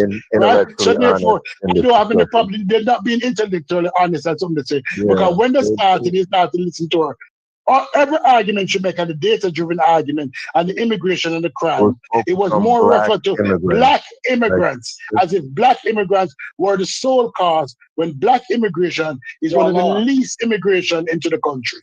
But that's what she was saying. Now, the few 2 or 3 shows that I've seen her do, I remember a little bit of that in there, though. I'm not saying this because I only seen her like 2 or 3 times. And then, like I said, it was in between the Hillary and Obama thing, right? That was a long time ago. So, like, heard some of that what Stu Pease is talking about in the discussion. Just to let y'all know that, all right? What y'all doing is conflating different ideas. We're not conflating everything. Yeah, no, I'll explain. What you're doing is minimizing. Some of the discussion in relation to Black immigrants, a lot of it is revolving around eligibility for reparations and set-asides. So that's the bulk of the discussion when immigrants come into play, Black immigrants, that's what we're talking about. Eligibility, set-asides, the first Black so-and-so, the first Black so-and-so, and the illusion of progress when other people who are not of the ethnicity are making the first Black so-and-so, and it's not us, i.e., Kamala Harris and Barack Obama. That's what that's about. To add clarity also, here's where the disingenuous is coming in from Stu Pease and Haskell a bit, okay? They tried to lay the narrative that Yvette Carnell is equating crime and all these bad things about immigrants to Black immigrants or Nigerian immigrants, and that's just false. That's when false. she brings They say that it gets commingled. The stats get commingled with Black Americans. That's their. It's talking about is that true? Wait. Is that true? Is that true? Are the stats commingled? Let me. Go ahead. So why are you taking issue with somebody making an observation? Let him. Hey. Let the man. Everybody, don't listen to talk now. Just listen to the point, and then we move on. Go ahead, Chief, and then whoever next. Because Stu Pease intent here is to badmouth Yvette Carnell in ADOS. He lies on them 3 times a day, and he had to back up his lies on them. They have never referred to crime with Nigerian Americans. Nigerian Americans don't come over here and commit no fucking crimes. Okay? So she was talking about. So when you allude to her talking about black immigrants and crime, you are misrepresenting her on purpose. Now she talks about immigration all the way around, not just black immigrants. She's on immigration boards. So her talking points is about immigration all the way around.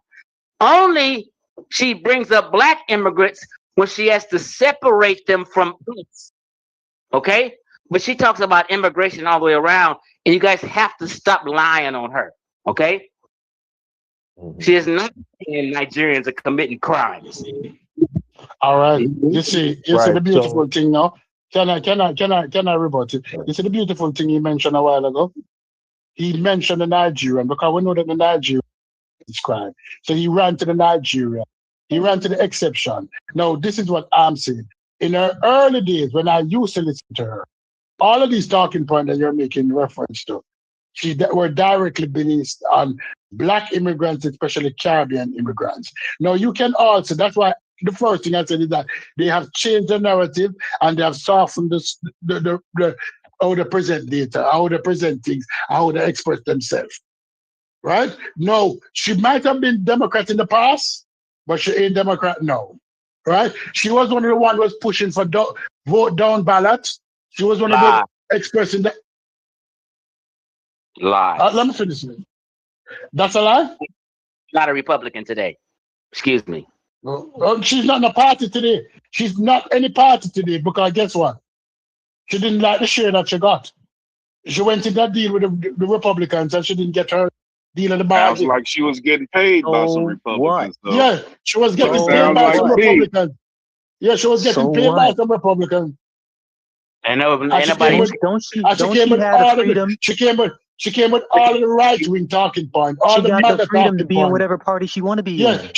Yeah, she came with all the MAGA talking points. But she has the freedom to be in whatever party she want to be in. No, I got thought the the freedom deal to be in didn't whatever go party I through want to because be in. they wasn't giving her like what she wanted. So she didn't get did she shit actually from them. get money? No, I don't think she actually got money. But I think it was a deal, but she didn't like the deal, so she didn't get any money from the Republic. Am I correct with that? Yeah, she didn't get shit. Okay. She didn't get shit. She didn't get any position. She didn't get anything. She was out there carrying water and didn't get any reward. I think she got paid to carry. I think, Corey, she got paid to carry some water and bring those talking points to the black community. Yes. Thus that down ballot stuff and that stuff. I think she definitely got paid. That was very popular in that time, though. I will. But she was pushing it very hard. Very, very Corey, popular. it was popular for a reason. It was popular for a reason. I hear you. It was popular because you had Negroes like she pushing that talking point. It was popular probably because it was true. All right, and then you had Negroes some like people are allergic who got to brainwashed. Okay. I know. Some people are allergic to truth. Ballot. Some people are allergic to data. Is not a truth, bro. That's not a truth. What does voting down ballot mean? It's casting a vote for whoever wins. That's all that is. That's not what that means. What does that mean? It de facto casts a vote. No. Let's keep it here. What does down ballot Democrat mean? Listen, I know what it means. I'm telling you what it does. It does nothing. Tell everybody what it means. Listen, it does nothing but the winner, the person at the top of the ticket, that's who you're actually voting. No, tell everybody what it means. Voting down ballot simply means don't vote for that Democrat up at the top. You can vote for your local. You can vote for all that stuff. Don't vote for that presidential Democratic candidate at the top. That's all that means. And I'm telling you what that essentially means. You just cast a vote for the fucking winner. That's what you did. No, you didn't. Yes, you did. So that doesn't make sense. So if I don't vote for the person, how are you telling me I cast my vote for them? Let me say, because in this last election, right? Do y'all know like 80 million people stayed home? I think those are the people who determine the vote. Because again, when you don't participate, and thank you, Corey. you automatically go voting for that person at the top of the ticket anyway. Because no, you're not. That's not how it works. When you don't participate, you don't vote. That doesn't mean you automatically vote for the person at the top. That's not how it works. We can still determine how those eligible voters that stayed home, how they actually affected the fucking election, bro. Yes, but they didn't vote. But they ain't back. You telling me, oh, if you stayed home and didn't vote, that means you voted for the person that won. No, you didn't vote. I don't think you understand what me and Corey. No, I understand exactly what you're saying, but you're thinking like a child. That's not how it works. Now we're going in the ad. I don't even know you. You realize, no, that's why I don't talk to junkies. If you don't vote, people who don't know you. Okay, here's an example. Here's an example. If I can give an example. Let's say I live in Texas. Not you, brother. Not you. I'm not calling you a junkie. If I live in Texas, we ain't talking about Chief X. If I live in Texas and the Republican is going to win Texas, you're saying if I vote, yellow ass nigga Chris? Yeah, maybe. No, that's not Chris. That's Aston. He talking about Chris MVP. No, that's not Chris MVP. He's light skinned. We can't tell by how speak that he's light skinned. Let Aston go, y'all. Come on. Because to say that if you don't vote, that means you voted for the person that wins. That's like saying, if you're a Democrat in a southern state, you voted for the Republican because the Republican won. Yeah, no, he got that wrong, Aston. You're right. Listen, Democrat down ballot simply means you don't vote in the federal election. So the presidential election, you basically sit that one out, and then every other vote going all the way down the ballot through your local and municipal elections, you vote Democrat all the way down. That's all it means. Right. And you why the leader of the let me say this. What's the intended effect? Many years ago, the leader of the Republican Party said this, and it's a tape that's out there. It's very famous. He said, Republicans do not win by the majority of the population vote. Their chances go up the least people vote. That is a fact. Right. When they put but what that is the out, intended effect of down ballot Democrat? I'm not finished, brother. So when they put that out to Yvette Cornell to bring that to black people, they wanted their president in there. That affected the damn vote. You effectively voted the way they wanted you to vote, which is not vote because their chances go up. The less people vote. They know that. Everybody ain't rich in this fucking country and will vote Republican. They don't want everybody to fucking vote. Then they're going to get all the rest of you motherfuckers. How you arguing about immigration. Now you arguing about all this other shit. Fuck your minds all up for the shit that don't matter. So since Trump won, then that means your vote didn't count. It's futile. Brother. No, and actually mean your vote always count, no matter whether if you're eligible to vote. Listen to me, bro. If you are eligible to vote, bro, whether you vote or not, your vote counts, bro. Period. I know that. I'm asking, what is the intended effect of down ballot Democrat? Well, what you saying? He was saying the actual effect. But what is the intended effect of down ballot Democrat? What is the intended effect? That Cornell was saying by voting down ballot, meaning that you're more, these local elections more affect you immediately. You see what I'm saying? So really the general election doesn't really matter as much, right? Because what matters is your state representative, your governors, your local city councilman, the chief of police, and these things like that. Those are the things that matter the most to you. Right. But does anybody in here understand the primary intended effect of down ballot Democrat? I don't know what that is. I'll say it. Let me try to answer. Let me try to answer from what I saw from them. To me, what they were saying is they wanted to teach the Democrats a lesson. If y'all ain't gonna give a shit, you ain't gonna vote for you guys. That's what I thought they were That's how I thought. People can stay home. Yeah, that's what they were saying. People can stay home and do that. Yeah, right. That's what I'm saying. Like a lot of them stay home. That's what I said about the last election. Let me tell you what happens. When you tell people to vote down ballot, it's almost like you're telling them not to vote.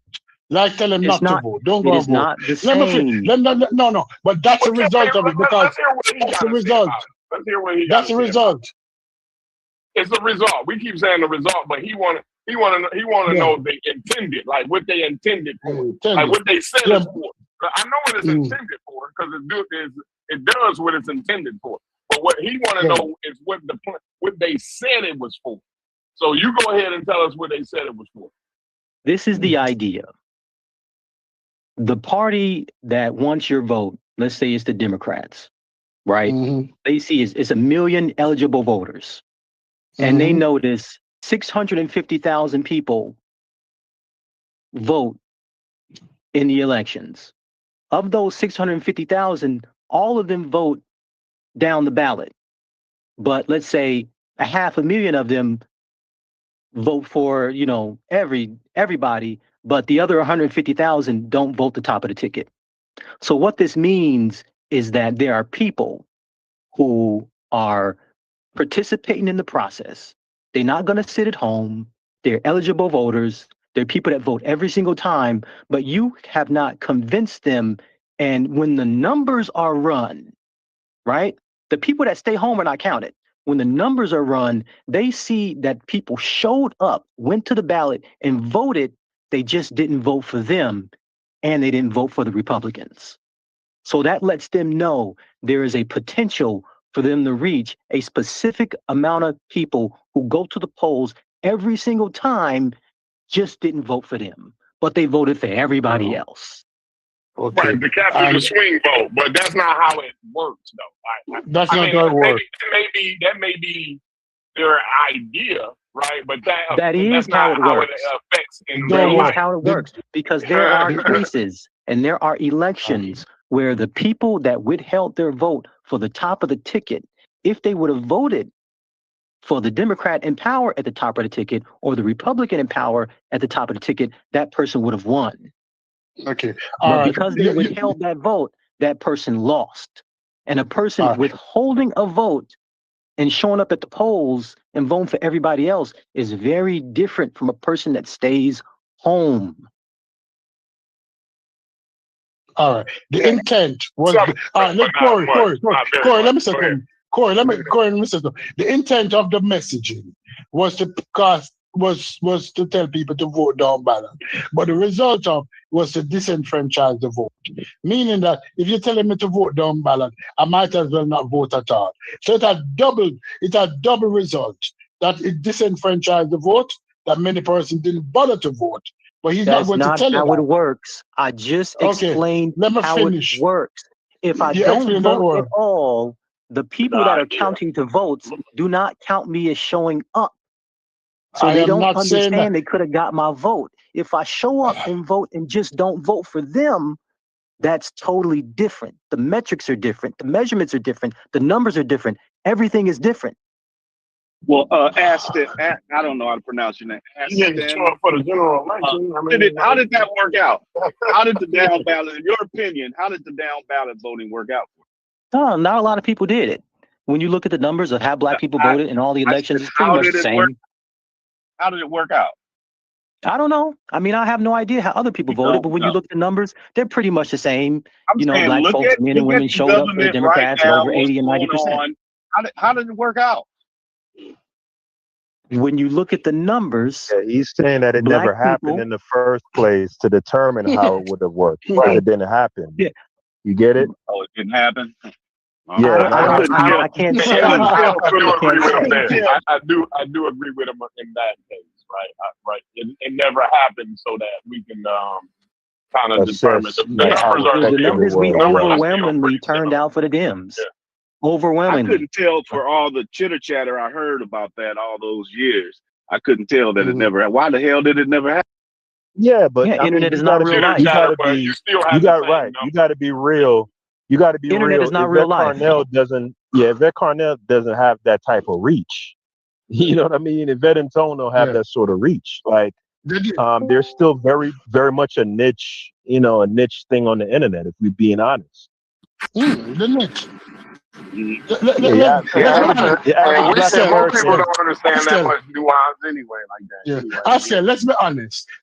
When they came about during the first Trump term, the first Trump run, because that's when they came about. And they start talking about down ballot voting. And the agenda that they were pushing was primarily to disenfranchise the vote. But he's saying that wasn't their agenda.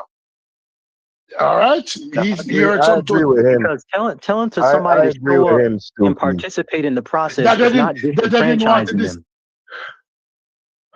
I mean, listen to you. You acting like we are required to give our vote to a specific place, and everybody is expected to give our vote to a specific place. And if we don't, oh, something is wrong with us.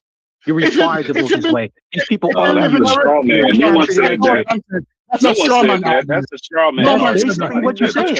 No. Nobody said that. Nobody said that. No, but Stoopies, if we're being honest, right? It's been that way in American politics for the last 100 years that Black Americans voting for the Democrats is pretty much supposed to be a foregone conclusion. Not 100 years. Not 100 years. Civil rights, Republican, Democrat flip.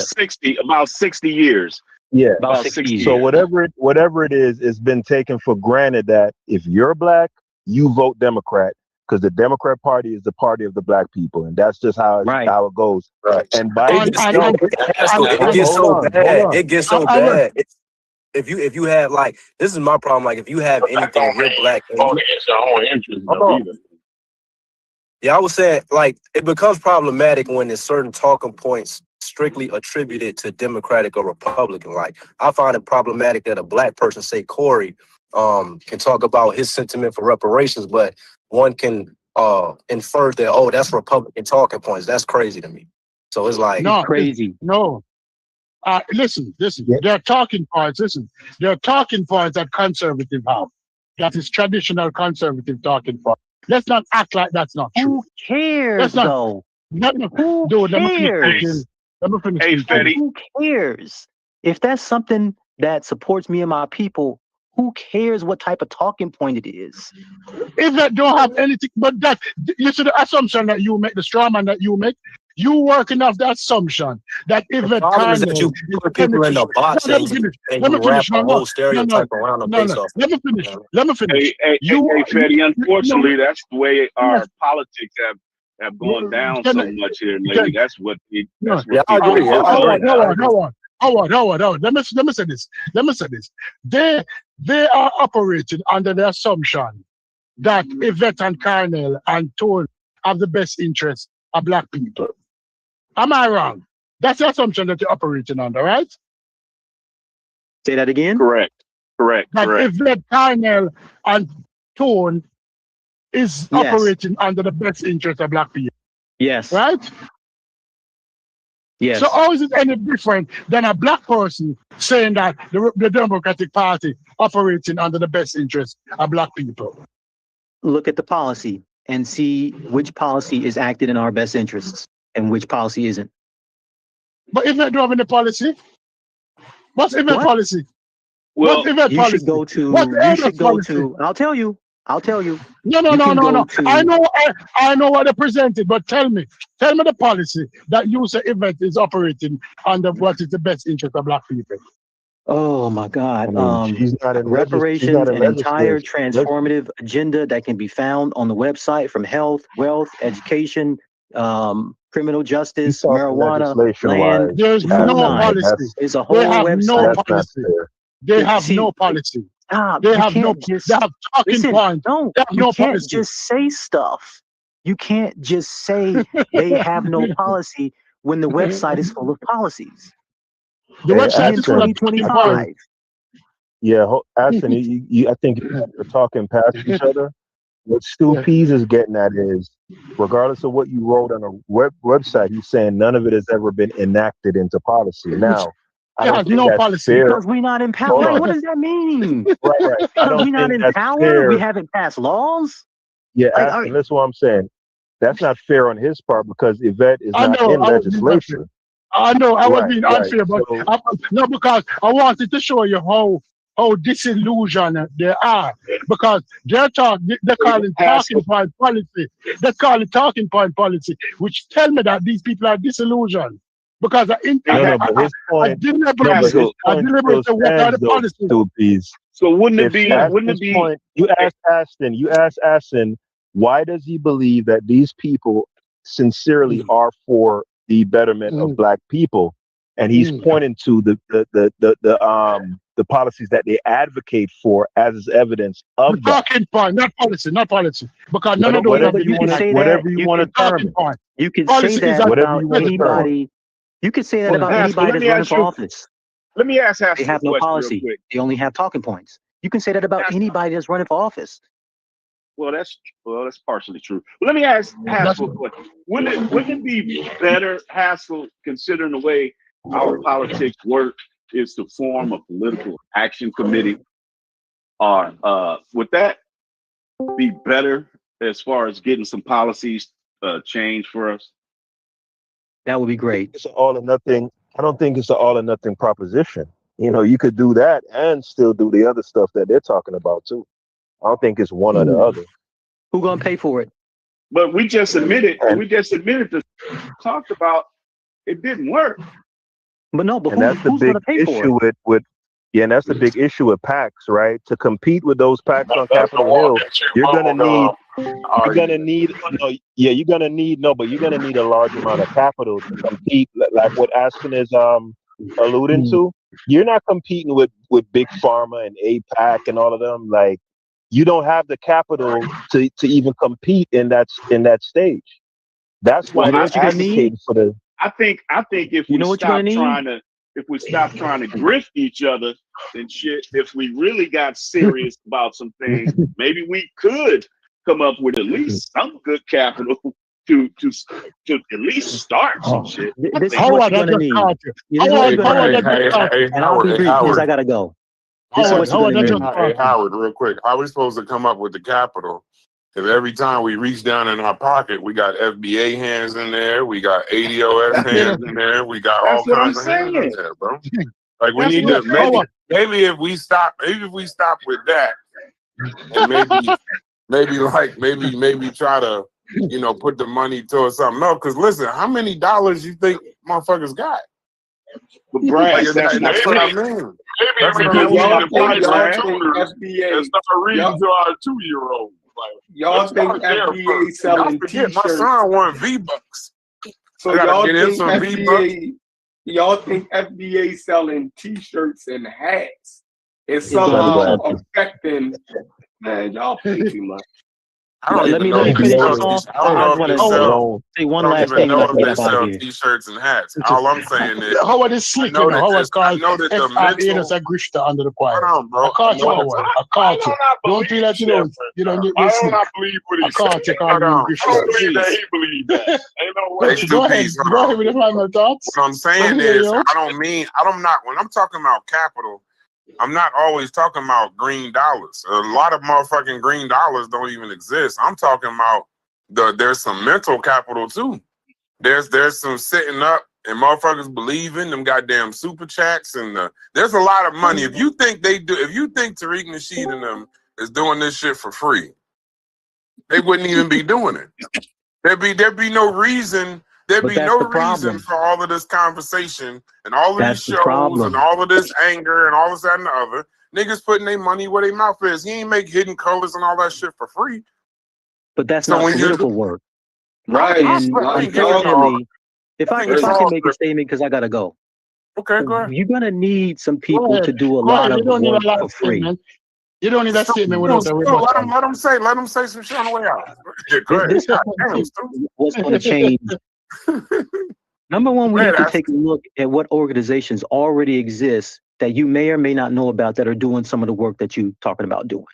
Ultimately, what we're going to need is an organization where people pay dues, right? Not just saying, oh, we a lineage and you don't have to do nothing. No, a dues-paying organization that's filled with volunteers that contribute their time, their money, and their expertise to building a organization that is nationwide or worldwide that pools their resources to research and fund political policy. That's what you're going to need to do.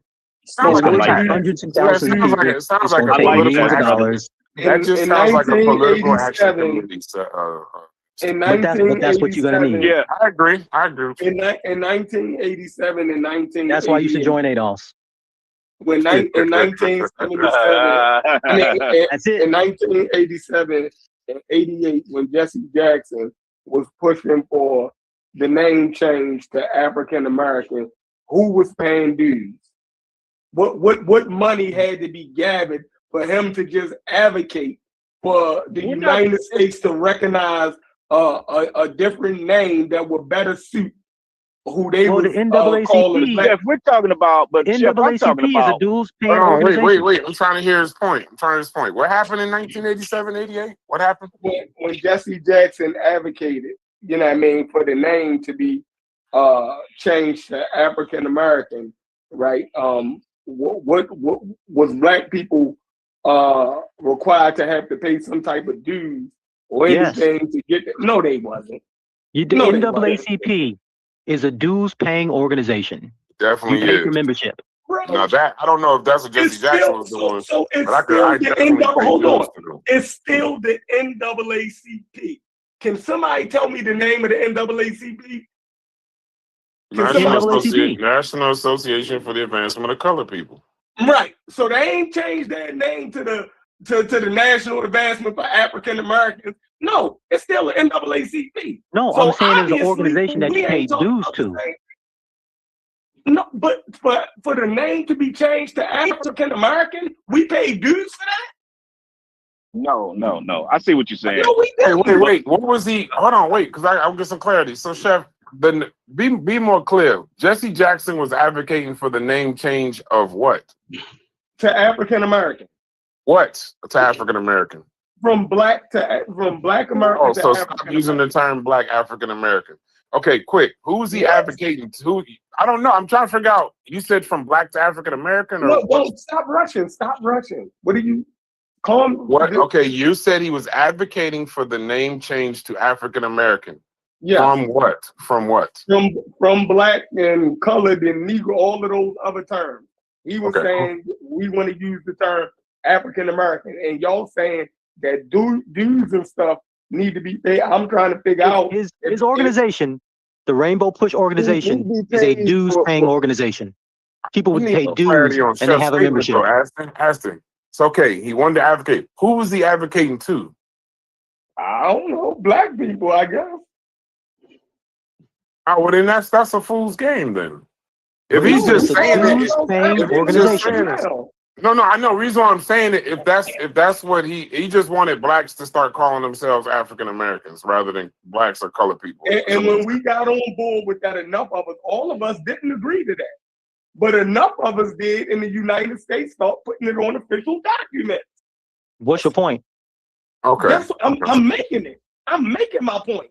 But that's a little, respectfully, but the Rainbow Push organization, which is his organization, is a dues-paying organization. How it goes. But no, I don't think. I think Aston's saying what we should do, not what we done. I think he's saying we should do a dues-paying organization, and that's what ADOS is. It was a commercial for ADOS.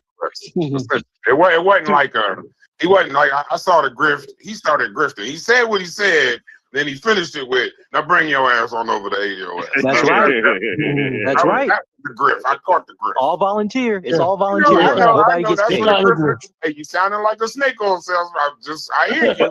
I already said I think about it. Don't keep asking me now. I'm thinking about it. Chef, in this current political climate, Chef, what's pushing everything behind the scenes is money, man. The policies is the money. Yeah. And I think what he's saying is that if we can have organization or organizations that have due paying policies, we can start to build that capital so we can have someone on the inside making and writing policies for us that a good thing.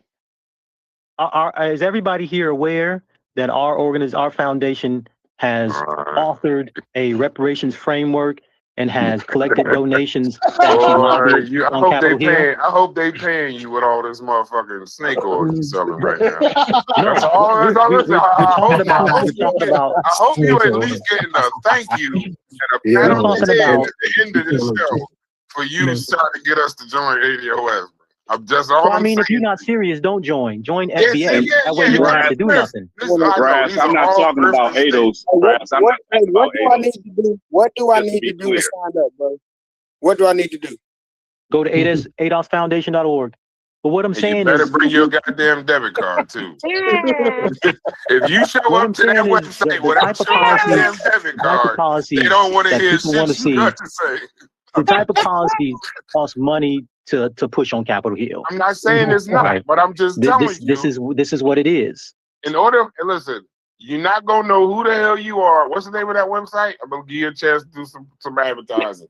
Because unless you better not, whatever you was before you click on that website, as soon as you click submit payment, you now ADOS, and you ain't whatever you was when you went on the website. Whatever that means. Whatever that means. I don't know what that means. Hey, listen, go get the money. I ain't knocking you. I'm just calling it what it is. I don't need to go to the ADOS website and pay to advocate for Black people. I don't. No, you don't. You absolutely don't. I do it every day in my actions. Every day. Every day in my actions. Every day in my movement. What are you That's great. arguing though? That's great. I don't know. I'm trying to figure out why it costs. I'm trying to figure out why I gotta pay. I'm trying to figure out why. No. I'm trying to figure out why I gotta pay. Who these niggas Tone and Poke or whoever. I'm trying to figure out why I gotta pay them two people some money. You don't pay them. Who run ADOS? Tariq Nasheed. No, that's FBA. Who runs ADOS? So first of all, we're talking about the question. That's a grift. Just answer a simple question. Who we're talking about a real runs foundation. ADOS? It's a foundation with a board of directors. Okay, who's on the board of directors? Okay, I'll keep going until you tell me at the top. Who's at the top of this foundation? Who's at the top of the board? Yvette and Tone. Okay, then I'm paying them niggas, bro. No, you don't, because they don't get paid by the organization. I'm just saying, listen, I don't know the intricacies. I don't work for them. I'm saying if it's their foundation, right? I'm in a foundation, Girls Inc., right? I know that it's a foundation. I know it's a nonprofit, but I do know this much, that there's 2 or 3 people that set up the whole shit, run the whole shit, and they decide where these funds that go into the company, where they go, whether they accepting the money from me or not. Because I'm going to say something, and I ain't trying to compare ADOS to Black Lives Matter, but we are not too far fucking removed. Matter of fact, it's about to happen this year in 2026. Yep. Where the investigation into Black Lives Matter, when people keep telling me that it ain't a person that's getting money and this, that, and the other, and I got to see that acne face woman with that big ass nose, that when everybody was saying nobody was paying her, and we find out she got a multi-million-dollar fucking house in California and a villa in the fucking south of France, but somehow all this time I thought know that her was name. KRS-One. That's yeah, her? she look exactly like that.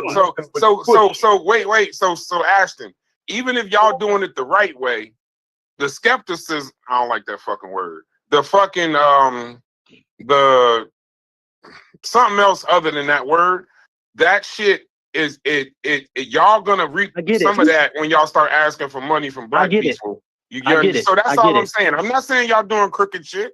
I'm just saying for a person that can drop some major dollars, I'm gonna ask some questions that need some major fucking answers before I click submit. Right. I ain't joining no website. I'm gonna talk to a real nigga to put some real. If I think what y'all doing is solid, I'm gonna put some real money into that shit. But I don't want to find out later that Yvette and Tone done put her goddamn kids through school and motherfucking got a villa in the south of France while she talk about African descendants of slaves and shit. That's all I'm saying. If something like that happened, we would meet that bridge when we get there. I'm gonna just put her down. Like I want to put the girl from Black Lives Matter down. If I told you how much money I gave Black Lives Matter and how I feel now knowing where that money went, you would be just as upset as me. Black Lives Matter never really had a policy though. But it damn sure costs. Well, listen, it damn sure costs.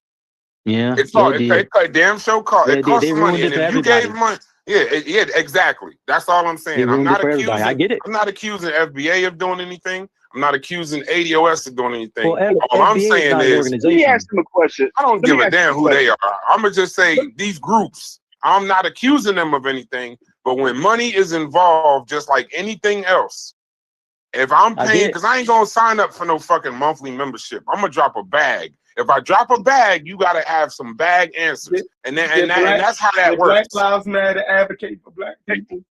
They advocated talk for, about. I don't know what the hell they was doing. They said no black men invited. Here's where the rubber hits the road. Hold on. Let Chef get that out. Let Chef get that statement out, and then go Howard. I think black people, the moment that they spend $8, now they become holier than thou. Right now, now we, if white people want to demonize a black group, the first thing they're gonna do is go get you niggas to go ahead and do it. You dig what I'm saying? So it's the truth. That's how much did you send? How much did you send Black Lives Matter, Chef? I ain't send them a goddamn thing. Okay, you feel me? I sent the bag. Wait, listen, nobody brother. on here who said that they sent Black that's Lives fine. Matter. I sent the. Okay, you ain't got to believe me, but I sent the bag. That's no, crazy. you ain't got to. Wait, you ain't got to believe me. I sent the bag. Where the fuck did Hold they on, come let me from finish. for Let you me to finish, start brother. sending money to them? No, let me finish, brother. What did they ever say? Go ahead. Let me thank you. I sent the bag. So what I'm saying is, wow. Well, okay, it is what it is. I don't want no fucking credit. What I'm saying though is now that I'm finding out now, like for example, fuck Black Lives Matter. When the fucking the Haiti earthquake fucking happened, and fucking the dumbass Fuji nigga from Jersey, his ass was asking niggas for money and all this, that, and the other, and the money's supposed to go there. I dropped the bag thinking I'm helping, right? It helps me and it helps them, right? I know what philanthropy is, right? You get benefits from the shit at the end of the year. I'll dole out some money to this. Come to find out, that shit was all fucking crooked. So I have my antennas up anytime anybody asks for money, not just black people, white people As too. you should. As you should. That's all. That ain't this ain't a black thing. But then I that wanted goes to ask into, bro. Go ahead, y'all finish. I'm sorry. Yeah, but then that goes into always happen to be when you come on here, then you always skeptical about a black organization. You dig what I'm saying? I'm skeptical of any organization. I apologize if I came off that way. If I came off that I was skeptical of just blacks, I apologize. I'm skeptical of any organization asking for money. We're specifically talking about black organizations. So that has a whole nother connotation. I agree. You dig what I'm saying? I agree. So it's the same. We do the same thing. A black person give $5 to church. Now they want to know where every dollar is going at. This, that, and the third. Niggas, we don't do enough to be even making those type of motherfucking demands. Even you want to do it out the kindness of your heart and shut your black asses up. Or just don't do it at all, because I don't want to hear the complaints at the end of the day. I don't want to be defrauded out of. I don't think any. The onus of this show was in the first place. We even rich black niggas don't even have motherfucking. And I ain't talking about. I'm talking about you. Even you, no matter how much money you got, if you taking money from your family, right, and you thinking you doing one thing, and you find out that it's doing a whole nother thing, brother, that's fraud. And I ain't talking about white or black. That was probably my mistake. It probably did seem like I was speaking specifically about black organizations, and I'm live in the I'm United just talking States. about any kind of philanthropy. I live in the United States, so if the police do something wrong, I'm figuring I'll vote, and then going to our elected officials is the way to handle it. It ain't about giving money to some wild black nigga sitting in the corner saying, I'm going to fix it. That don't even make sense. Well, that's not even, that's not even how so all of that shit sound like a scam to me. To start giving money to a motherfucker when Black Lives Matter, like, I'm not giving them niggas no money. That's fine. And there are some people that do. There's some people that I understand it, but there are some people. Yourself up, though. But I don't have the time. Hold on, Chef. For some niggas like me who think that some things can be bought, When I don't have time and I'm too goddamn, I'm not about to be out there in the middle of Minnesota screaming and goddamn yelling about whatever happened, but I do have some activism left. That's what money is for. I don't expect Yvette $1 from me. I don't expect. Fine, we know you a tight pocket nigga. What I'm saying is, about being tight. No, I'm just joking. I'm fucking with Chef. I'm fucking with you, bro. What I'm saying is,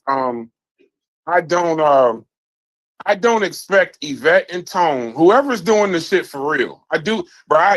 Brendan, you know I already donate to the Urban League. Them niggas stay in my pocket. And fucking the NAACP and the fucking United Negro College Fund, all that shit. I'm subscribed to all of it, right? And I go to benefits for that shit and buy the plates and the dinners, all that shit. But what I'm saying is, when it's Yvette and Tone, right? Let's say they are serious as hell. I do not expect them to do in these United States of America, land of capitalism. I don't expect them to do the shit for free.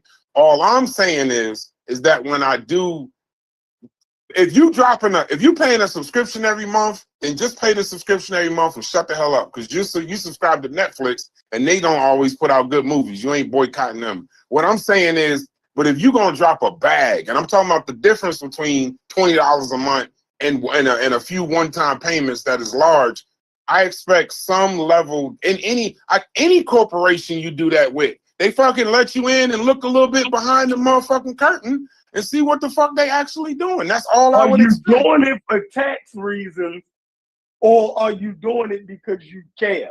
Because it don't matter. I do it. No. Hey, listen. Hold on. It's probably both. Hold on. I hate to say this, Chef. I hate to say this, Chef. If I'm able to write some shit off and they're able to benefit and work towards reparations, I'm gonna say this to you. It doesn't fucking matter. Thank you. Hey, only tight. Now you acting like a tight pocket nigga on the low though. Because if you can write it off, if I benefit and you benefit, and then in the end we all benefit, that sounds like a motherfucking fair exchange. Yeah, but so that's what but then that's what it would be. It wouldn't be you're doing, because if I'm going to donate some money, I'm just not going to have all of these groups that you just named, and that sounds like that's a part of your business. It ain't. Are you really looking into this shit? You feel me? Don't wait till motherfuckers put them niggas out there, then you got something. You could have looked out. You could have looked into that shit before you put your money into it. But obviously you ain't care because it's a business transaction for you. You feel me? It's two different things. You reading that wrong. No, so how didn't you know that it was something shaky about BLM? Yeah, like before you said. The only thing I did. Hold on. No, you said I'm gonna give the bag. Meaning I ain't donating $100, nigga. I'm gonna push the envelope. So if you're gonna push the envelope, you should look into that shit more. I did look into it. Wait a second, bro. I did look. Wait. When you donate, no. When you donate to any, all right, real quick. When you donate any level of money and you do expect to write some shit off, the corporation that you donating to, they gotta meet certain parameters so that when you do write this shit off at the end of the year, the fucking IRS is saying, well, this ain't in order, this ain't in order, this ain't in order. So when you do donate, before you click send and all this and the other, they send you paperwork. Then you request, depending on the amount you're gonna donate, you request more paperwork that you give to somebody else so they could do their due diligence. When they do their due diligence and they say, yeah, it's cool, it makes sense. Oh, this number writes out, this shit writes out. When I send this to the IRS, this is how this works. Cool. Then you send a bag. You sit back and you do the little bit of work. You do some advocating. You talk to people. When you take the shit with you, you network. You help set up chapters. The bag I dropped wasn't to the overall organization. It was help setting up a chapter in Newark. So when you do all of that, that's cool. If you find out 5 years later that all the paperwork was in order, but that somehow, what did C-Dot say this chick's name was? Patrice Cullors. When you find out that Patrice Cullors, KRS, aka KRS-One, I don't even know what Black Lives Matter is. Like that's what I'm saying. If like, you're gonna do the Baltimore barber shit, then what are we talking about? No, I'm just like, if y'all know who the person is that ran it, this, that, and the third, like. Nah, the way Black Lives Matter ran, just for anybody else, I'm sure other people donated. The Black Lives Matter, when you donated at that time, like early in the beginning, I thought it was just a slogan. Huh? I thought it was just a slogan. I didn't know it was. I didn't know. No, it was an organization. It was an organization. No, it's an organization. Y'all niggas got. Y'all niggas got. No shit, nigga. AKA you got. That Right. should be a learning lesson. No, that's fine. That's fine. But what you do in the early stages, what they were trying to do was they weren't nationwide, so they were trying to set up chapters. So they were trying to look for commercial buildings. They was looking for local leadership, local people or a board, setting up a board in the area, not paid positions, just shit like that. So when they came and presented it to the brothers. We sat around and talked. We listened. We said, present. You can talk. But when you leave, if you do want any money out of any of the brothers in this room, you're going to have to leave some paperwork to where the shit makes sense. It's no different than damn near Shark Tank. All y'all the shit niggas thought was about to be the Black Panthers again. Like, I don't know why y'all was. I don't know. Yeah, you doing the I'm still not. Go ahead, bro. I'm gonna let you be the barber. I'm still not understanding why to give them niggas money. Because everybody was giving them money, Chef. Everybody was giving them money. Because they were in the right place at the right time. That's like asking, why does everybody use Windows? Because Bill Gates was in that room, right? So they were there. They were there. They had the slogan. They had the name. They had the logo. Slogan. Everybody jumped on board and they got the money. That's all I thought it was. That's it. The thing is, what I was gonna. No, it was an organization, Chef. But the thing is, when you donate to these places, where is that now? What I was gonna ask Aston, do Yvette and Tone donate to politicians like Black Lives Matter? Them none of my goddamn money. No, you can't like donate to politicians like that. With a political action committee can donate to goddamn politicians. That's why we get every day. We get in this case, that's not what's going on. It's an organization with chapters across the nation, and the donations go to run, to do the work.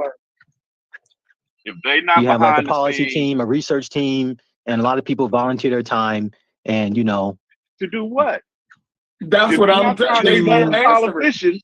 So if you're not trying to turn politicians making policy for us, then what are you doing? To craft and lobby policy. Oh.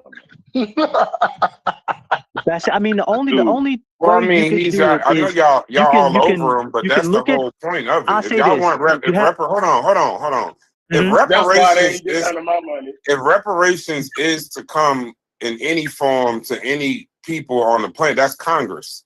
So you have to do lobbying and you have to do policy. I don't know why y'all laughing at them, but where y'all think the fucking reparations money is going to come from? How do you lobby? I know we need money for reparations. I thought they were supposed to give us money. Y'all got you are full on Jewish taper right now. I know. I thought they supposed to be giving us money. Keep going. You gotta let them go, Ashton. Let them go. Yeah, I mean, I guess. Putting yourself in the hole for reparations is hilarious. The only governing body in our U.S. government that is going to authorize any form of reparations is Congress. If you're not lobbying Congress, if you're not lobbying senators, and if you're not lobbying representatives, I don't want it if I got then there's no chance it's people here that don't act. They act like they don't know what lobbying is. I'm not paying That's for what I'm hearing. I think we off That's the what I'm rails. hearing. I'm hearing people don't understand what lobbying is. Google it. How do you lobby a politician? It's $1 billion business in DC. You should definitely look into it. But you told me they do not pay politicians. Wait, did you say because that could sound like bribery. Then that's Paying what lobbying is. lobbyists and Well, paying I politicians hate to are say two it. different That's what Lobbying it things. is is. hold on, That's wait. what it is. Aston. Lobbying is a legal word for bribery. We know that. Come on. Listen. You're not taking If the money.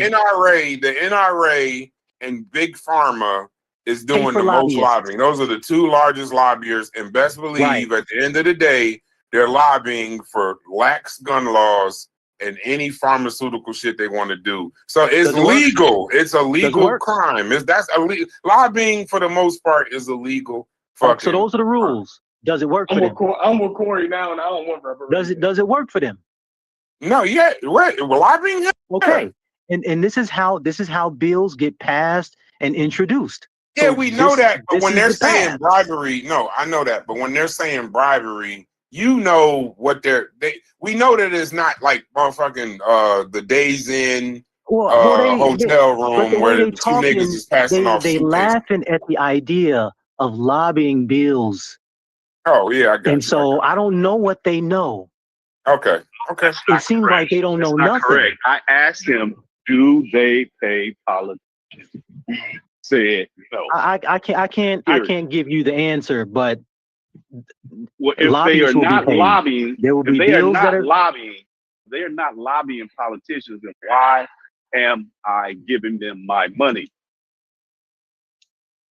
There's a difference between saying that lobbying a politician versus paying lobbyists. Those are two different things. So hold on, shouldn't it be black rich people and companies that do that? Like I didn't know people who advocate. So we're talking about individual black people, the everyday, what you call it, blue collar worker is the ones that supposed to pay for the lot. When white people do it, I thought it was, companies, hedge funds, rich individuals. You know what I mean? No. Listen, it's individuals that buy. Listen, it's individuals that belong to an organization called the NRA, and they pay their dues, and then the NRA takes that money and pays for lobbyists to introduce bills on their behalf.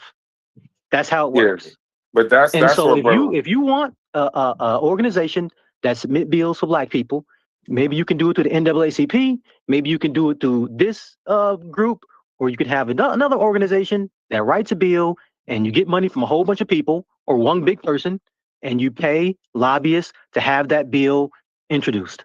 But the NRA is backed by major gun corporations and munitions and a whole bunch of people. Right. And a whole bunch of people. But what I'm saying is there needs to be a bigger apparatus than just we on some old small time church shit. No, content. It's called content. It's called content economy. It's exactly what you're saying, and you're cooking. Yes. Yeah, we talking about individual black people. We trying to do some small time church fundraising shit to go up against motherfuckers with corporations and billionaires that's, putting money into lobbies. Maybe hold on, Aston. Yeah. So let's just compare the NRA and the ADOS FBA. The NRA No. Don't say ADOS FBA. ADOS has nothing to do with FBA. Okay, ADOS it's about to get worse. Then it's going to get worse, but that's fine. ADOS and NRA, that's fine. Nothing to do with them. Let's compare NRA, who Howard, you was looking for someone that does pay politicians and lobby, right? So NRA is a 501c political nonprofit. It's a registered PAC. They have a PAC called the NRA Political Victory Fund. They have registered federal lobbyists, a full-time policy staff, compliance lawyers, and an annual public financial filings. So when you pay that money, you know exactly where it's going. You know exactly there's another. ADOS has no PAC, no lobbying registration, no published budgets, no audited reports, and no formal membership roles tied to a voting activity. My goodness. Yeah, why would I give them money? Oh my goodness. That's wild. Here's a question. Here's a question. But y'all laughed at me. How large do you expect a group to start off I mean, how large do you expect the group to be? How much money do you expect the group to have? Go get your rich people. You think we're going to have lawyers out the wazoo? Go get your rich people. Aston, that's not a crit. Listen, let's not let the truth be a criticism. I'm not criticizing ADOS, and I'm not telling them what they're not doing. I'm saying if I'm gonna give you some money, Black Lives Matter had damn near all the shit that NRA had. So I'm trying to figure out how am I supposed to give a company money that doesn't even publish their yearly audit? No, they don't even gotta tell you where the money is going. Black Lives Matter was just this is all you could do is you can look at an organization, look at what they claim to do, look at their track record of what they claim to have done, and you judge them accordingly. Black Lives Matter was just a slogan to me. Y'all keep calling that shit an organization is disrespectful. You feel me? And you shouldn't have gave no money to Snitch was an organization. You think what I'm saying? Black Lives Matter, that's some old wild ass shit. And y'all niggas deserve everything that y'all got from it. I'm going on me. It is what it is. That's crazy. So this is a class A. This is a class A class. This last 30, 40 minutes of the show. Ain't no fucking way there will be a we amongst all of us with all of this shit. There's no way. There's no fucking way.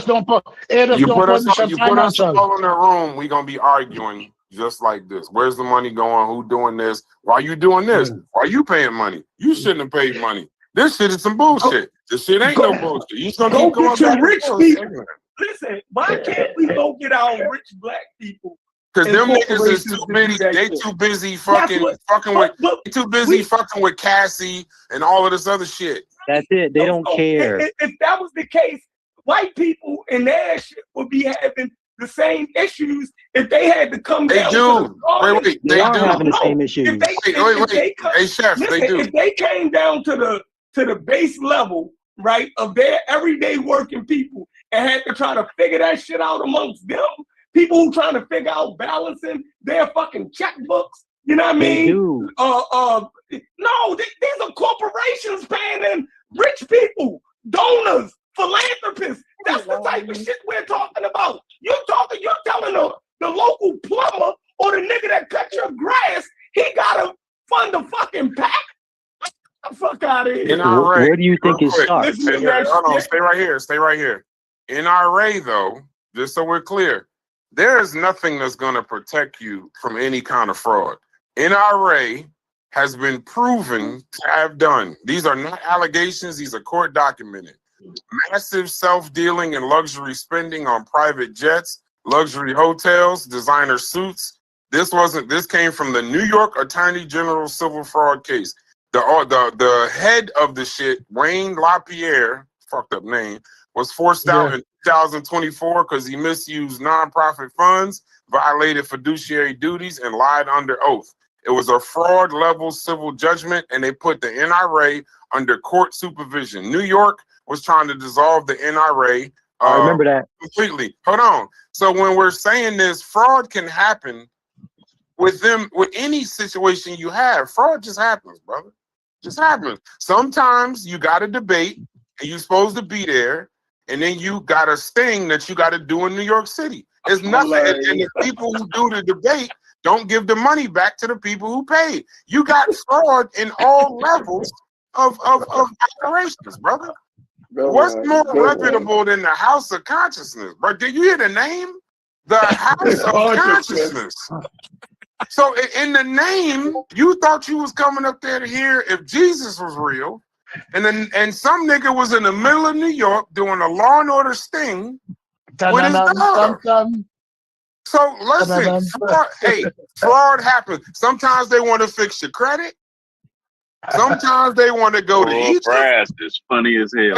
I'm just saying. Sometimes they want you to go on an Egyptian tour. You never know when fraud is going to happen. That's all I'm gonna say. All right, y'all. I gotta break out. I know it ain't nothing but bullshit. I'm just saying. I think we've established there will be no donating Here, the ADOS. Yeah, I don't think Aston picked up no members today, but maybe tomorrow. Maybe tomorrow. Hey, Maybe you might get some. Listen, Howard, once I hear that you have no published, listen, hold on.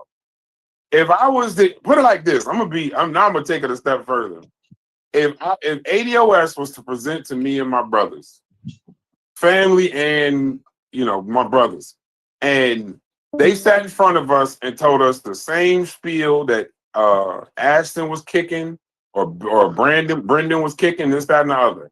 At the end of the conversation, we're gonna say, hand over the paperwork so that if we do donate, the shit jives so that when we do go to write this shit off, the IRS gonna say, them niggas is just a people that play spades every Thursday.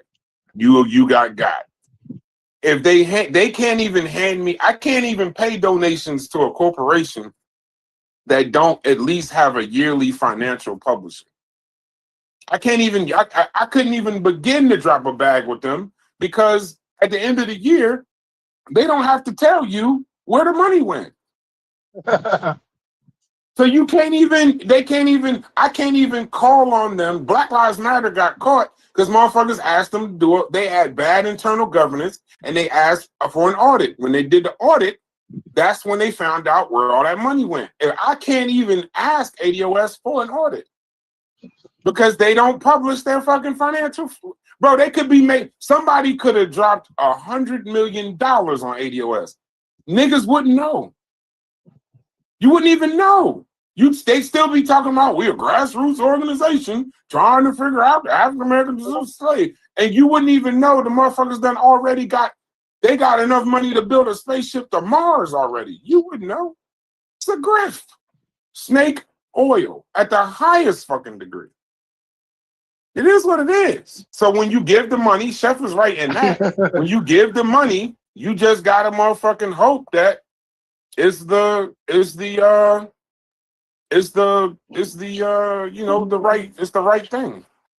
You can request, it says you can request the financial records from any 501c3. That is true, but they don't have to give it to you, brother. Yeah, Umar tell y'all all the time, he ain't giving you shit. They ask, I tell you nothing, nigga. He kicks them niggas off his fucking channel. Fuck out of here, asking for some shit. Don't get put in the book of Negroes. You tell them, don't get put in the book of Negroes. He said, don't you dare get put in the book of Negroes, nigga. I got a black book. I'm going to put you in it. You keep fucking around. I'm going to put you in the book of Negroes. And you asked me for my financial statement for, and the only thing you gave me was $20. If you don't sit your dumb ass down,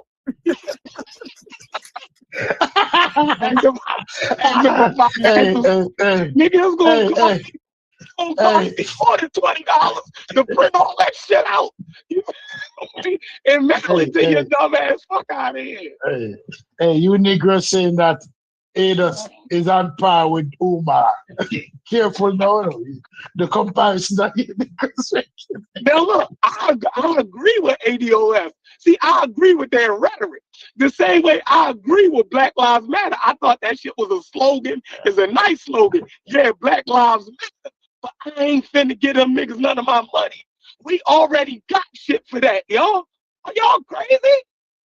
Do you know we already got motherfucking legislators and aldermen and that you can go and put forth your gripes and shit to and get them to advocate on that for y'all? Why would you need them? Like, you already got your taxes then paid for the shit. Use the shit you got. This ain't 1960 no more where Dr. King and them didn't have representation in legislation like we do. We got that shit now, yo.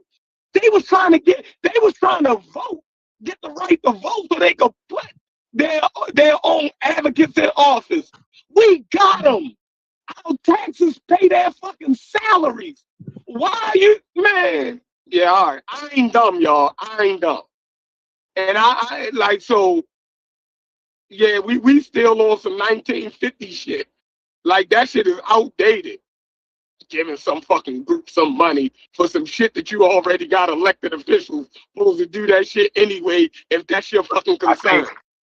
I think we need more, Chef. We can't even get the damn HR bill passed or even brought up. Not only we can't. It's not that niggas can't even get reparations. We can't even get them to actually discuss what the shit would even look like. Our represented officials is not doing their job. That's what that is. You don't need nobody else. We already got them. This ADOS our represented officials are getting lobbied by some other group doing some other shit. Does anybody remember what website this Ashton said go to? Shit. I'm trying to figure out because if they are, I want to know if they're a 501c3 or a 501c4. That's all I want to know. ADOS.com. Just type in ADOS. ADOS.com. Yeah, I'm about to be on a fucking watch list. Could you do it for me and tell me what happened? Like we the poorest people. We the poorest people, and now we got to give more of our depleted resources. That don't even make sense, y'all. We can't. We'd have to kick you out the fucking room. We'd have to get you out. You got to. Your ass is you are what is called you're what is called an impediment to progress. Your ass, you'll get motherfuckers fired up, and then the very next day be like, y'all niggas believed all that shit? Nigga, I was you play too much. So all y'all smart in here. What part did I get wrong? Let me know. You need to I don't know. You said something about Jesse Jackson. You probably fucked that up. I think you fucked that. I want to know what part. We already got elected officials that supposed to be advocating on behalf of us, right?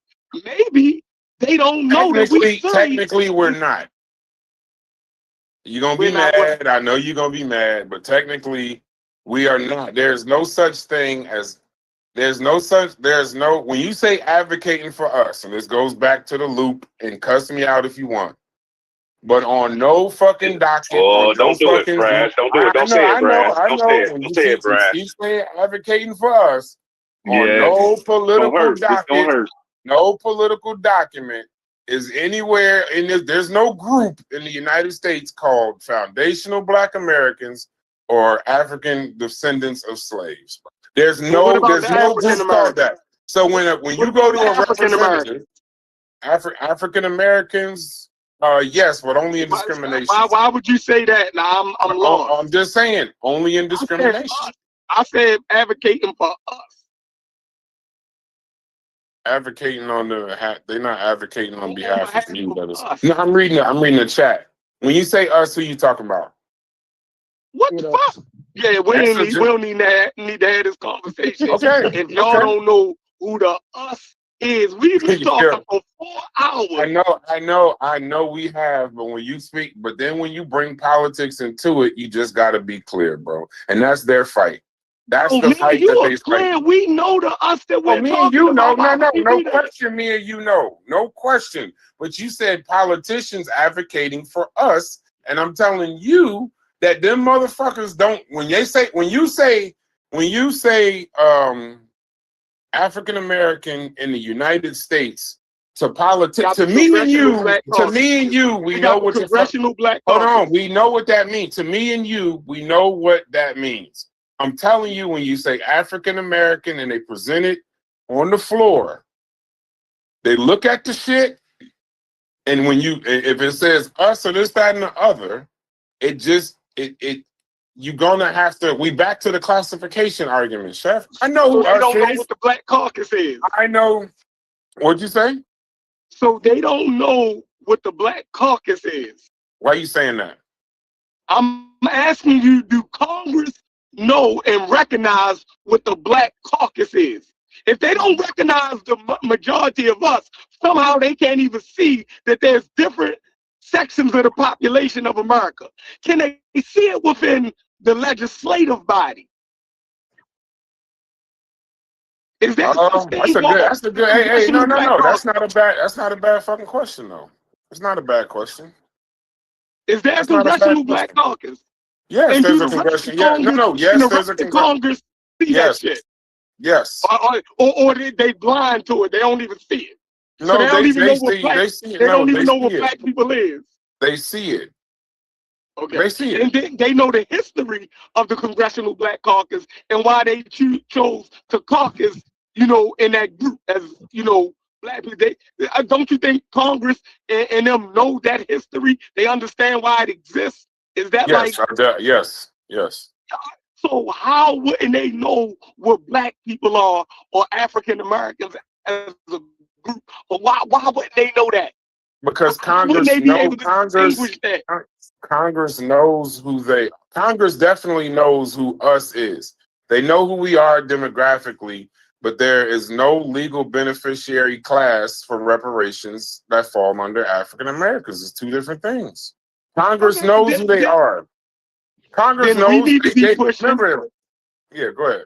So do the Congressional Black Caucus push for reparations? No, they Exactamundo. Yeah. So therein lies our issue right there. If we want reparations, we don't need a vet Carnell in them. We already got elected officials that we put there that we can get to advocate for us. Go make them motherfuckers do their fucking job if it's important to y'all. That's the point. Well, that is a great point, Chef. But I'm stuck at how do you make? I think you're giving a little bit too much power to the CBC though. I'm saying, how do you make them do it? Chef, you can't go and say do it. What we got. That's our power. Yeah, I know, but they're not. Listen, but what I'm saying don't have is, as much power as we think. We don't. We need white people to get on board with us and agree to certain shit for us to even get shit done. So I mean, but they support HR. They support HR 40. Listen, they support HR 40. They support the study, but they don't support us being paid. They just support the study. They don't support us being paid. That's not something that CBC even advocates for. They advocate for the reparation. Listen, they advocate for the HR 40. They advocate for closing the racial wealth gap, but they do not collectively demand in no way some kind of national cash payment or a lineage-based payment. They stop at study, not writing no check. So therein lies our issue. We have an internal issue. Get your people straight, then go to fucking Congress. We try to put the cart before the horse. We paying some motherfuckers who ain't got shit to do with nothing. Fucking Americans. Why would we have to do that? None of that shit. I'm done with it. I love when you pick and choose whether you're American or not. I just love when you be like, I'm proud to be an American, and then the next day be like, man, fuck America. This shit is some bullshit. I don't even know what they did. I just love how you take the veil on, put the veil on, and take the shit off, bro. It's all part of being American. But Bryce. Right? At a church, right? In a church, you have the most important people in the church, right? The biggest owners and the money makers, right, have more say so than the average. That's a fact. That's a fact. Exactly. So what I'm saying is, we have rich people that's in our group. It's their fucking job. It's the most important. It's not the average work. That's like saying, yo, a roof needs to be fixed in the church, right? And then you go to the poor motherfuckers in the church and say, yo, y'all got to give the money. When you got millionaires in the fucking church, that they know that shit. Man, they do that shit every Sunday.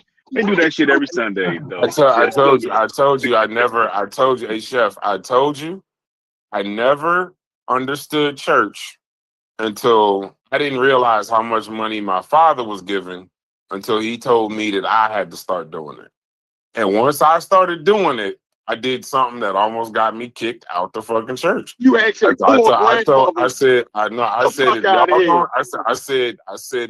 simply said this. It's a big ass church. I said, listen, we make enough money on this board to fund any of this stuff. Only thing I need is that if I'm paying this much on this church, because our church has a board. Most churches do. You don't know about it, but most churches do. But we had to create a board for our church. Motherfuckers were just giving money. I talked to my father about it. I almost got what's the word? Ostracized from the damn church. I was like excommunicated. There we go. Because I said, listen, if this much money is going into the church and it's coming from these 10, 12 people, and this church got 500 people in it on Easter, we got 5,000. Don't bother them about that shit. We don't need 7%. We'll do it. But if we do this, and we're going to be doing this yearly, put us on a board, change the designation a little bit on the church, do the paperwork just a little different, and then we got some say-so on what this happens, and this happens. We got it done. Niggas still look at me sideways, but now they thank me because now we're operating more like a church is a corporation. It's not just a place of worship. So a nonprofit still has to operate in a certain way because we still got to pay the pastor. You still got to pay for the lights. You got to pay for everything else. And it just wasn't done. It wasn't done business wise. And we got that shit in order. So I understand what you're saying, but that's why I'm saying about the grift.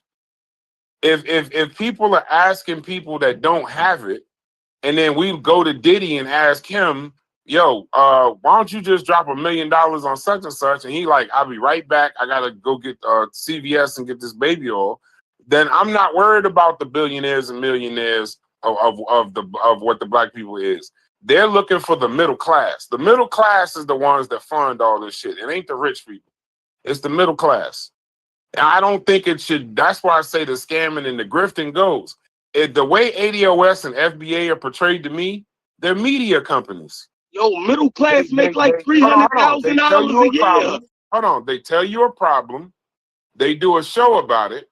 That show causes donations, and then they just start telling you more shit for you to be mad at, so you can get more donations.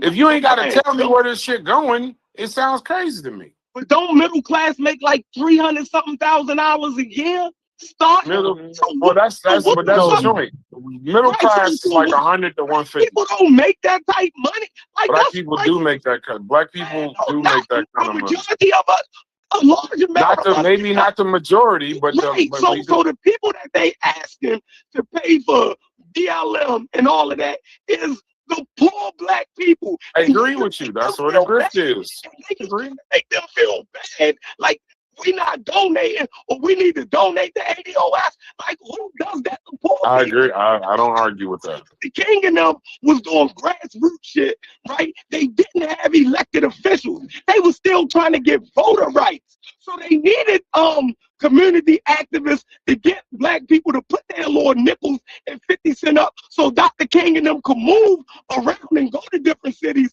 and do these advocacy shit. Now you're telling me now that we are still stuck back in 1958? That we got, that's no. We dumb as shit. That's like telling the poorest church members, you ain't shit because we ain't got a roof on this fucking church when these motherfuckers is trying to eat. I'm a fucking barber. Don't ask me for fucking shit. My nigga, we already got motherfucking elected officials and every fucking thing already. So if some nigga coming up to me talking about, I need somebody for that, I'ma think you scamming. Fuck that. So then you agree with me, so then you agree that it's a grift for snake oil. Yeah, I got fucking game for a living. Don't ask me for my motherfucking money. I stand up all fucking day on my motherfucking feet. Nigga, my ancestors them motherfucking got beat across a fucking bridge for trying to vote. You know what I mean? Motherfucking so fuck y'all. You know what I mean? We done already paid. Where Howard at? Is Howard still here, or he left? Or he might have left. Howard might have left. Hey, listen, I want y'all to tell me that if this is ADOS or am I wrong? It says trigger outrage. The content starts with immigration anger, black politicians sold us out, Democrats use us, African Caribbeans is replacing us, reparations is being stolen. So that's the first step. So trigger outrage. Outrage is the fuel. Then the outrage creates engagement. The anger produces high watch time, comment sharing, reaction videos, back and forth arguments. So the engagement brings visibility. Then that engagement converts to money. Once people are emotionally invested, super chats, cash apps, subscriptions, Patreon, donations, and merch. Now the political anger becomes personal income. The money then funds more content, not power. It just funds more content. And that money is used for cameras, microphones, software, travel, studios. It don't go into PACs. It don't go into lobbyists, lawsuits, bill drafting, or claims. It just strengthens the broadcast operation, which leads to more content, reigniting the initial outrage. And then it goes into outrage, engagement, money, content, more outrage, engagement, money, content. Is a closed economic loop, when in actuality, none of it leads to legislation, lobbying, lawsuits, PACs, pressure on lawmakers, acquiring land or capital. All it does is reward the loudest voices, the sharpest attacks, the most extreme framers, and the people who constant post the most. That's it. And then you're missing a part. You're missing a part. I want to And know then the you have- keywords you put No, no. in to get that goddamn Yeah. information. Yeah. That was some And good then shit.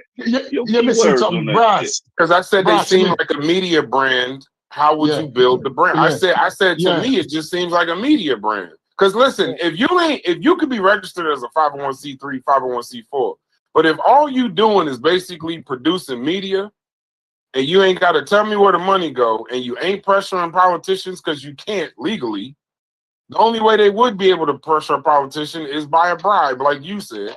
So basically, all you telling me is you a YouTube company or Instagram company. You just putting out media. Why No, you think brass. it's called Tariq Radio? Brass, you can hear me? Yeah, I can. Can you hear me, Brass? No, you miss out one point. No, you need to get a following. Once you get the following, and the people like those two people who come on, who swear by you and will advocate for you constantly, there's no end to the money. This is the rain cycle of money. They don't want any accountability. They're making hundreds of thousands of dollars a month. That's the engagement. Yep, I agree with you. It's a great. I didn't pay my taxes. Once I pay my taxes, I already got a motherfucking thing else. I thought that's how that shit worked. Somebody they lied to us. I thought elected officials. I thought our tax dollars pay our elected officials. Ain't that how that works? For the most part. So But now we hold on. in our But the pocket. reason why I say for the most part though is because yes, you might pay what goes on the W-2, but then you didn't pay for the 3-day trip in Ibiza so we could discuss gun control laws. The scam. Yeah, you didn't pay for the fucking the other shit, the pharmacy, the 2 weeks in Hawaii where they talk about pharmacy for 30 minutes is basically an all expense paid vacation. So where are our rich people who can pay for that? Then where are our black billionaires in them who can pay for shit like that? They fucking Cassie, they doing the baby oil thing, brother. That's they what doing I'm the talking baby oil about. thing. Them niggas is out there with baby oil. I think they're doing that, and also them niggas ain't. Yeah, your problems ain't their problems. Yeah, a billionaire's problem. Your problems ain't a billionaire's problem. No, it ain't about problems. So the things that benefit white America, right? Far as wise how to build their community, keep them solid and stuff like that. The rich people that come out of those communities, it's just like paying your school dues and shit like that, right? When you got a love for something, you go back as alumni and you pay into it. I thought that's how. So right. So I'm trying to figure out if everybody else know that and know how to do it. Once you make it, you give back. Then if rich black people ain't doing, they the problem. But once certain black people, just from my understanding, and Howard, stop me if I'm stupid. Rich black people. Once rich black people become rich black people, they don't become They're no longer black people. Black. I think once they're rich black people, they're white. They become something else. That's just what I was gonna say. Remember OJ, goddammit. They had to remind. I think A. Howard. They had to remind OJ that he was black. Yeah, they had to remind. So is it an IQ thing? Oh, come on. No, I don't think so. Like, think about this. How can you make a community affluent? How do you keep it stable? With money. Obviously, the rich people is pouring back into those communities, right? They just don't get their money. So I'm trying to figure out if we have all of these rich black people, right? And then the only thing that they do is get their money and then flaunt that shit back at the community that they come from and don't reinvest in that community. It sounds like white people smarter than us. Peep game though, Chef. Peep game. If you're not saying smarter, you saying organization. The way you sneak in your stances are hilarious, Chef. There are no niggas said white people are smarter than us. How did we go? That sounds like intelligence. That sounds like intelligence. No, I'm just saying, how did we have this whole conversation to finish? I agreed with you 7 times for you to then finish and say white people are smarter than us. I don't agree with that. I don't agree with that. No, like me listening to everything y'all been saying, y'all are kind of hinting at the fact, even the standard that we have, which we thought was ADOS, is bullshit. So it's like y'all are really saying we don't have even shit to stand on, and the way we even trying to get to this roadmap or what we trying to do, it's not built in logic, rationale, organizational skill. So I see what Chef's saying. All of that does fall under intelligence, though. I love y'all. I love y'all. I can't go down this way. We going somewhere else.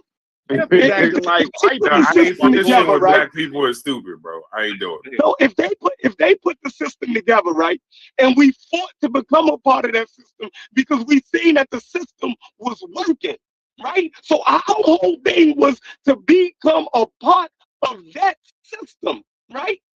We was